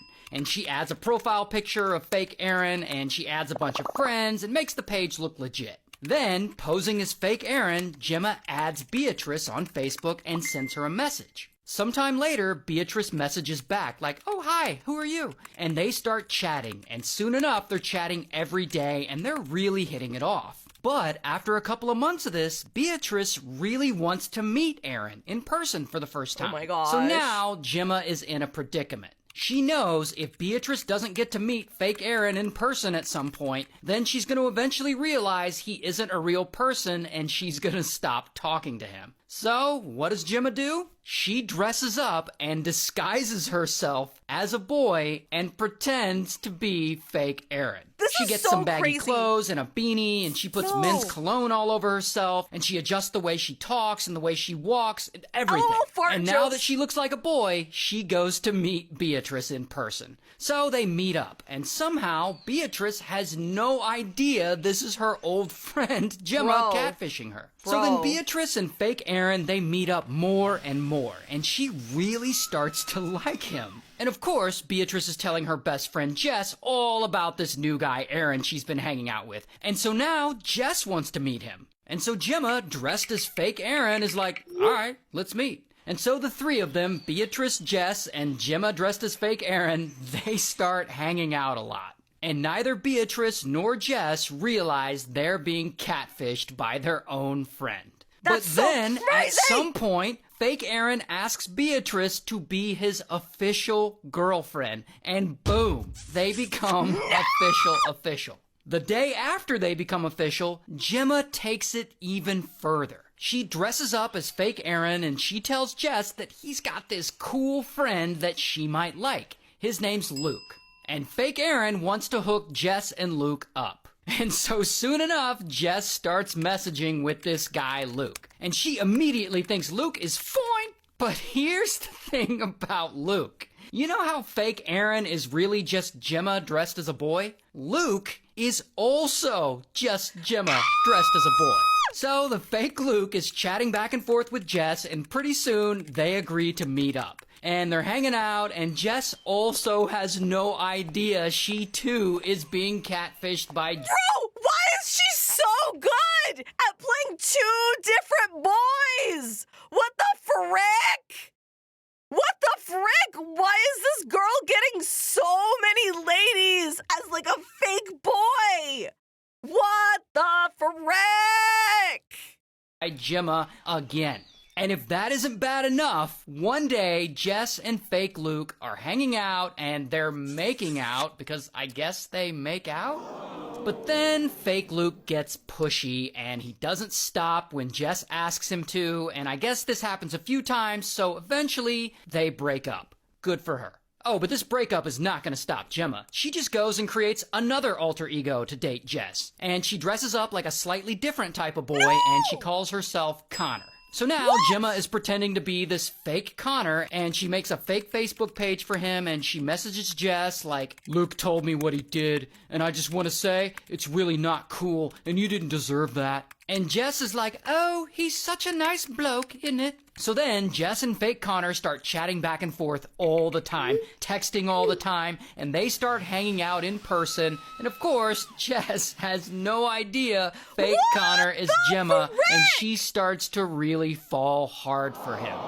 This is But it wild. gets worse. Meanwhile, Beatrice is still hanging out with fake Aaron. And one night, I guess they decide they're gonna smash for the first time? And of course, beforehand, fake Aaron insists on keeping the lights off while keeping all of his clothes on the whole time, including his hat. He didn't want to take that off. But yeah, regardless, I guess they smash. And I don't want to know how. But here's where Gemma's insane catfishing scheme starts to fall apart. At some point, fake Connor goes over to Jess's house. And I guess they start hooking up, and fake Connor tries to go further, and Jess says no. But fake Connor's being very aggressive, and I guess he ends up essaying her. But then he's on her bed, and eventually he falls asleep. I guess he didn't mean to. And while he's sleeping, his hat is kind of falling off. And so Jess finally sees him without the hat, and she realizes that this person in her bed who just SA'd her isn't fake Connor. However, and try and stay with me now, she doesn't realize it's Gemma dressed as a boy. She thinks fake Connor is fake Aaron. She thinks fake Aaron is at her house pretending to be fake Connor. And she's like, oh, bullocks, why is Aaron in my bed wearing a hat and pretending to be someone else? Now remember, Aaron is supposed to be her best friend Beatrice's boyfriend. So she thinks her best friend's boyfriend just SA'd her. So she kicks him out, and she tries to decide what to do. Now, eventually, Jess decides to come clean, and she goes to Beatrice, and she's like, hey, I think your boyfriend Aaron was catfishing me, pretending to be Connor, and then he SA'd me. And so Jess goes and reports fake Aaron to the police. So now, police are looking for fake Aaron, and they end up finding him at Beatrice's house. And they question him, and of course, he denies everything. Now, in theory, this would be a great moment for Gemma to come clean and say, haha, I was catfishing everyone. I was Aaron and Connor the whole time. But that's not what she does. Instead, later Gemma calls the police and she pretends to be fake Aaron, and she's like, Gemma can back up my story. So then Gemma posts on Facebook and she pretends to be fake Luke, and she has fake Luke confess on Facebook to being the one who actually SA'd Jess that night at her house. She's like, everyone's blaming Aaron, but it was actually me. And if that isn't crazy enough, Gemma then somehow breaks her own jaw, and she contacts police and she tells them that fake Luke attacked her. What the fuck is going on? Anyway, I'm not sure if police buy this story because they're still looking at fake Aaron as a suspect. So police have Beatrice tell fake Aaron to come over to her house, and when fake Aaron shows up, bam, they arrest him. But since fake Aaron isn't a real person, this means police have actually arrested Gemma in disguise. So at the police station, Gemma is freaking out. How the hell is she gonna get out of this? But then police decide to do a strip search on her, and Gemma refuses to remove her beanie. And police are like, oh, piss off, and they try and pull the beanie off of her. And when they do, Gemma's hair falls down around her face, and the officers look at her like, oh, bloody hell, you're a girl. So the truth finally comes out, and everyone is like, how the hell did you pull this off? So ultimately, they charge Gemma with SA and fraud, and she's sentenced to 30 months in prison for catfishing her two friends. And I don't have a mugshot of Gemma, but here's a picture of her in real life. So this girl... That's crazy! What? What?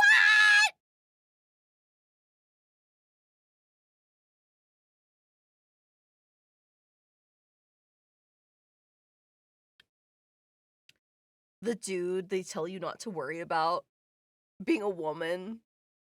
Like, somebody help. Only 30 months? Well, she's a minor. You know, they do less big sentences for So this woman minors. pulls a YouTube prank. That's so loud. Hold on. Let me pull this down. Oops.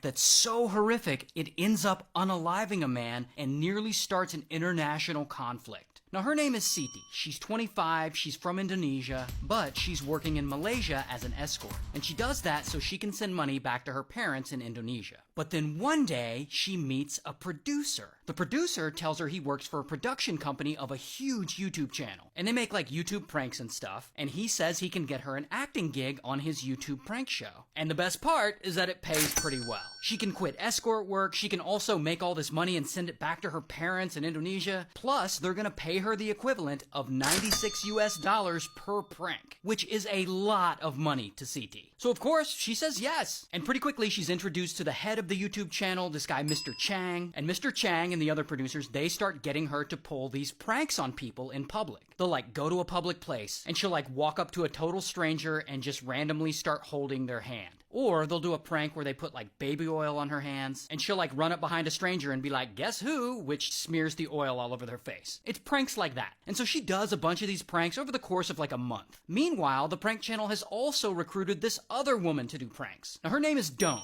and we'll get to her. But one day, the producers call Siti in to meet them at the airport, because they're gonna do this big prank there. So she's there, and she's with Mr. Chang, but Chang tells Siti there's actually another actress involved this time. And that actress will be doing the same thing, and it's Dawn. So the victim of this prank is actually gonna get double pranked. First by Siti, then by Dawn. But anyway, Mr. Chang pours a bunch of baby oil on Siti's hands, and then he points to a man out in the airport that he wants her to prank. This man. So minutes later, Siti sneaks up behind the man, and then from behind she puts her hands over his eyes, like guess who, or whatever. And of course, this smears the oil all over him. And then about 3 seconds later, Dawn approaches the man, and she smears her hand on his face as well. And then Siti and Dawn like giggle or whatever, and then they run away to the nearest bathroom to wash the oil off their hands. Meanwhile, the poor man, he's confused and a little freaked out, and he goes over to the airport security guards, and he tells them that some random women just like smeared something on his face, and that now he doesn't feel well. So security escorts the man to the airport medical center, and his condition quickly gets worse. Like, it is very apparent something is seriously wrong. So they rush him to the hospital, and on the way,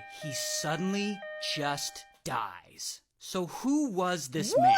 Well, Did he get assassinated? Did they assassinate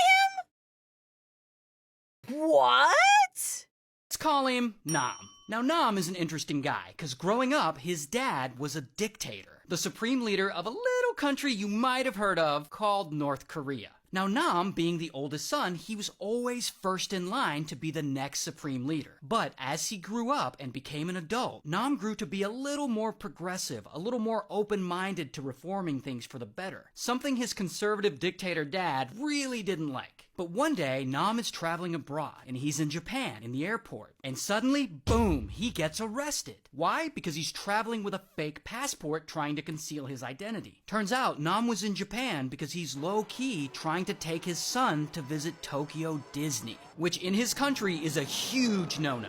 And once the news of Nam's arrest gets back to Dictator, Dictator is pissed. I mean, the heir to the throne can't be seen going to Disneyland in Tokyo? Disneyland represents capitalism, and worst of all, it represents America. And it's just everything North Korea stands against. So this arrest is a huge source of embarrassment for Dictator. And this Disneyland fiasco eventually leads to Nam being passed over for the position of supreme leader. And when Dictator eventually dies, his other son, Nam's half-brother, Kim Jong-un, he becomes the new dictator. And Kim Jong-un hates Nam. And Nam's been living internationally for a while in China. But regardless, Kim Jong-un has been trying to have him assassinated for years. And eventually, he and his regime come up with this elaborate plan. They're gonna trick 2 random women into unknowingly killing Nam. And the women end up being CT and Doan. And when CT and Doan are at the airport that day, the producers have both of them touch Nam's face with baby oil as a prank. But what CT and Doan don't know is that's not baby oil on their hands. No, on CT's hands, they put, we'll just call it chemical A. And on Doan's hands, they put what we'll call chemical B. And when you combine these 2 compounds, it creates a nerve agent called VX, or venomous agent X. A nerve agent that has been banned around the world because it's considered a weapon of mass destruction and will kill you instantly, especially if someone smears it on your face. So Nam dies that day, right after they touch him. And Mr. Chang and all the other producers who set this up, they're all actually North Korean spies. And they all just flee, and they eventually get away. Of course, North Korea denies being involved in any of this. And this creates tensions between Malaysia and Indonesia. But since those producers all fled, that leaves the only 2 people connected to the crime, CT and Doan.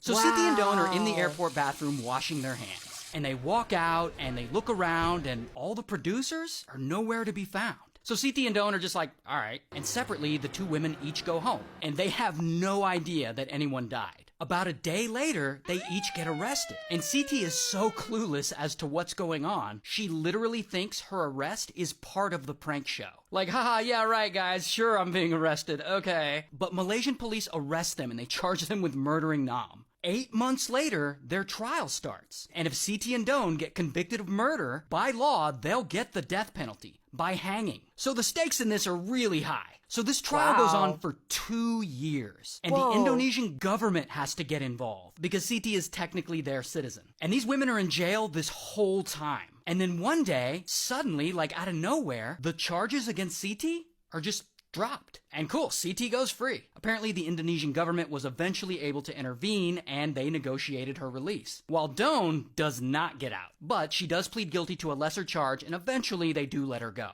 Here's what Doan looks like in real life. And here's what CT looks like in real life. Wow, a crazy story. Shout out to North Korea. So this woman pulls— Dude, that's Kim Jong-un lore, man. That's crazy. I didn't know that's crazy. That's crazy. That's wild lore. Who spiked my tea? But like, it's all because of Disney, man.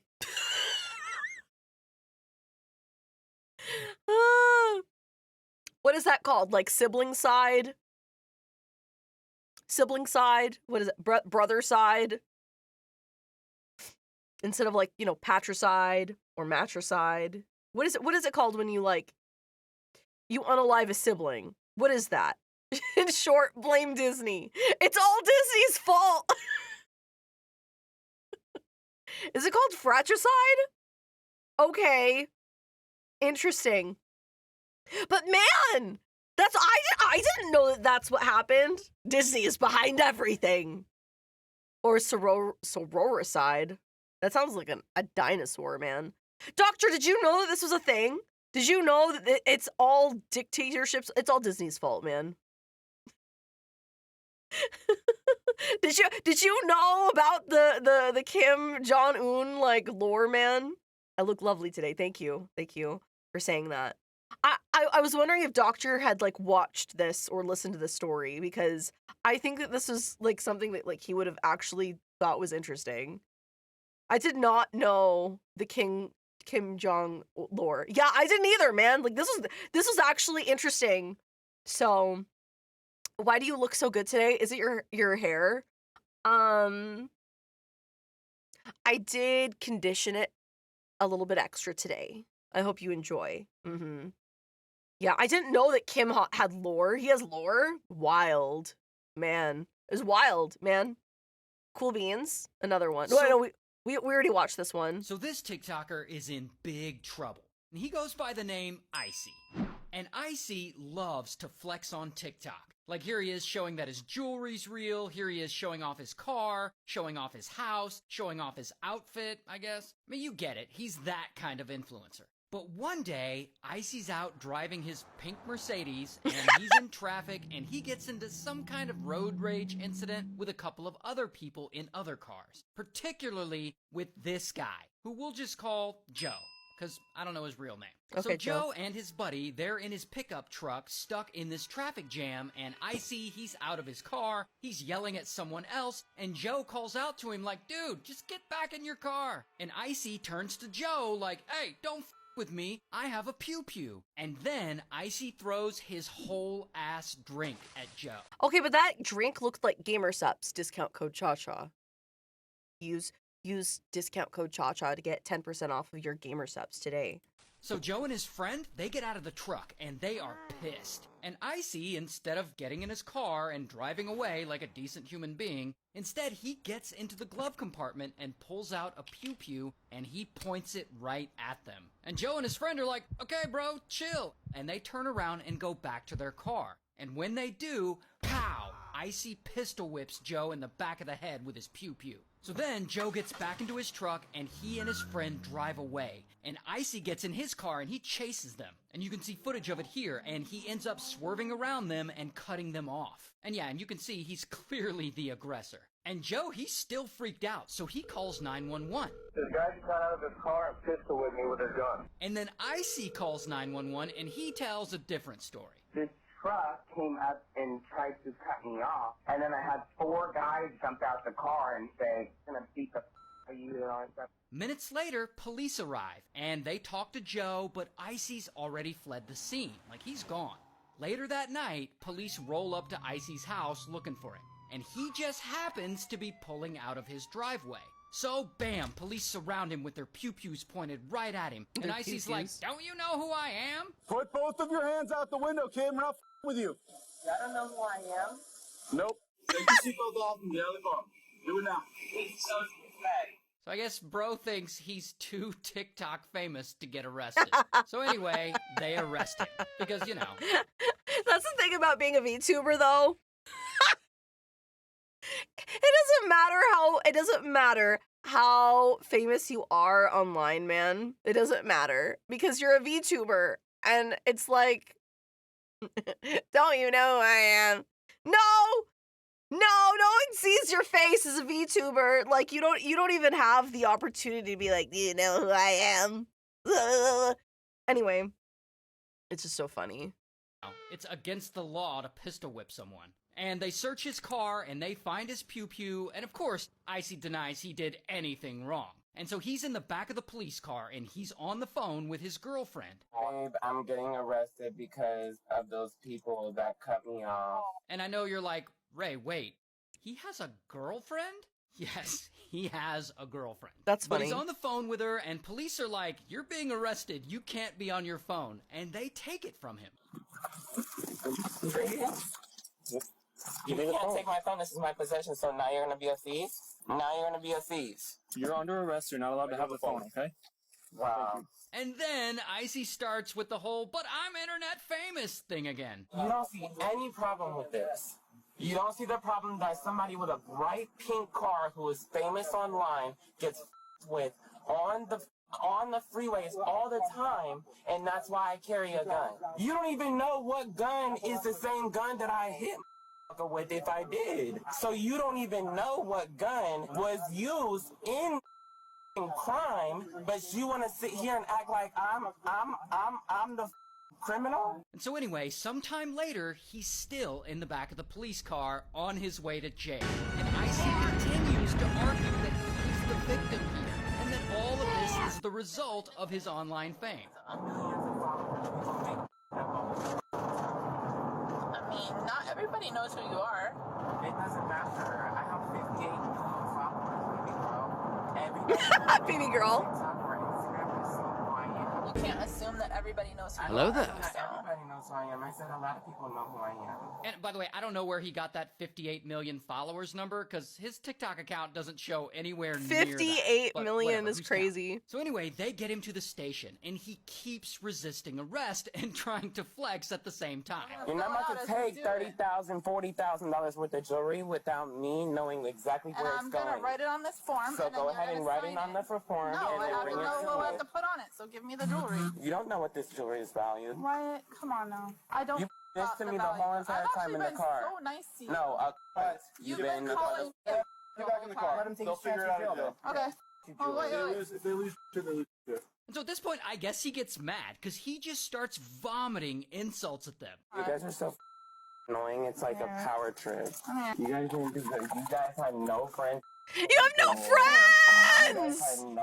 Telling the police they have no friends is so funny. And then they throw him in the back of the car, and he like tries to kick them. Have a seat in the car. Hey. There you go. Another charge right there. And so anyway, after all that, Icy's finally arrested. Bam! Here's his mugshot. And he spends a couple of days in jail, and then he gets bailed out. Now at this point, Icy could lay low. He could keep his head down, try not to make any noise or cause any trouble. Oh, but that's not what he does. He immediately gets on TikTok and he starts spinning his own version of the story. Gosh, should I do a story time about how I got ripped out my Mercedes and my ass beat for trying to take my seatbelt off when they tell me to get out the car? And while he's out on bail, waiting for his trial, he's posting all over TikTok, still trying to flex like life is good. Like showing off his jewelry and showing off another Mercedes I guess he owns. Showing off a bunch of Louis Vuitton stuff he bought. Buying his girlfriend an expensive purse. And generally just showing off stacks of cash. Now, where did a guy like Icy get all this disposable income to buy all this stuff? Honestly, I don't know. But my guess is he doesn't have all this money to spend. My guess is he's in debt, living off credit cards, stuff like that. No one with any real wealth shows off stacks of cash like that. It's a dead giveaway that he's low-key not managing his finances well and probably living in debt. Anyway, eventually his trial gets postponed. So, in the meantime, bro is right back to living his best life. Until Icy gets in trouble again. Allegedly, he gets into it with someone else, and I guess he ends up keying that person's car or something? I'm not really sure. And police find out, and his bond is revoked, and bam, he's arrested again. And before he goes back to jail for a long time, he does whippets while live streaming on TikTok, I guess to send himself off. And so he sits in jail. And a year later, his trial finally happens. And he's found guilty and he's sentenced to a total of 5 years in prison. And since then, his girlfriend, I guess she's now his wife because I guess they got married, but she has completely taken over his TikTok. Like it looks like she's running all his social media now. Hey y'all, so I have to come on here and tell you guys that obviously I'm not on drugs and I'm just sad and breaking out. I'm off birth control and I am not doing well. Also, to top it all off, Icy's mom, like his biological mother, she also makes TikToks, and sometimes she gets on and talks about what a turd he is. Are you a parent and have you raised an asshole? Because I am, and apparently that is exactly what I did. That's Dang! Amazing. Good luck to all of them. Dang! So this TikToker is in his big own trouble. mother! His own mother is on TikTok trashing him, and he's in jail, and his wife runs his TikTok. That's crazy.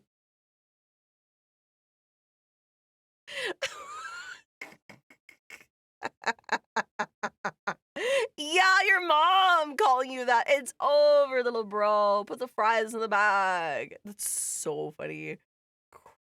Did you know that one of America's biggest mass murders was done by accident? Well, sort of.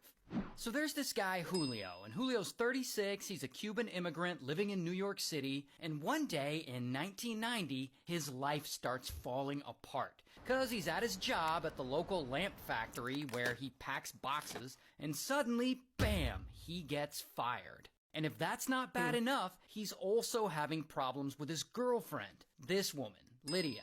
And he and Lydia have been on and off for about 7 years. And it's just not working anymore. Because, like, Julio's all controlling, and he's always demanding that she quit her job for some reason.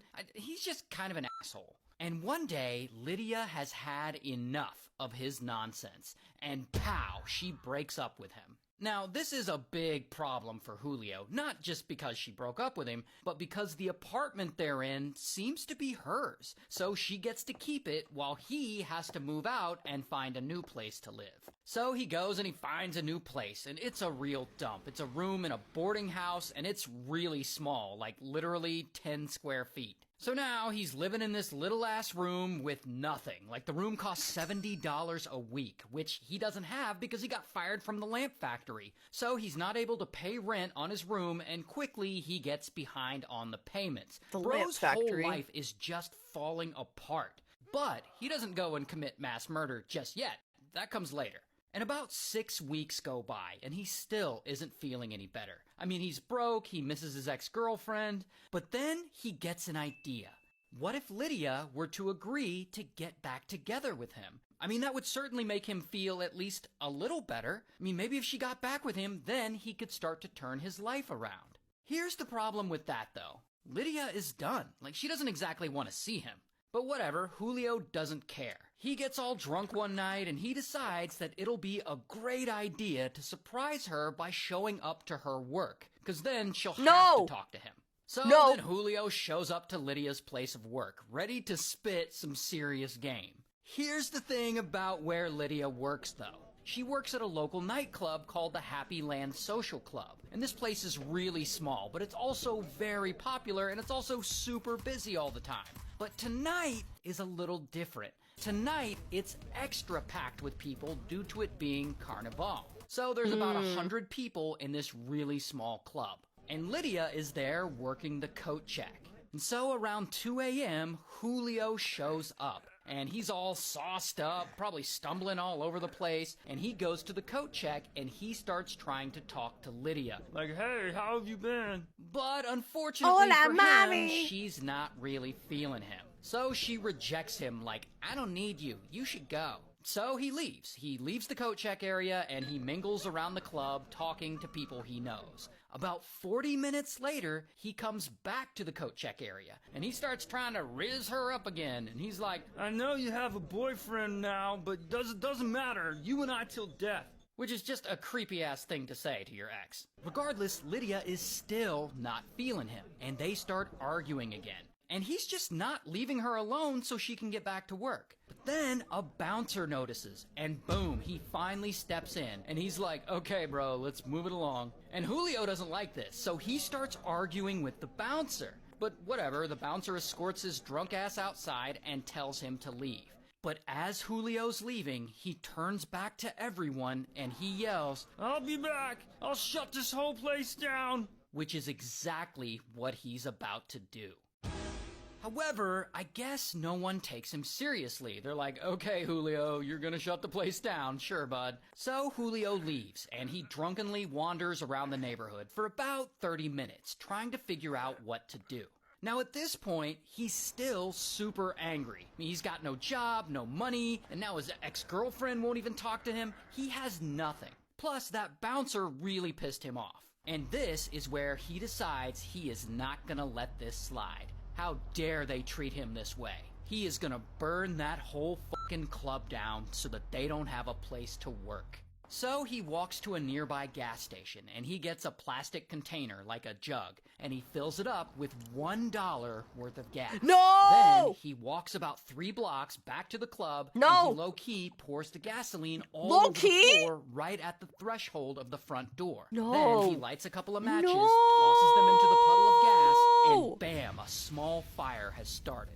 And then Julio quickly leaves as this doorway starts to catch fire. Okay, but here's the thing about Happy Land Club. The club is mostly upstairs on the second floor. So when you open the door to enter the building, you immediately see a rickety old flight of stairs. And so really quickly, this fire spreads from the doorway to those stairs. And it grows, and it grows. And soon it's blocking off the entrance to the place. And there's no way to get out. Now, there is actually another exit to the club. However, the owner has padlocked it because I guess he was tired of people sneaking into the place to avoid the $5 cover charge. Anyway, so boom, this fire is now blocking the only exit, and it spreads through the building quickly, and the place fills up with smoke, and there are no windows. So people in there, they start coughing and suffocating. And some people realize what's happening, and they're like, oh shit, and they start to run for the exit. And the DJ spots what's going on, and he stops playing the music, and he yells for the crowd to escape. And pow, everyone panics, and this creates a huge chaotic rush as the whole club tries to stampede down the stairs through the fire to get out.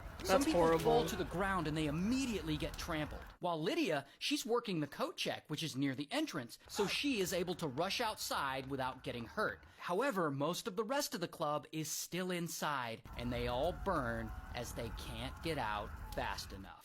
And eventually, the fire department shows up, and by this time, the whole inside of the building is gone.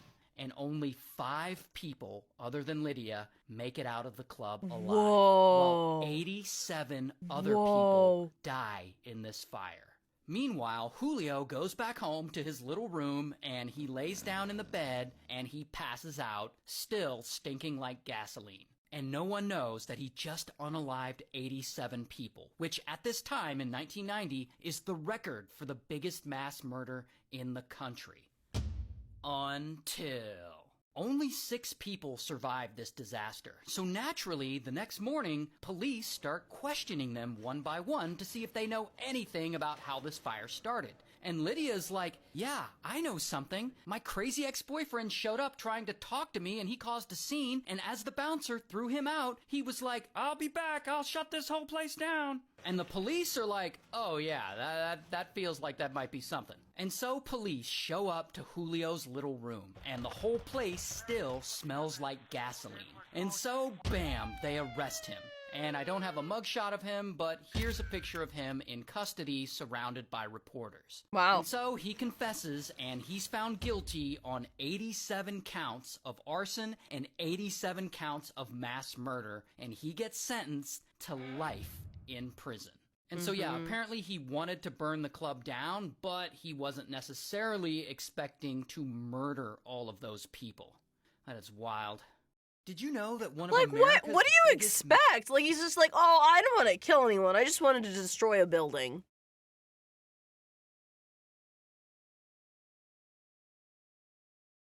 I just wanted to, destroy your place of work so you wouldn't have, like, a job anymore, and... Because it's not the people, it's the building. Like, make it make sense. Drunken decisions. I mean, that could... yeah, I wouldn't know because I've never been under the influence, but, like... Bro is not thinking. Bro is impaired. The owner who padlocked the other entrance is just as liable. Yeah, that is a liability as well. But geez, holy cow. That's crazy. So this nun has a gambling problem, and she'll do anything to break her vow of poverty and hit up the casinos. Anything. This is the gambling nuns.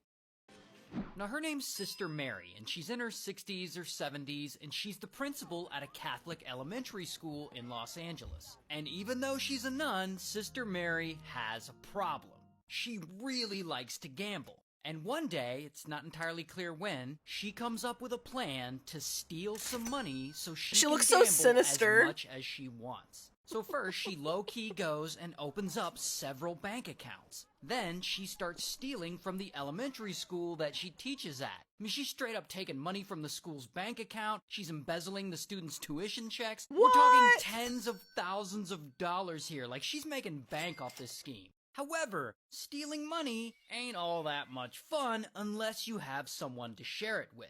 So at some point, Sister Mary gets this woman involved, Sister Chang. And Sister Chang works at the school as well. She's a teacher, and she's also Mary's best friend, and they live together. They're roommates. So anyway, these two nuns start spending all the school's money. And now before we get into what they do with it, I want to show you what these two criminal masterminds look like. This is Sister Mary, and this is a picture of Sister Chang. They look so sweet! And they're over here embezzling funds together, just best friend things.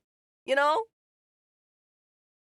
They look so sweet. They look like they make, like really good casserole. And, you know, they write get well soon cards to kids that are sick. They look like they make cookies. They look so sweet. And they're over here embezzling funds. So anyway, Mary and Chang steal this money, and they're doing all kinds of stuff with it. They're going to Vegas, they're taking trips to Lake Tahoe, and not just to see the sights and go on vacation, but also to hit up the casinos. Because like I said, homegirl loves to gamble. And apparently she's really good at poker, like that's her thing, which is just hilarious to imagine a nun sitting at a poker table whooping everyone's ass. That's anyway, so when funny. they're not gambling, they're racking up tons of credit card charges, which of course they pay off with the money they're stealing from the school. Now eventually, the two sisters even move out of Catholic church housing, and they start living together in a nice gated neighborhood. And they were roommates. Just best friend things. Roommates. Not to mention, each of them drives a brand new Volvo, because of course they do. And yes, over time, some parents start to notice some kind of odd things going on with the sisters. You know, like that they're traveling a lot and going to Las Vegas and taking trips to Lake Tahoe. Or that when the school has a fundraiser and they all play poker for that fundraiser, Sister Mary ends up kicking everyone's ass at the game. Like, people notice this stuff, but no one really suspects anything because Sister Chang is just like, oh, I have a rich uncle and he provides for us. That's how we have these Volvos. And I guess people just believe it. And to make it worse, Sister Mary is kind of in charge of everything at the school, like the money, the choosing of the staff, so there's not really anyone there breathing down her neck, making sure that all the funds are accounted for. And plus, they all trust her. I mean, she's an elderly nun. She's an elderly freaking nun! They're like, yeah, of course you're gonna do good with this money. Like, what the heck? Why wouldn't they?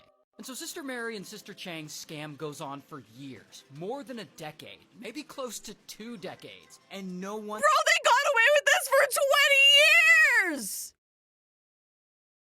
So, what's a Volvo? It's just a kind of car, man. It's just a type of car. But like, bro, these two ladies got away with it too if it weren't for who? Scooby-Doo and his gang of merry elves? Like, what happened? Suspects a thing.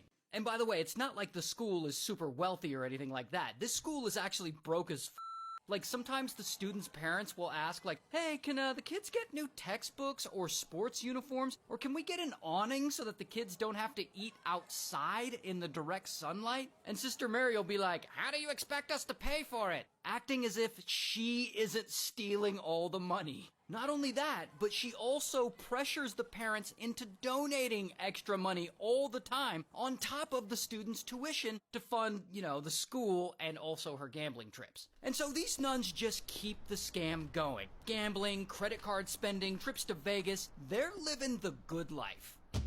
Until...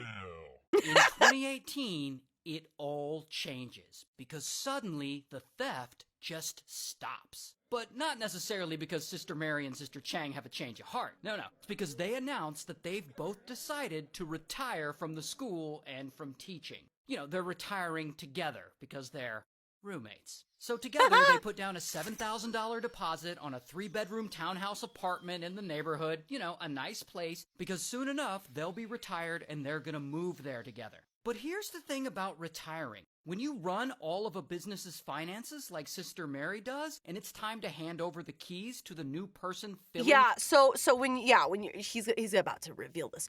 When you hand over the keys to a business, you have to like basically have like a ledger of where all the money went for years because, you know, taxes and blah, blah, blah, blah, blah.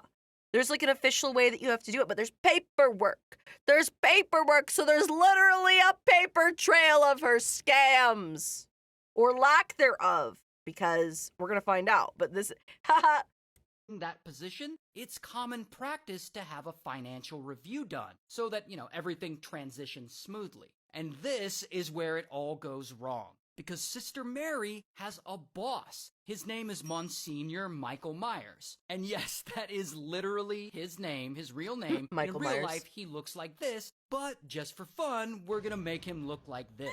So Monsignor Michael Myers orders a review of the school's finances because Sister Mary's leaving. Then, around the same time, a parent of one of the school's students, for whatever reason, they go to the school's admin and they ask for a copy of an old tuition check. So the school has to go and dig that up. And when the school looks at the check, they notice this check, it wasn't deposited into the school's primary bank account. It was deposited into some other bank account.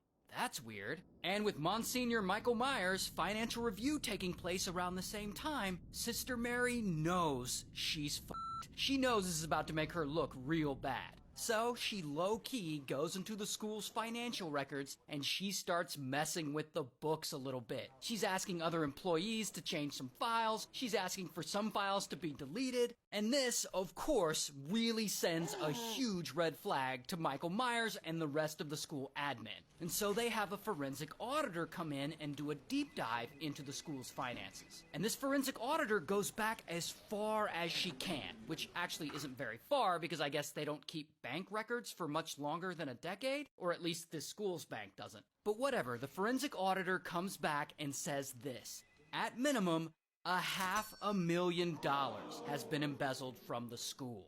But here's the crazy part though. The school, which is the church decides they don't want to file a criminal complaint against these nuns. Like, they don't want to press charges. They want to handle it internally. So these two nuns aren't going to get in trouble for essentially stealing from these elementary school kids. This is like the worst thing the Catholic Church has ever done to some kids. However, here's the problem with not reporting Mary and Chang to the police. Not everyone is on board with this idea, specifically the parents. See, the church at some point has to sit the parents down and tell them that their tuition money was being stolen for all those years. But also that they've decided that they're not going to press charges against the thieves because they want to protect the sisters and the reputation of the church or whatever. And the parents are like, the f*** you're not, and they are pissed. LOL. And they pressure the school to finally cooperate with the police department. And over the next few years, the police gets involved. I mean, they want justice. You know, a crime has been committed. Seek justice. FBI gets involved. Even the IRS investigates all this. And eventually, bam, both nuns get arrested. And I don't have mugshots of them, but here's a picture of Whoopi Goldberg in the cast of Sister. LOL. And so, when all is said and done, Sister Mary and Sister Chang stole over $835,000 from this elementary school. And Sister Mary ends up taking a plea deal, and she gets 1 year Nero in Seba prison, resubscribed. and for some reason, the charges are dropped against Sister Chang. Nero So, Seba I says guess hello nothing- Momo Apollo 372 yum yum dance.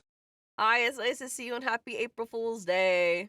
Nothing happens to her. Sister Mary probably didn't want to snitch on her, you know, because they're roommates. That's kind of cute. And a huge shout out to Leonardo.ai for sponsoring this video. If you make videos and you want to make... She's like, it's okay, baby. You can keep the money. That's crazy. I look different. No, I don't. I look the same as I do every day, you know? So this YouTuber is in big trouble. He allegedly tried to unalive a cop. Now, the guy's name is Eric, and Eric's an influencer living in New York, and he's very popular on YouTube. almost 3 million followers. And he does videos where he like tours luxury homes, he does walkthroughs, and these aren't just like pretty nice houses. Some of these are like $500 million mansions. And so this is a really good gig for him, because over time his channel has been growing and he's been getting really successful. Here he is with his YouTube play button after hitting 1 million That's super subscribers. cool. In fact, he's been getting so popular that on his channel he does a workout video with Chris Hemsworth. Pretty cool. Not to mention he's huge on TikTok, 1.3 million followers, and Instagram with almost 1 million followers. So clearly, bro found a decent niche for himself and he's doing really well. Until one day, Eric screws it all up. Earlier this year, he puts out a video on YouTube, and in it, he announces that he's been sober from alcohol for several years. 1,444 days sober. Also, this is really commendable. If anyone is out there, you know, battling like addictions with sobriety, like that's a big freaking deal. 1,444 days. Good for him, man. Sober from alcohol today. And you know, good for him for getting his life together. But then, just a few months later, he apparently falls off the wagon. Because he's driving his Jeep around town one day, and police pull him over. And they find that old Eric is anything but sober. And one news source says he was drunk driving, another news source says he was driving while high on Zaza, so it's not the likely one Zaza! of those two things. Regardless, he was allegedly operating a vehicle while intoxicated on something, and so bam, they arrest him. Now, this has nothing to do with him attacking a cop, this is just him falling off the wagon. We'll get to the thing about him attacking a cop. Anyway, so soon after this, he gets out of jail on bond. And he posts about his arrest like 1,000 times on his Twitter. I guess he's upset about it. He claims that police put the cuffs on him too tight. And you can actually see in this picture here he posted, he's got a bruise on his wrist there. And he says he's suing the police for violating his constitutional rights. Okay, bro. But then, a few days later, he screws up again. And this time it's much worse. Because he's driving around New Hampshire for some reason, and he's speeding. He's doing around 60 miles an hour in a 35.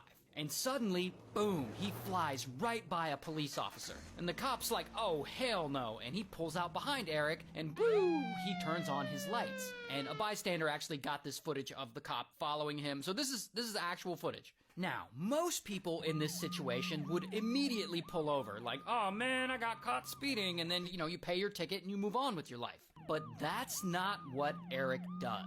Instead, Eric's like, f the police, and he just keeps on driving. So this cop was like following him for a while, and finally Eric's like, alright, and he pulls over. So then the police officer pulls up and he orders Eric to get out of the vehicle. Then I guess Eric changes his mind and he's like, fuck the police again, and he drives away again. So now the officer's got to get back in his car and chase him, hoping he'll finally give up and pull over. About 8 miles later, Eric finally does pull over again. But he pulls over to the oncoming lane for some reason.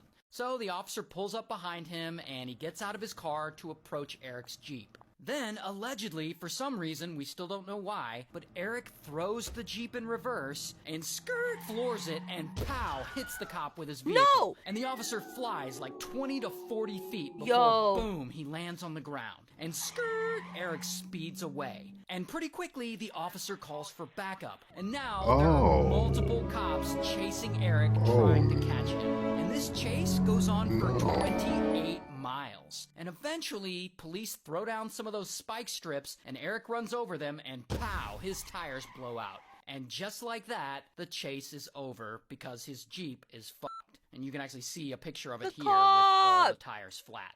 And so, bam, they arrest him. Here's his mugshot. A Bartlett police officer is out of the hospital after getting hit during that chase with a popular YouTuber accused of trying to kill him. Oh, but the story gets even crazier. Because Eric gets charged with, among other things, attempted murder of a police officer, which is a huge deal. And the police officer survived, by the way. I think one of his legs ended up being injured, but other than that, he's alive. Anyway, 3 days later, Eric has an arraignment hearing. And at this hearing, he's talking to the judge, and he allegedly starts telling the judge all kinds of crazy shit. He tells him that he's a popular YouTuber, that he's a public figure. He encourages the judge to look him up and look at his online following because he has millions of followers. Like, I'm not sure that's going to help his case. No. He apparently also tells the judge that this is all one big misunderstanding, that he's Eric, but that the guy they're looking for is apparently a different guy named Eric. Like, he's a popular YouTuber, the other Eric isn't, I guess. And he lives in New York, while the real Eric they're looking for lives in another state. I don't know. Like, his excuses are weird and confusing, so forgive me if I'm getting any of them wrong. But at one You can't arrest me, I'm the famous one! Like, that's...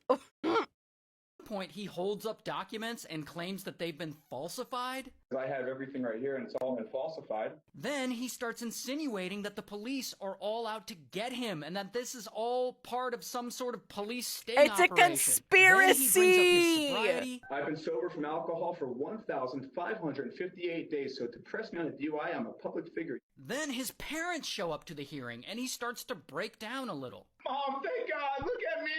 Eric, they're here to help you. I mean, clearly, the whole thing is just a circus. Now, at this point, someone, I'm not sure if it was a judge or an attorney, they bring up his mental competency. Because nothing he's saying is making any sense, and his behavior's been erratic, and he's acting a bit odd. And for some reason, bringing up his mental competency sets him off. If anyone dares try to test my mental competence, I will eviscerate every single person with my intelligence right now.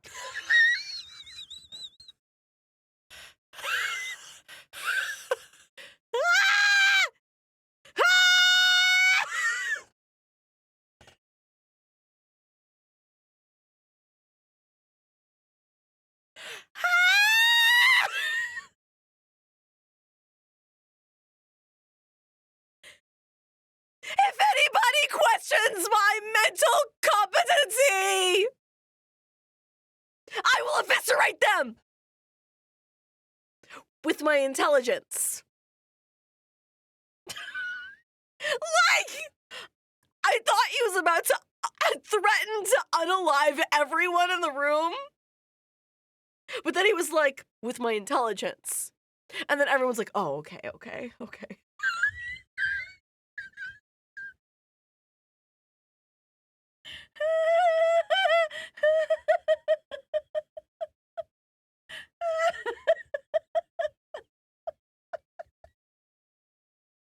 I will unalive everyone in this room with my intelligence.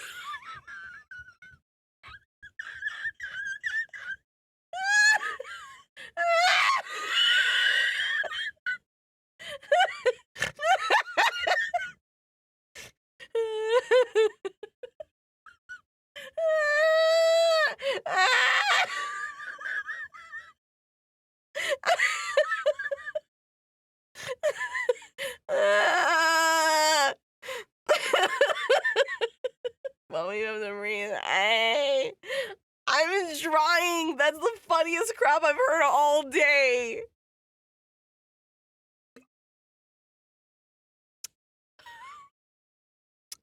That was crazy. Please. It's something off. If anyone dares try to test my mental competence, I will eviscerate every single person with my intelligence right now. And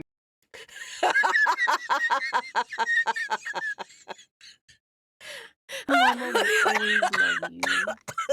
Sprinkler Bell resubscribed. Sprinkler Bells says you'll unalive us. But we all subbed. Happy 5th sub-month anniversary. Thank you, Sprinkler. Like, imagine, like, getting in a game with somebody. If you dare prove yourself better than me in this FPS game, I will eviscerate you with my intelligence. I'm done. And that's not being egotistical. I will eviscerate every single person with my intelligence. See? It's so funny.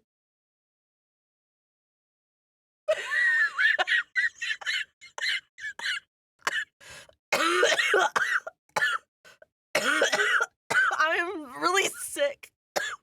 And I was trying not to laugh today. I was trying really hard not to laugh today. I lost.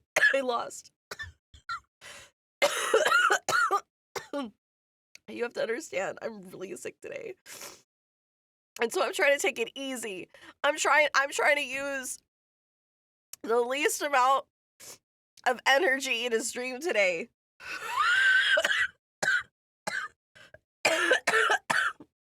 And it broke me. That moment broke me. Woo! That was good. Look at fucking Rick Sanchez over here. Now, why is Eric crashing out so hard? Like, why is he acting this way? Well, all we have right now are theories. And on the internet, among his fandom, this is the leading theory. A while back, on his Instagram, he was posting some things like this. So you can see in this picture, he's got a pill in his mouth and a prescription bottle in his hand with the caption, "Yeah, the pharmaceutical industry tried to gaslight me that I need medication too, when all you need is some discipline of your emotional state." So what is that bottle of meds in his hand? Well, the internet is saying that it's olanzapine. Now, I can't confirm that it's olanzapine, like I've zoomed in on the label, and you can compare it to an actual image of a bottle of olanzapine. Like, it looks similar to me, but I don't know. That's just what everyone on the internet is saying. Now, why that matters is olanzapine is an antipsychotic used to treat the symptoms of schizophrenia. And so, the leading theory among his fandom is that he had been prescribed antipsychotics for symptoms of schizophrenia, and that he's recently decided that he's gonna stop taking them and go all natural, because I guess he doesn't trust the big pharmaceutical companies. Big and pharma. that him quitting his meds caused him to fall off the wagon and act out in all kinds of ways, like running over a cop, for instance. But again, the voices told him to. Regardless, he hasn't been to trial yet, so all of these accusations are alleged. However, these are some very serious charges, so I think his days of being a YouTube star, they might be over. I'm telling you, man. Yeah, he's like got the voices in his head telling him to, like, you know, run over cops, and I think it's the voices, honestly, that are the ones like questioning his own competence and competency, you know? Like, the voices right now are telling me to go to bed. Ridiculous. Those voices, like, those pesky voices. So, one more, and I might consider going to bed, but one more. Una más. Which one? This one says Mafia Boss. So I'm gonna hit this one. If you've ever seen mafia movies like The Godfather or Goodfellas or even The Sopranos, then you probably thought, oh, it'd be so cool to be in the mob. But what if you worked your way into the mafia, unalived a bunch of people, and then got caught by a Google streetcar? This is wild. Okay, so this guy, his name is Gamino. And Gamino, he's in his 40s, he's from Italy, and Gamino's also kind of a hard ass. He's the crime boss of this mafia clan in Sicily, and he's caught up in a feud with another mafia in the area, so he's doing all kinds of illegal stuff. Like sometimes, blam, he's gotta take a few guys out, because that's what you gotta do when you're up in that mob shit. And like at one point, he's allegedly involved in murdering an anti-mafia judge, which they do by placing a bomb in the guy's car and kaboom. No more judge. So yeah, Gamino's hardcore. He doesn't play around. And because he lives this crazy mob life, that also means he's in danger of either getting unalived or getting busted. And one day, in 1998, Gamino is hiding out in Barcelona, and it finally happens. Bam! He gets busted. And I believe this is his mugshot. And so he gets shipped back to Italy so that he can go to trial, he gets found guilty, and they throw him in an Italian prison. And so Gamino's there for a few years, serving his time, lying low. But here's the thing with that. Gamino doesn't really like prison all that much. Like, it's not for him. So then, in 2002, something kind of crazy happens. An Italian film production company decides to shoot a feature film, and this movie is set in a prison. So they need a real prison to film in. And so this correctional facility that Gamino's in, I guess they decide to rent out their place to this production company. So then this big film crew comes to the prison and they set up all their equipment and they got all these actors and these extras and they start filming this movie there. And so suddenly all these random people are just floating around all the buildings and the whole prison gets pretty chaotic. And I guess one of the prisoners starts thinking, you know, with all this chaos going on, it feels like it's the perfect time to escape. And so boom, this dude suddenly starts trying to scale the walls. So then pow, the guards hit the alarms and the alarms are all going off and they all rush to the wall to try and stop this one guy from escaping, and this creates a ton of calamity. And Gamino's watching all this and he's thinking, hey, maybe I could escape. See, here's the thing about prisons in Italy. In the US, most prisoners wear like standard orange jumpsuits. But in Italy and most of Europe, prisoners actually wear their own civilian clothing. Like within reason, I don't think they're allowed to just show up in like a thong or something, but they wear their own clothes. And so Gamino low-key slips in with all the movie extras and film crew. And because there's this prison break going on, the prison staff go to the film crew and they're like, all right, for your own safety, you all need to get the hell out until we can fix this issue with the guy trying to scale the walls. And so then the guards usher all the civilians out of the prison and they unknowingly usher Gamino out with them. That's so funny. It's so stupid, it's almost genius. Regardless, now he's finally a free man. But he knows he needs to get the hell out of there and probably get the hell out of Italy altogether. So he flees. He flees Italy and he makes his way over to Spain. And Imagine there, over the next few years, imagine just walking out of prison. Starts making a new life for himself, away from everyone he once knew, so that no one will ever find him or figure out that he's a wanted ex-mafia boss. And so he finds a little town right outside of Madrid where he can live, and he changes his name, he cuts off all contact with his family and everyone he used to know back in Italy, he gets a job in a restaurant as a cook, he eventually meets a nice woman in Spain and he gets married. And then even more years go by, and he opens his own restaurant, like an Italian restaurant where he specializes in pizza and Sicilian food, because, you know, he's Italian. And when that restaurant fails, he opens another little business, a fruit and vegetable shop called El Huerto de Manu, or Manuel's Garden. Manuel is what he changed his name to when he fled to Spain. Regardless, things are going great for him, and he's living like a pretty normal life. Meanwhile, back in Italy, it's like 2014 at this point, and the Italian feds are still looking for him. In fact, Gamino is of the top 100 most wanted people in Italy. But like, who knows if they'll ever find him? Until... It's now 2018, and 2 decades have passed since this all started. And Gamino, he's almost 60 now.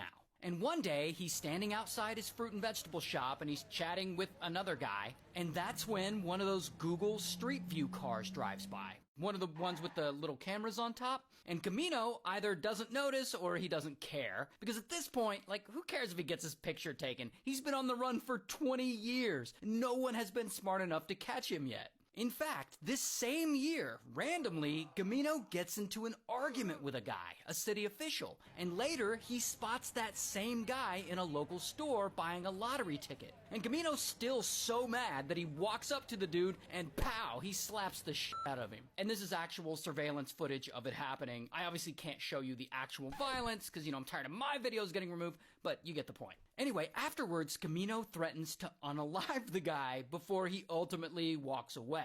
I guess he's still got that mafia in him. Now, it's insane to me that he even takes this risk, knowing that he's still technically a wanted man, and that if he ever gets found out, he'll go to prison for life. Regardless, Gamino does get in trouble for this. I guess the other guy presses charges, and they go to trial, and Gamino ends up getting a small fine.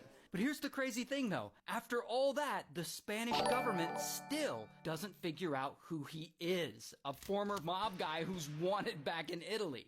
Okay, but then, a few years later, in 2022, the Italian feds get a little tip. A tip that Gamino is still alive and that he's now living somewhere in Spain. And so now the feds just need to figure out exactly where. And so they keep researching and they keep digging, and they hear that he might be connected to a little fruit and vegetable shop in a small town outside of Madrid called El Huerto de Manu.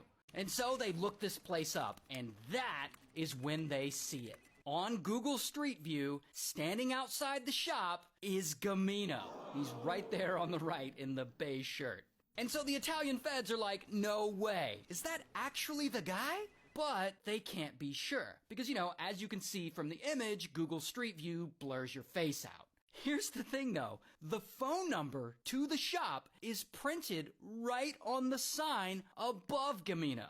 Like literally his phone number is right above him. And so the feds, they get this number and they Google it, and that number is the same number for a restaurant in the same area that closed down a few years before. An Italian restaurant that specializes in pizza and Sicilian food. The same restaurant Gamino used to own. And his picture is still up on the Facebook page. That's and crazy. And the Italian feds see this and they're like, Mamma mia, that's the guy we've been looking for. Okay, Emerald Enforcer. Okay, who put my mod on this freaking stream? And so they hit up Spanish police and they organize this whole raid, and then they swoop in and bam, they arrest him. And I don't have a mugshot of him, but here is some footage of him being escorted by police. An Italian mafia boss who's been on the run for decades has been arrested after he was spotted on Google Maps in Spain. And so then he's extradited back to Italy, where he's sent back to prison to finish serving his sentence for life. If you've ever seen mafia movies like... Wow. And he almost got away with it too if it wasn't for Google Maps. Yeah, that was a spicy meatball, man. Yeah. Well, that was lovely. We love that. Okay.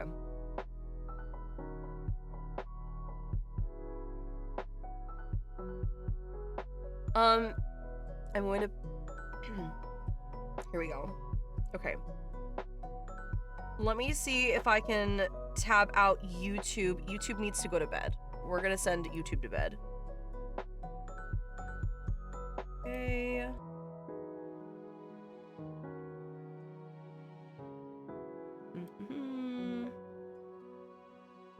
Let's see. It should be on live.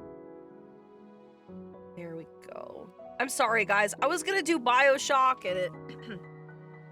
I just haven't been feeling good. Still. I don't know. I was telling you guys earlier. So, I got sick with strep and the flu at the same time. And so, I'm still on the medication for strep, but I'm getting rid of my flu now. Or my cold, or whatever it is, man. And so... I know it feels really unfair because like I'll be like fine for like 5 days and I'll like stream really well for like 5 days and then I get sick and then I've had to like take time off. So, I've been getting a little better, but my nose is still like, and it's still kind of hard to do stuff, but it is what it is. Well, really quick, I know that I'm like, this has nothing to do with anything, but I have a doctor's appointment on Thursday, and I need to write that down. Hold on. While I remember...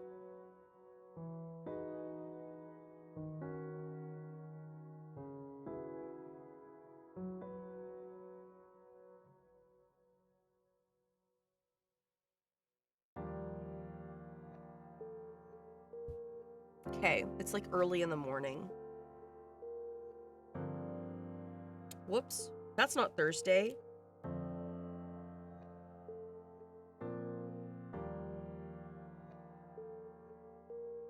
I wrote it on the wrong day. Sorry, bear with me. I have to do this right now or I won't remember. You don't understand, like I'm sick. So it's gotta go on my calendar right now. Okay. Alright, it's on my calendar. What happened to my eyes? What do you mean? Thank you for the well wishes. I will attempt to get better. So, alright. I'm going to... We get to return the favor of what? Getting sick? Did you get me sick? Is that what it is? Salad fingers mama. Okay, that's nice. Thanks. There's nothing wrong with my face. Happy April 1st. Okay, I'm gonna go ahead and end the stream over on YouTube. So thank you for everyone on YouTube coming by. I'm gonna end the stream. It's been 5 hours. I did good noodle things. So, all right. Bye, YouTube. I will get to BioShock eventually. Okay. Okay, I streamed for 1,000,000 years today. Okay. And then I need to find somebody to raid. I can find somebody to raid. I can do that.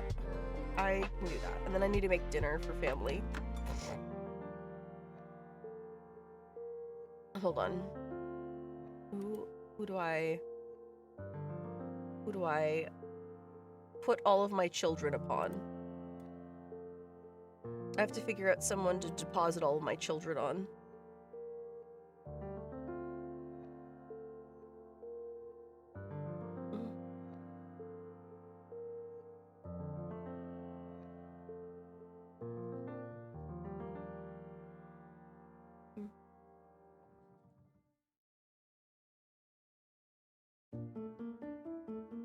Do you guys want to go see Cotton? Or do you guys want to go see HF? They're both streaming this game called Emissary Zero. So, Cotton? Cotton. Okay, let's go raid Cotton. I hope you guys have a good time at Cotton's. You are the sweetest little cutie pie. Verlander626 says I hope everyone has a wonderful day/night. Especially the amazing One Punch Latina, Ray watching, totally first time streaming, April Fools enjoying Mama, Cha. One Punch! You guys are silly. Silly geese. I hopefully will be able to stream tomorrow. I have no idea, man. I'll see if I can let you guys know on Discord, post some kind of schedule. But until then, have a good night. Mama loves you, and have a great rest of your day. Bye-bye!